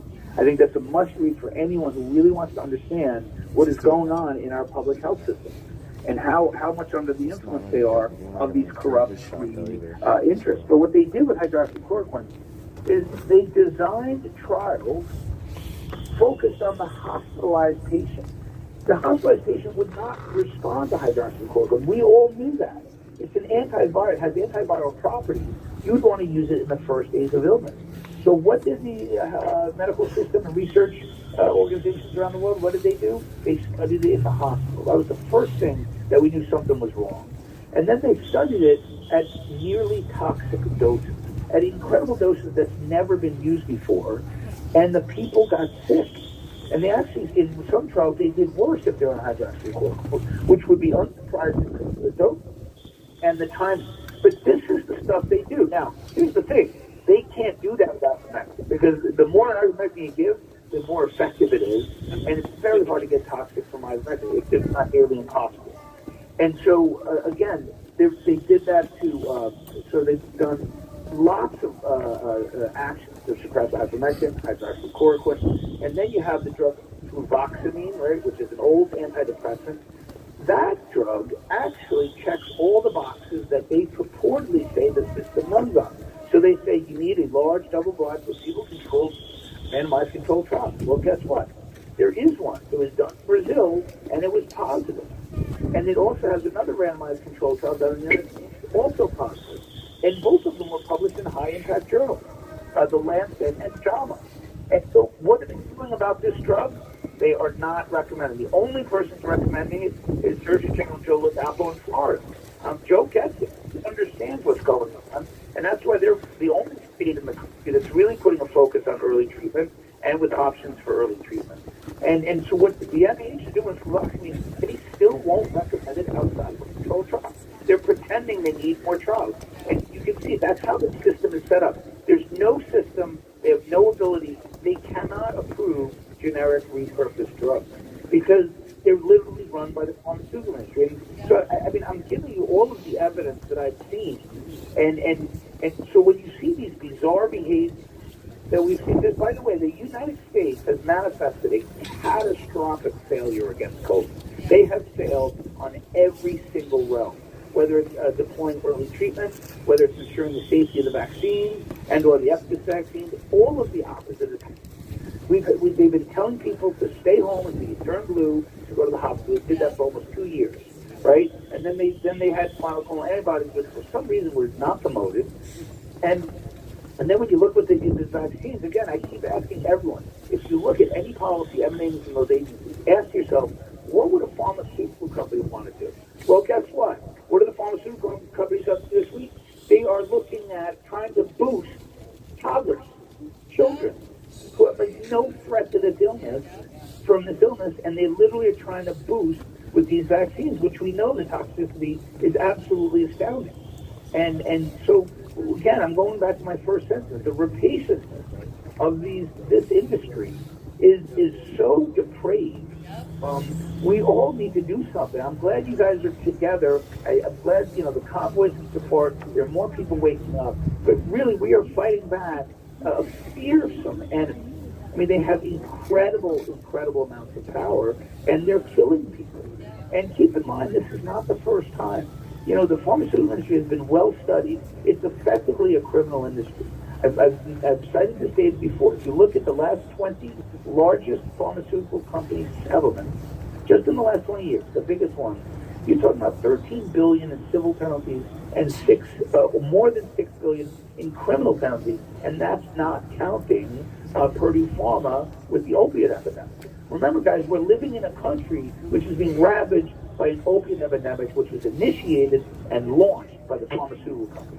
They just do this, and they just pay fines, and they make money. They're making more money this year than they ever have. They're doing really, really well at what they do, which is kill people and make money. And when I say kill people, they don't care that people are dying. I don't know that they set out to kill people, but they do know that when their products are causing adverse events or people are dying, they bury that adverse event data. All of the $6 billion that was paid out is because they bury adverse event data. They launched diabetes drugs, cardiovascular drugs, where people were getting heart attacks at rates that were statistically just scary. And they buried the data. They did that for years, and people died, and they died, and they died. I mean, just the drug Avandia alone, 59,000, minimum 59,000 people died of heart attacks from that drug. And they buried it, and they just paid their fine, and they just kept going. And they put another pill on the market. I mean, we're literally living in the United States of pharma. There's the outside influence of pharmaceutical companies across newspapers, media, television, as well as the journals, as well as the funding of research. I mean, they basically are calling the shots.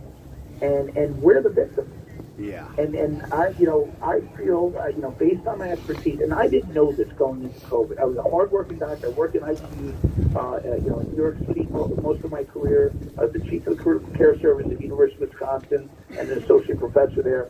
I mean, I kind of knew that there was corruption. I didn't know that I was surrounded by it. I didn't know that everything I've been messaged and everything I've been taught was literally controlled by the pharmaceutical companies. And now that I learned about ivermectin and I saw how the system behaved towards ivermectin, hydroxychloroquine, now I know. Now I know what their powers are, and I know what their plays are. I know what their tactics are. And I feel morally and ethically responsible to speak up about this for as long as I live. And that's what I'm here today, and I really appreciate you guys listening to me. Thank you. Good job. Our next professional expert for the medical field is Dr. Robert Cole, 35 years clinical experience in Pennsylvania, Ohio, and a board-certified internal medicine physician and fellow of the American College of Physicians. Please give it up. I really appreciate the chance just to be here. I've never been in front of the State House before. My last name's Call. It's like telephone call, and I just realized the other day that I got to quit doing this because there's a lot of young kids that don't know what that is. This is a telephone. It used to be something you put to your ear and your mouth and had a wire call. So anyway, I've been practicing medicine for 35 years. It's hard for me to even believe that it's been that long. I'm older than I look. I got my medical degree from one state west. There's a big city right in the middle of that state in Columbus. It's a really good school. Ohio State. You guys hear Ohio State? How about that women's Buckeye hockey team winning the national championship? Isn't that awesome? So what you just experienced right there is a little bit of the lack of trust. You didn't come out here in the freezing cold to listen to some guy talk about Ohio State, but that's where I went to medical school, and you don't know me, and that's okay, but it's hard to trust somebody that you don't know. I've been in Pennsylvania now for 12 years. I have Pennsylvania blood. My dad was born in Pittsburgh. But it's hard to trust somebody that you don't know. And when I was in private practice in Ohio for 23 years, I had patients that were my friends. I took care of them for 5 years, 10 years, 15 years, 20 years. We knew each other. They knew me. They trusted me. There was no early intubation, I'll tell you that. You're doing everything in your power to keep people alive, off a ventilator, whatever that you could do. That was the right side of the fence, in my opinion. Now I'm on the wrong side of the fence for the past 12 years as a hospital-based employed physician. And things are very, very different. I work both in Pennsylvania in a hospital and in Ohio in a hospital. And when you're employed and you're forced to follow a protocol and not have much choice about it, it can be very, very difficult. My employer in Ohio has asked me not to treat COVID patients because I don't follow the protocol. And it creates problems for the other doctors that I work with. When I leave, then they take over my patients and they're not on the protocol. It creates issues. Well, I've been around long enough to know that the protocol is not the best treatment plan in the world, to tell you the truth. And there's other ways to treat these things, but doctors who are employed oftentimes are forced to treat patients a certain way. And you don't have autonomy. You don't have the ability to do what you want to do. And that can be very, very difficult. And my heart bleeds for the lady who said that she wasn't even able to be with her husband when he was in the hospital. That is just horrible. Absolutely horrible. And there's no reason. There's absolutely no reason, for that. And I just think back of my experience last year when I was hospitalized and my wife was with me in the hospital and I tested positive before I got life flighted, and if she wouldn't have been with me and been my advocate, who knows what would have happened. I just don't know what would have happened. But there is an issue with trust in medicine. In my opinion, nothing beats private practice medicine, where you get to know your people. They're my patients and I'm the doctor. And it doesn't matter if I see them at the hardware store or the grocery store, and they're my friends and we talk and we know each other. And, our kids grew up together and we go to the same church. And in my opinion, that's the best way that things could be. Working as a hospitalist, and it's shift work, and you put your 7 days in, then you leave, and I feel bad for the patients that I pick up on Sunday, and after I introduce myself, my next words are, "I'm sorry, but this is my only day with you. Tomorrow somebody else is going to be with you." And I can hardly imagine what it's like for family members, to be standing next to a hospital bed, and the person in that bed is their mom or their dad or their brother or their sister, or God forbid, a child. And you don't know the person who walks through the door. You don't know the person who's coming to take care of you. And decisions are being made that could be potentially life and death decisions, and you don't know the person. That just stuns me, that is going on. But that's the system that we have now. And I know that always exists in some places. If you have to go to specialty hospitals and you don't know the doctors, I understand that. But that used to be the exception. And now it's the rule. It's the rule. And people here have experienced it. You go to a hospital, you don't know the doctor who's taking care of you. The doctors change. It's always changing. And there's no trust. There's no trust. And, the reason that I brought up the Ohio State women's hockey team is just so you can kind of feel that you get that little bit of angst, especially all you Penn State fans. Make sure no one's coming up behind me with a hammer. But, you feel a little bit of angst, like, who is this guy? I don't know this guy, and he's talking about Ohio State. Are you kidding me? But the reason for that is, if my close friends know me and they know that I'm just kidding. I'm just poking the bear. It's not a big issue for my friends who know me, and we would just laugh about it. But if you don't know me, and I stand up here and I'm talking about Ohio State or something like that, then that could get people a little bit riled up, especially in Penn State territory. So it's 10 times or 100 times worse when you're in the hospital and people are sick.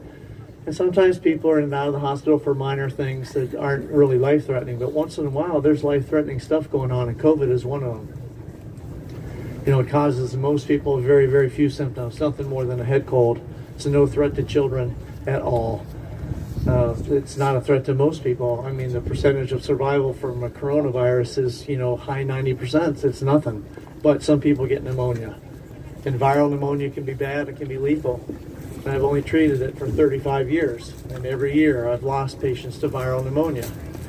And it makes you feel a little bit helpless because there's not a whole lot you can do about it. But viral pneumonias are, you know, a virus is systemic. It affects your whole body. The viral pneumonia is always both lungs, top to bottom. And it's a killer. And it can be bad. And when a doctor's not allowed to treat that patient according to their experience, and if they're not allowed to go off of a protocol, then in my opinion that's a problem. That's a huge problem. So call your representatives and tell them to get this vote, you know, on the table and get people on the record. You know, how are you going to vote? You know, how are you going to vote? Are you going to support the physicians and allow some autonomy and let them make up their own minds and their own decisions? You know, when they want to treat patients as the best that they see fit, according to how they were trained. Yeah, call your representatives because they need to hear. Get them on record. They need to hear, you know, that they need response. to get this brought to a vote. People need to vote. It needs to go on the record. So anyway, if you're hospitalized and you see me coming through the door, remember it's Dr. Call. You know, I'm in your camp. Doesn't matter how late I have to be at work. What's the most important thing is your health. What matters is you. It's not what time I get to go home. So just remember that. Thank you for this opportunity to speak to you. Thank you. Thanks for coming out. Oh yeah, gives me hope, huh? Oh yeah, baby. We need hope. Our next speaker is Dr. Grant Hetrick, who's been coroner of Dalton County since 1990. More importantly for me, he's also a veteran of the United States Army. So, doctor, please.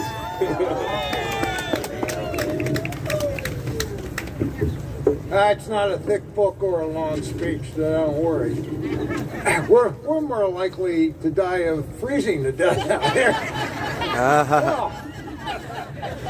Well, I was asked to talk about everything you've just heard, and that's a hero doctor up there. That's what a real doctor is. And all of these doctors that do stand up, they are heroes. Get your umbrellas out. I was asked to talk about my perspective as a coroner, meaning that you don't want to come to me as a patient, right? I've had 31 years investigating and studying the cause and the manner of death. Now, the cause of death is what causes the body to cease functionally, the physical cause. The manners are homicide, suicide, accidental, and natural. All the deaths are up. My caseload is staggering. The complexities of working through the last 2 years of the coroner's office have been very difficult. And the ability to tell the truth of what's been happening with the COVID epidemic has been difficult because of so many things, like how many times do you cycle the PCR test? The inferential statistics are skewed because money is behind it. So we have some real problems. I am a Christian, and I recognize the nature of God as seen by the Jewish and Christian traditions. The greatest influence on our republic was the Judeo-Christian ethic.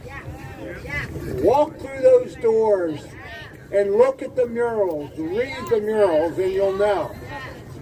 America created the only government that was declared an idea of human rights that were inalienable. This means that the government has not given you these rights to life, liberty, and the pursuit of happiness. God has. Since they were not given to you by government, they had no moral right to take them away from you. Nope. Nothing that they have done, not one mandate is legal. Nope. These rights apply to all mankind, and they are God's laws and viewed by the understanding from both the Old and New Testament. What does the Bible, the Declaration of Independence, and the Constitution focus on? Let me go down a little list here as I dab my nose. Now stand 6 feet away from me if you get near me. Right? The concept of truth, the flawed nature of man, and the perfect nature of God. The need for governance that is limited because of the flawed nature of man, and the concept that governance is a necessary evil. That's not me, that's Thomas Jefferson that said that. Natural law must be protected. We have human rights, not given by government or a king, unchanging in nature and a covenant with God. This is especially true as the elites tell us. My hands are frozen, so I can't. The elites tell us that we don't have the right to determine what we put in our own bodies. They tell us we don't have the right to say what we are or aren't going to wear. Now, this has nothing to do with science. This does have to do with a very strange world controlled by greed and power. Sure. In the last 50 years, America has been on a constant march against the concept of natural law, a creator God, and absolute truth. The world has become more secular, unlike the inscription on the walls in the House chamber. Right here in this building, it says, "You shall know the truth, and the truth shall set you free." Amen. Today, the howling cry is, "My truth is my truth, and your truth is your truth." We ask a would-be Supreme Court justice, how do you define a female woman? And she says, well, you had to get a biologist. Well, I guess you had to get it out of Fauci's office to have a biologist. My truth is my truth, your truth is your truth. Doesn't work. It only makes chaos and confusion. It divides us because there's no room for debate. There's no room for a hypothesis or to test things. There's no discussion. There's just hatred. Right is wrong, and wrong has been declared right. And you know that in your schools, and you know that when they teach your children and they come home and tell you what they've been taught. There is a great book written by Os Guinness. You want to get this book. It's called A Free People's Suicide. Now let me tell you, as a medical legal death investigator, I understand suicide. And America is committing suicide if we don't stand up and talk out. You know it, you feel it, you can sense the edge of the cliff that we're looking down, and it's a deep fall, and if America falls, the world's in trouble. You know that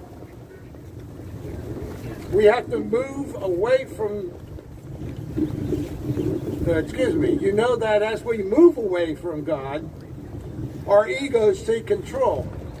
We try to set ourselves up as our own gods. I don't know, maybe, I think that Klaus Schwab comes to mind when I hear that. We lapse into selfishness, we ignore truth, and we subvert it in almost every one of our institutions. Because of our loss of spirit, we now look for satisfaction in the carnal nature. We wed ourselves to the material, forgetting that the things that are seen are mortal. The things that are unseen, like the love of our children and the faith in God, they are eternal. That's right. We can't seem to buy enough, eat enough, consume enough, debase ourselves enough to make our lives fulfilling. We have lost the understanding of mortal and immortal. We have abandoned the concept of life after death. judgment of actions, living for service, loving one another, being selfish. We are major exporters of pornography. We consume psychotic drugs like no other country. We lead other countries with endless comorbidities like diabetes and obesity. I see it all on the table. We sit and we ignore the fact that we are giving away our basic, very basic human rights. We can't do this. Failing to say no to the fruitless mandates, failing to tell truth because of reprisals, we have given up our rights to our bodies and to our souls. Corporations have no allegiance to either God or country. They are forcing false wokeness on ourselves and on our children. We seek only power and greed. These are the so-called elites. They're not elite to me. They're united with government, and they form an oligarchy. They control our banking systems. They live on deception, lies, control, seed divisions of hatred and fear among us. And the last thing we should do is be divided. Black, white, Hispanic, Democrat and Republican is not in this picture at all. It's what you believe within your heart and how you serve your humanity. They call themselves elite. They know neither love nor service. They fly around on jets and tell us to buy electric cars when the gas goes up to, I don't know, what is it today? Or what was it yesterday? They have sacrificed truth for power and control. This has never been so evident than in the last few years. Yet we whistle by the graveyard of the free republic. One thing you must admit, the elite doesn't quit. We, the worker bees, have paid so little attention because we're always working. And we're always working too hard for things that aren't important. The elite have played on our weakness through media, education, and the distortion of science. This is not science, folks, they were having. This is called genocide. It's a plan. They make us believe that everything comes good that is outside of us. And there's nothing good within us. You're depressed, you're overweight, your knees hurt, take a pill. Fentanyl deaths have skyrocketed. I have talked to more parents that have lost all their siblings through fentanyl. All made by the Chinese and coming over the southern border, which is wide open like an expressway. We see shutdowns. I see increased child abuse, the severity of child abuse. I see people that have just died purely from isolation, especially the elderly.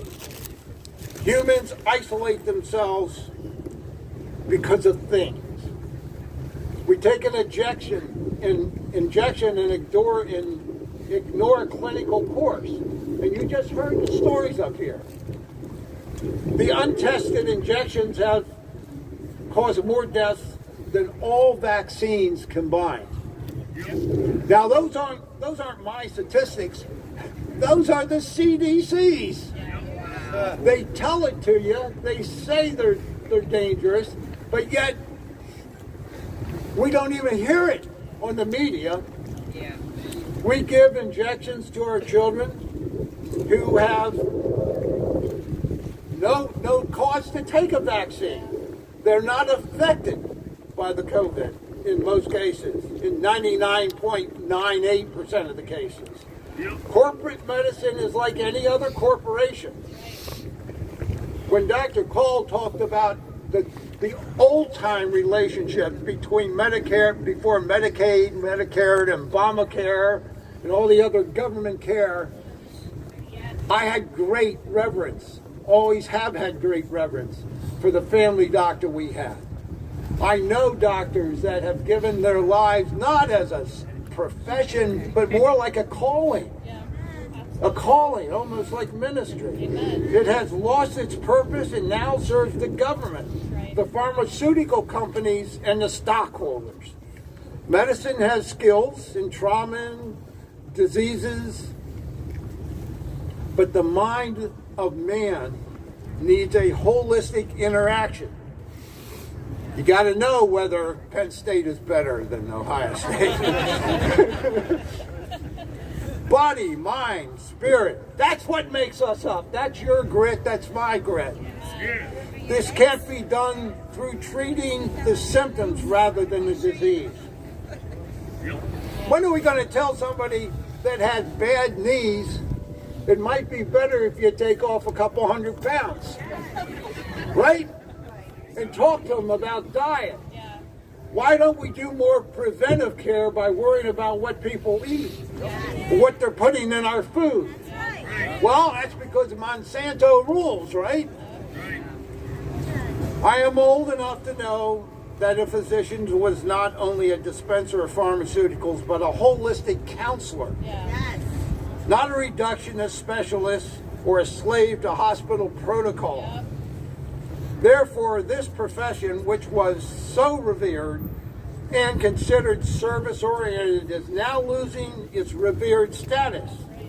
Corporations prevent physicians from being healers of individuals. How ridiculous to even think a mandate with everyone having a different physiology is needed for all.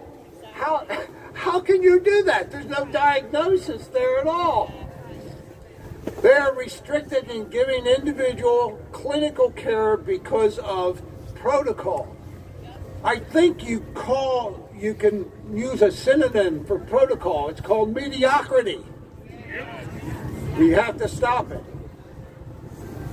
We want freedom without fighting for its preservation. It ain't going to happen. We must love God. This is our mission statement.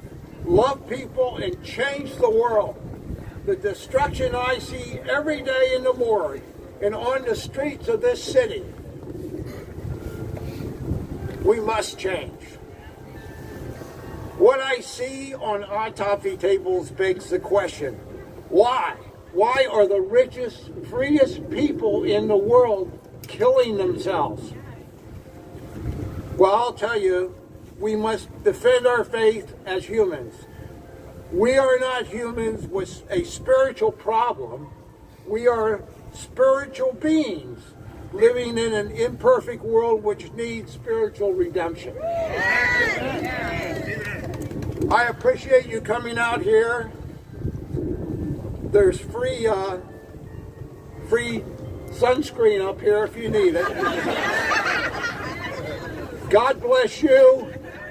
God bless America. Yes, sir.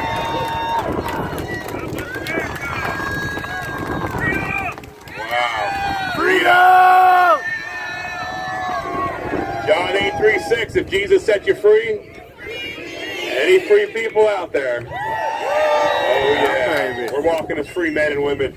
Our next speaker is a great attorney from Carlisle. She's been in practice quite some years, taking on religious freedom, personal freedom, and also attacking COVID-related legal issues. So give it up for attorney Andrea Shaw.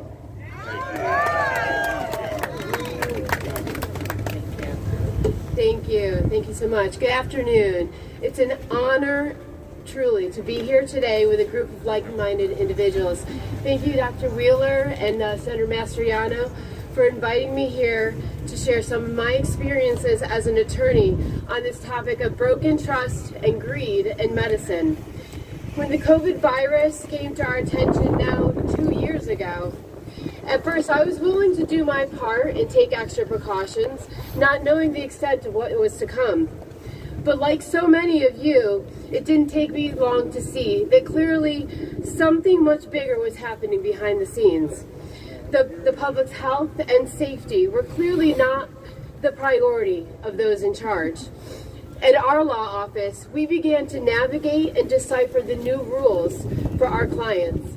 First, trying to figure out who was essential and who was not essential, and then what our clients were and were not allowed to do because of the shutdowns. At the same time, we were also seeing clients, friends, and our community struggling to support themselves and their families. And we were seeing our own high school daughters and their friends struggling with the online school. We knew that the rules being made by those in authority were more harmful than the virus itself. And we speculated that we would feel the effects of those harms for a long time. Only a couple weeks into the shutdowns, I began to help clients push back against the senseless and harmless mandates and to demand common sense, truth, and religious and medical freedom. I want to briefly share how this broken trust in medicine has had significant legal implications in 3 different areas related to the COVID virus. And I will then conclude with what I saw as the common thread among those issues and what we can do together to bring change. The first issue is medical exemptions for the COVID shot. About a year into the shutdown, with the rollout of the COVID shots, we began to see employers mandating that their employees choose between either receiving this experimental shot or losing their jobs. Also, many colleges and universities began mandating that students and staff receive the shot before returning to campus. The flood of phone calls I received and the stories I've heard from employees and college students was like nothing I've ever experienced before. The stress and anxiety placed on these individuals after already experiencing more than a year of isolation and uncertainty was overwhelming and completely unnecessary.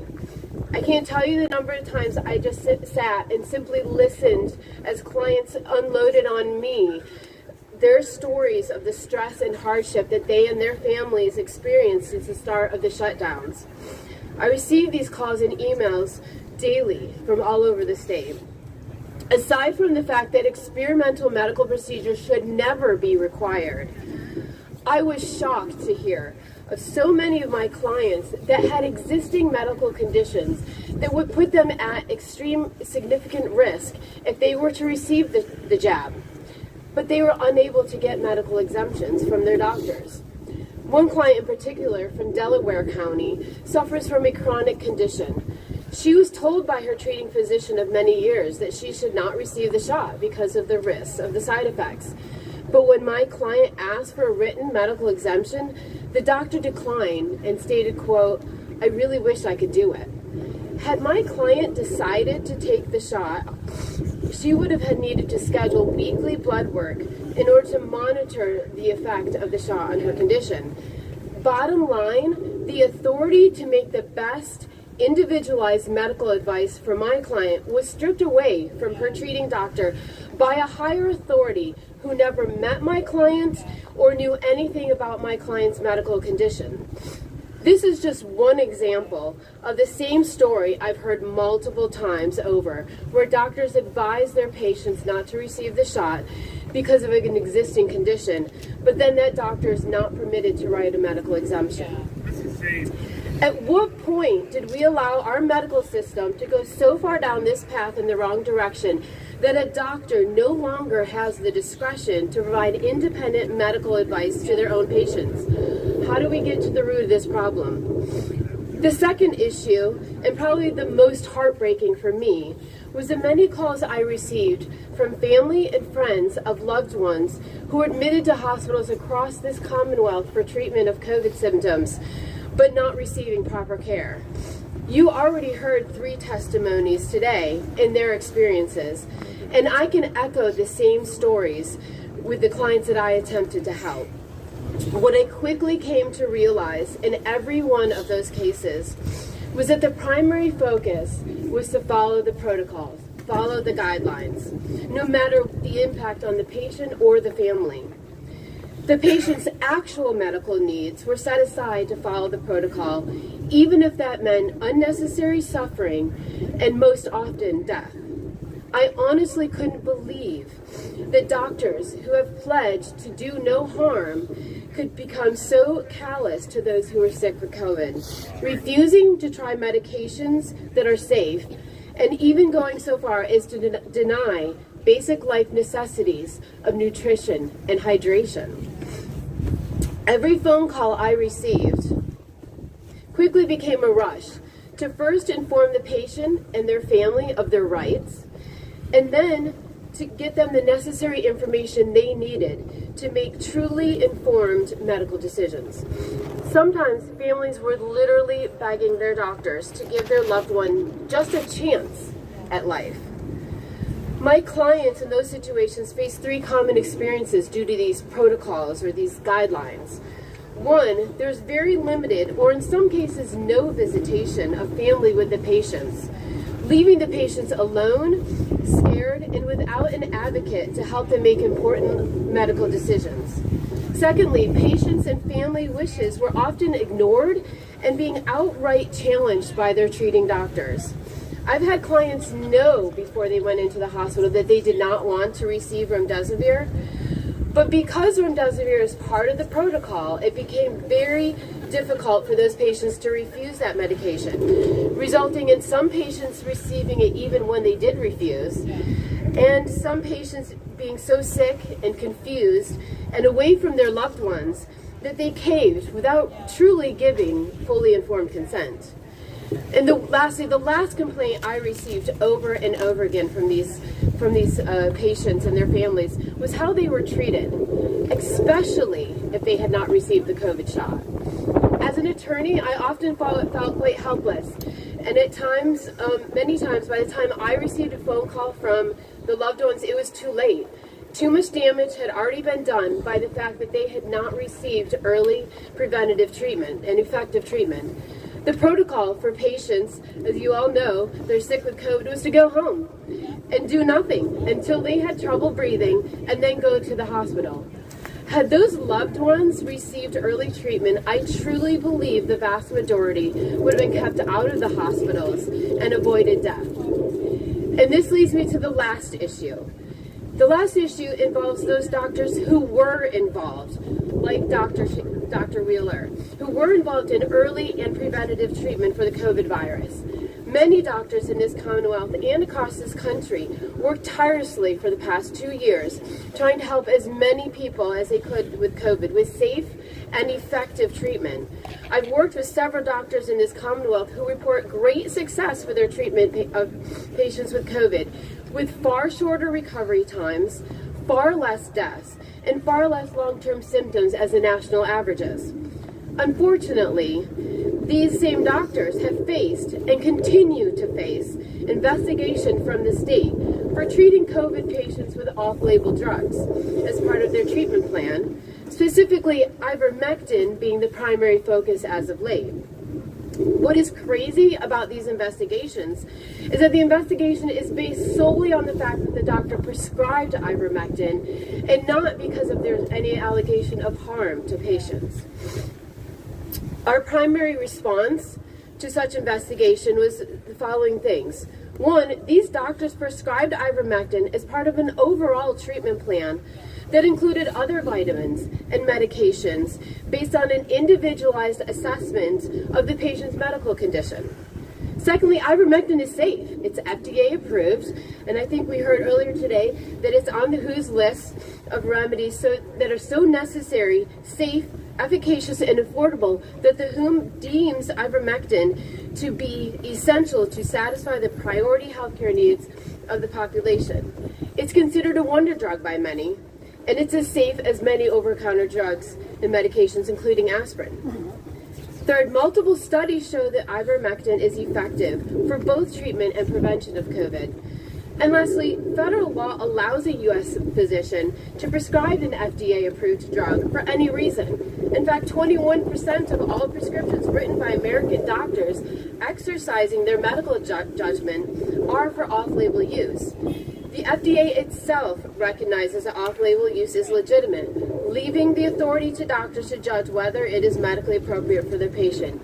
Yet, since COVID, numerous doctors have been investigated for prescribing ivermectin and other safe and effective medications that are not in that CDC's list of treatment recommendations.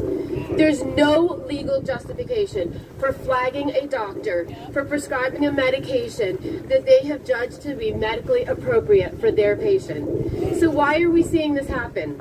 Why now? What is the root of these issues? These issues are just three of the many examples I've seen over the past 2 years.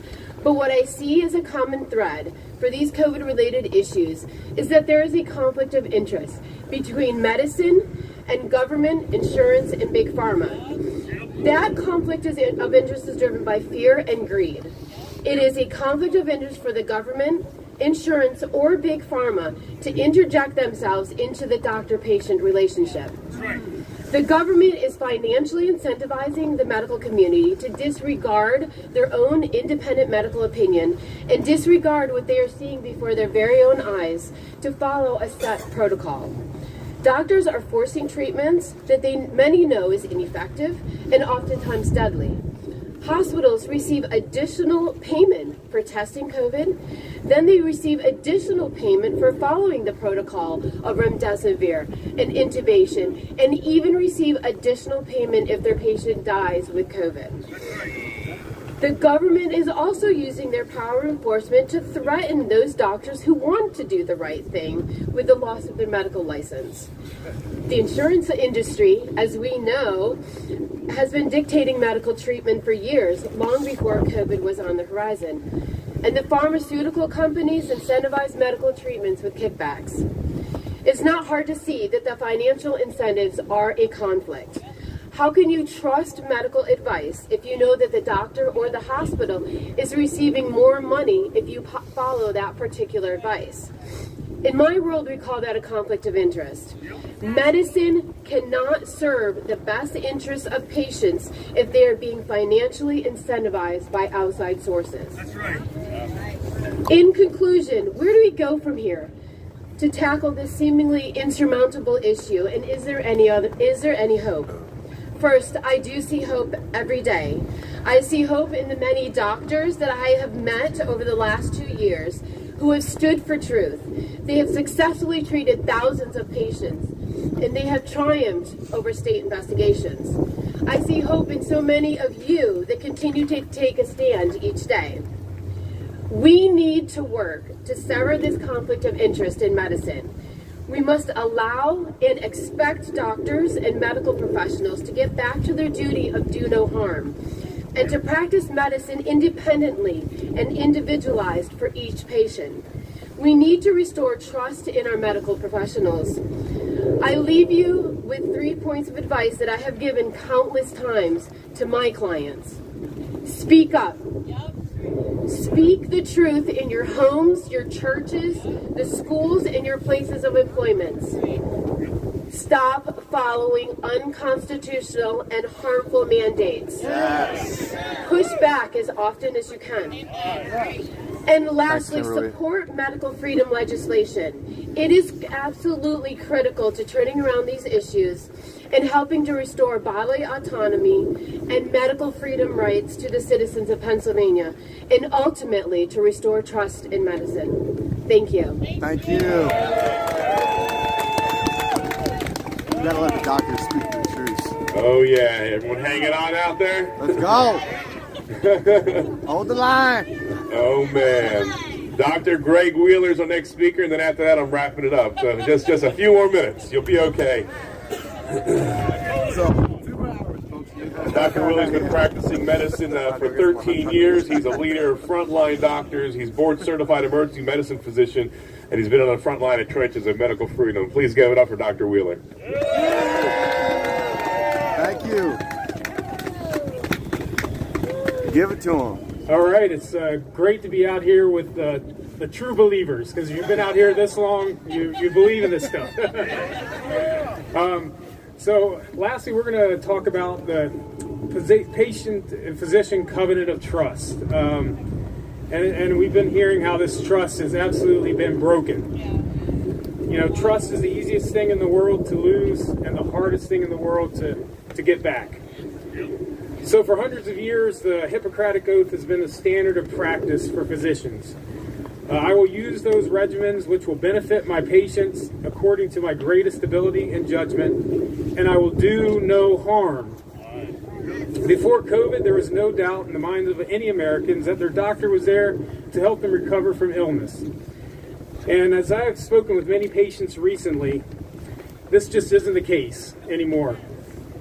It's becoming evident that our medical care system has tied the hands of doctors, and it's placed healthcare decisions into the hands of hospital administrators, insurance companies, and big pharma. And patients are becoming more concerned than ever that their doctor might not be able to do the treatment that works for them and that's good for them because their hands are tied, and it's driven by pharmaceuticals and the governmental oversight and protocols. So there are 4 things then we must do to change healthcare. We need to unmarry our medical organizations. We need financial transparency in medicine. We need to establish direct primary care and wellness as the bedrock of medicine. And we need to have affordable insurance plans that cover catastrophic difficulties with health. So unmarrying our medical organizations, as we know, the list of alphabetical soup organizations, the FDA, the NIH, the CDC, they're married to pharmaceuticals. For example, the CDC owns 57 vaccine patents and spends $4.9 billion buying and distributing vaccines. The FDA receives 45% of its budget from the pharmaceutical industry through what they call user fees. Doctors' organizations are getting in on the cash-making schemes as well. The American Medical Association has been selling physician profiles and data to drug companies so that they can convince docs to prescribe the most expensive brand-name drugs and avoid the cheaper and the ones that are effective and generic. And most doctors aren't even aware of this. And is it possible that money is driving the nationwide treatment protocol for COVID? Medications such as remdesivir, whose maker is Gilead Science, the only FDA-approved drug for treating COVID in the hospital, has 7 experts of the NIH COVID-19 panel who have disclosed financial support from Gilead Sciences. So one wonders whether this financial support has any bearing on their approval for this drug. Number 2, we need financial transparency in medicine. We need financial transparency to hold the healthcare system accountable and keep costs down. For example, when gas prices go up, everybody's aware of that, the consumer's aware, and we put pressure to get changes done. Did you know recently that the chest x-ray went from $60 to $270? But we're just not aware as consumers. So every healthcare dollar in the system is generated by physicians and paid for by the patient. Think of the healthcare system as a pie. Did you know that physician salaries are only 8% of that? The other 92% are in the hands of the middleman, and they're the ones that are driving medicine and the costs up. So, point number 3, direct primary care or wellness is the bedrock of medicine. If we look right now at how medical services are billed to insurance companies, it's via CPT codes or current procedural terminology. And we see that the majority of reimbursements are for illness-related items. The more illness-related codes, the more money that can be billed to insurance. Who among us in their right mind wants to be seen as a list of problems? DPC empowers the physicians to have enough time to spend with each of their patients to identify the root cause and then empower their patients to take ownership of their health. The physician and the patient can be in direct communication as often as needed to help improve their, for instance, diabetes or whatever the illness might be. So the time and energy invested in long-term health and wellness of patients in this model will reduce healthcare costs. It'll keep you from going to the ER unnecessarily or having hospitalizations. And as we all know, a well society is a happy and productive society. The only losers will be Big Pharma and the insurance companies and the mega healthcare system. And the last point, have insurance, affordable insurance plans that cover for catastrophic issues. And there are all those times when an unexpected illness strikes and a person is stuck with a massive hospital bill. What's missing now is catastrophic coverage, which really isn't offered for those that are over 30. Instead, insurance should be based on a dollar amount that a family can choose and that they can afford. For example, a family should be able to choose insurance coverage for expenses after they've paid out $5,000, let's say. And any additional costs will be paid by the insurance companies. And then families should be able to purchase tax-free health savings accounts at a dollar amount that they choose. And so some can have any amount, $2,000, whatever it is that you feel your family can afford. And these accounts should be able to grow year after year, much like a 401k plan, and should be able to pass on to other family members once that individual were to pass away. So this is going to help save money for the consumer, save money for the patient.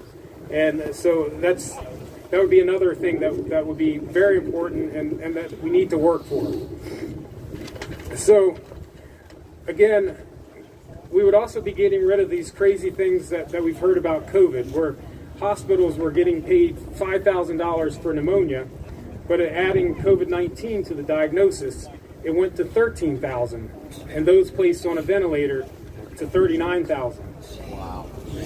So with transparent pricing and a DPC model, patients will have greater access to their physician, cost reduction of diagnostic tests and medications by the free market.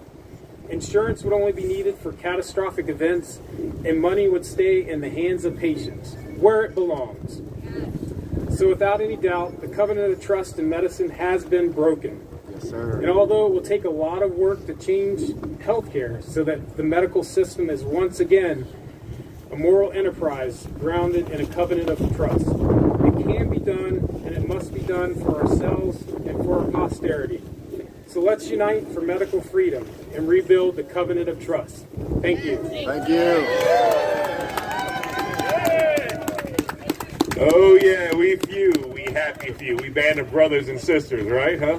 Yeah, I don't buddy. see any sunshine, summer soldiers or sunshine patriots out here. I see brave heroes weathering the storm. This is fantastic. Whatever happened to our medical freedom in Pennsylvania? Where did we go from walking as free people to walking in bondage? Where did choice go? Senate Bill 471. Senate Bill 471. Medical freedom. You choose what goes in your body. Not some bureaucrat, not some guy in CDC doesn't know what he's talking about here. Not somebody who's making money off of pharmaceuticals. It's all about choice and freedom. I knew something was wrong 2 years ago when we were rolling into summer. I was sure that Dr. Levine would say, hey, the weather's nice, go out, exercise, eat healthy. 471. But none of that. It was all stay home, stay calm, and stay safe. We know we had been had. It's time we walk as free men and women. It's time that we move that legislation. Senate Bill 471 did pass through the Medical Health Committee. There's a fan over there. God is good. We're thankful for our friends out there. I just came running through like, oh crap. That's fantastic. But now it's time to move Senate Bill 471 off the floor of the Senate. What do you think? Yeah. But with how we continue this momentum here is standing together. As they often say, in 1787 during the Constitutional Convention, which is on the Senate wall, as Benjamin Franklin was coming out of Independence Hall, he was approached by Mrs. Powell, and she asked, well, Mr. Franklin, do we have a monarchy or a republic? And he said, a republic if? It's our burden to keep this republic for posterity, for our children and for our children's children. I don't know how we went with the medical workers who are heroes showing up to work 2 years ago in the midst of an uncertain future. They were telling us it's going to be like a 1918 Spanish flu epidemic. Thank God it wasn't. But then they go to zero in the eyes of bureaucrats because you want to choose whether you get the jab or not. Something's wrong here. You should never be in a position in Pennsylvania or anywhere in America, as far as I'm concerned, where you have to choose between a jab or a job. I think it's unconstitutional, illegal, immoral, and unethical. The power always has to be in your hands. And I even have to say this, I choke on these words. And no kidding, it should be in your hands. You should have sovereignty over your body. When it's just your body, obviously. If there's somebody else in your body, that little baby has rights. That's right. But the hypocrisy of the left and the media that doubles down and lets them get away with this is my body, my choice. Really? What happened during a pandemic? What about masking up? What about the choice of putting a mask on or not instead of bullying our kids? You saw the hearing this past summer under oath. The acting Secretary of Health before me and the Secretary of Education, they had no idea what they're talking about. If that was in the Army, I would have fired them on the spot. I asked the Secretary of Health how many people 18 and under died from COVID. Didn't have an answer. Didn't know. One of the staffers had to tell her, 15. And I'm not belittling every death matters. I get it. But then for context, Secretary of Education, how many students do we have? He didn't know. The staffer told him 1.3 million. That's wrong. It's 1.7 million. You're fired. So I'm like, for 0.00008% of the population, you want to bully our kids with the mask, you want to shut them up, you want to work from home, and zooming in, and then talking about vaccinations for these kids when they have a 99.9% recovery rate.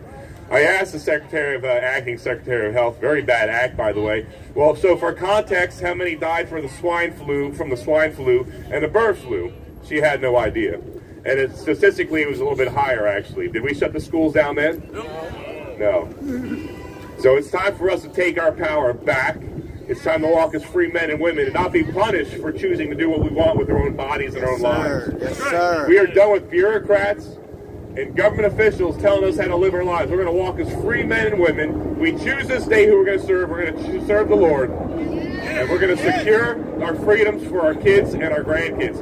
Thank you, and God bless you all. Thank you for hanging in there. Yes, sir. Lock them up!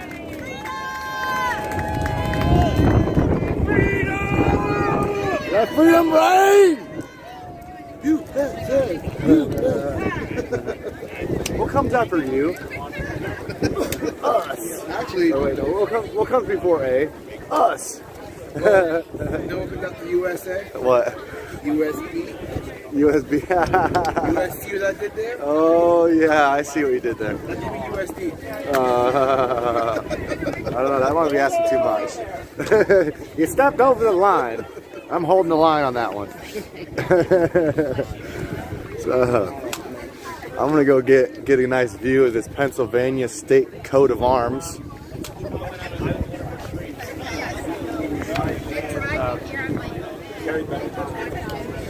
Right there, she blows. Let me come back to this. There we go. Boom.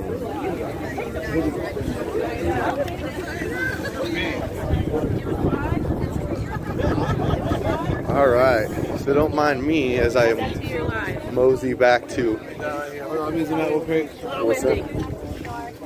Get involved. What's your sign say? It says local involvement equals national impact. Get involved. I'm running for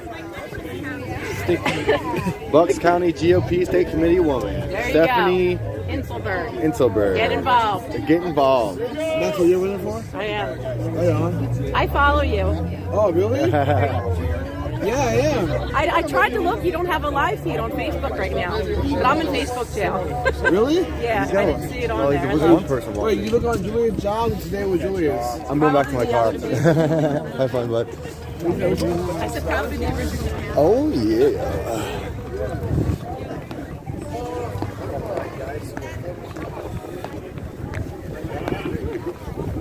Heading back to the car. I'm gonna get warm. I've been out here for hours. There's still a bunch of people up there, but we're heading back to the vehicle.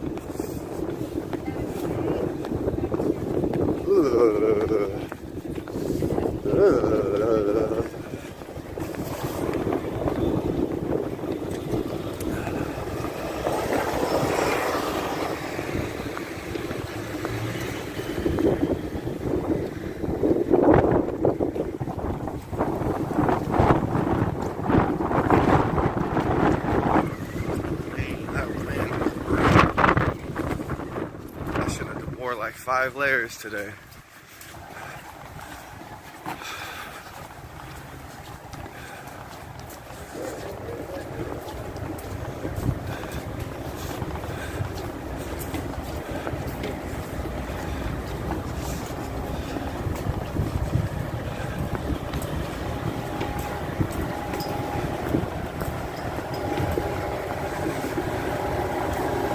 What are you trying to do?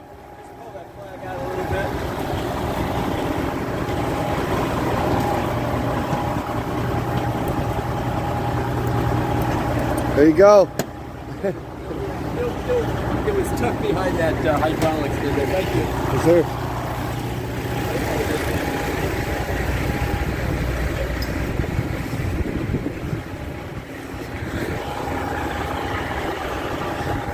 He's fine. I think he's honest. You're welcome, Tulips.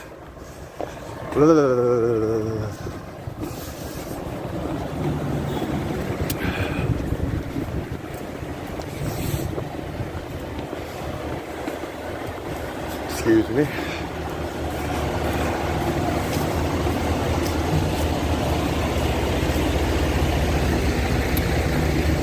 So I might try to hit up a Best Buy.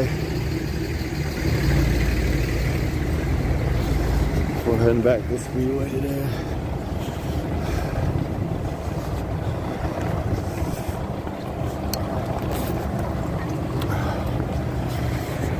Whew. There is warmth in sight. I love that, by the way.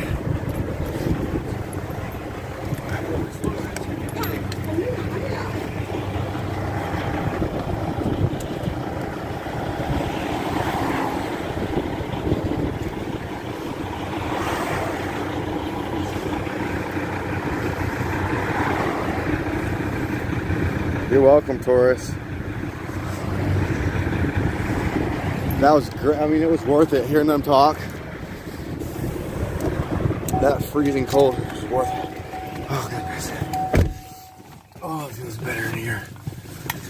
Oh, it feels really good in here. I don't even have it running yet. Ooh. Ooh. So I'm going to switch the tripods out here. Oh, goodness.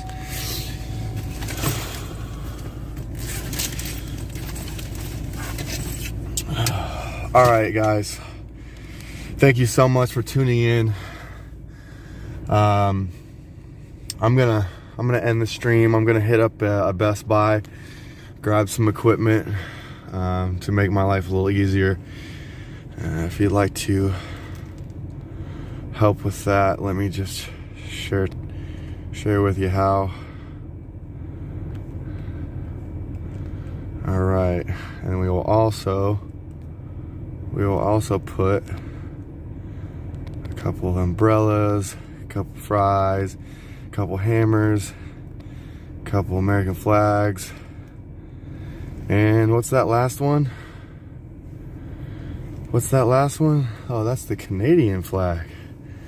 Why did I put that in there?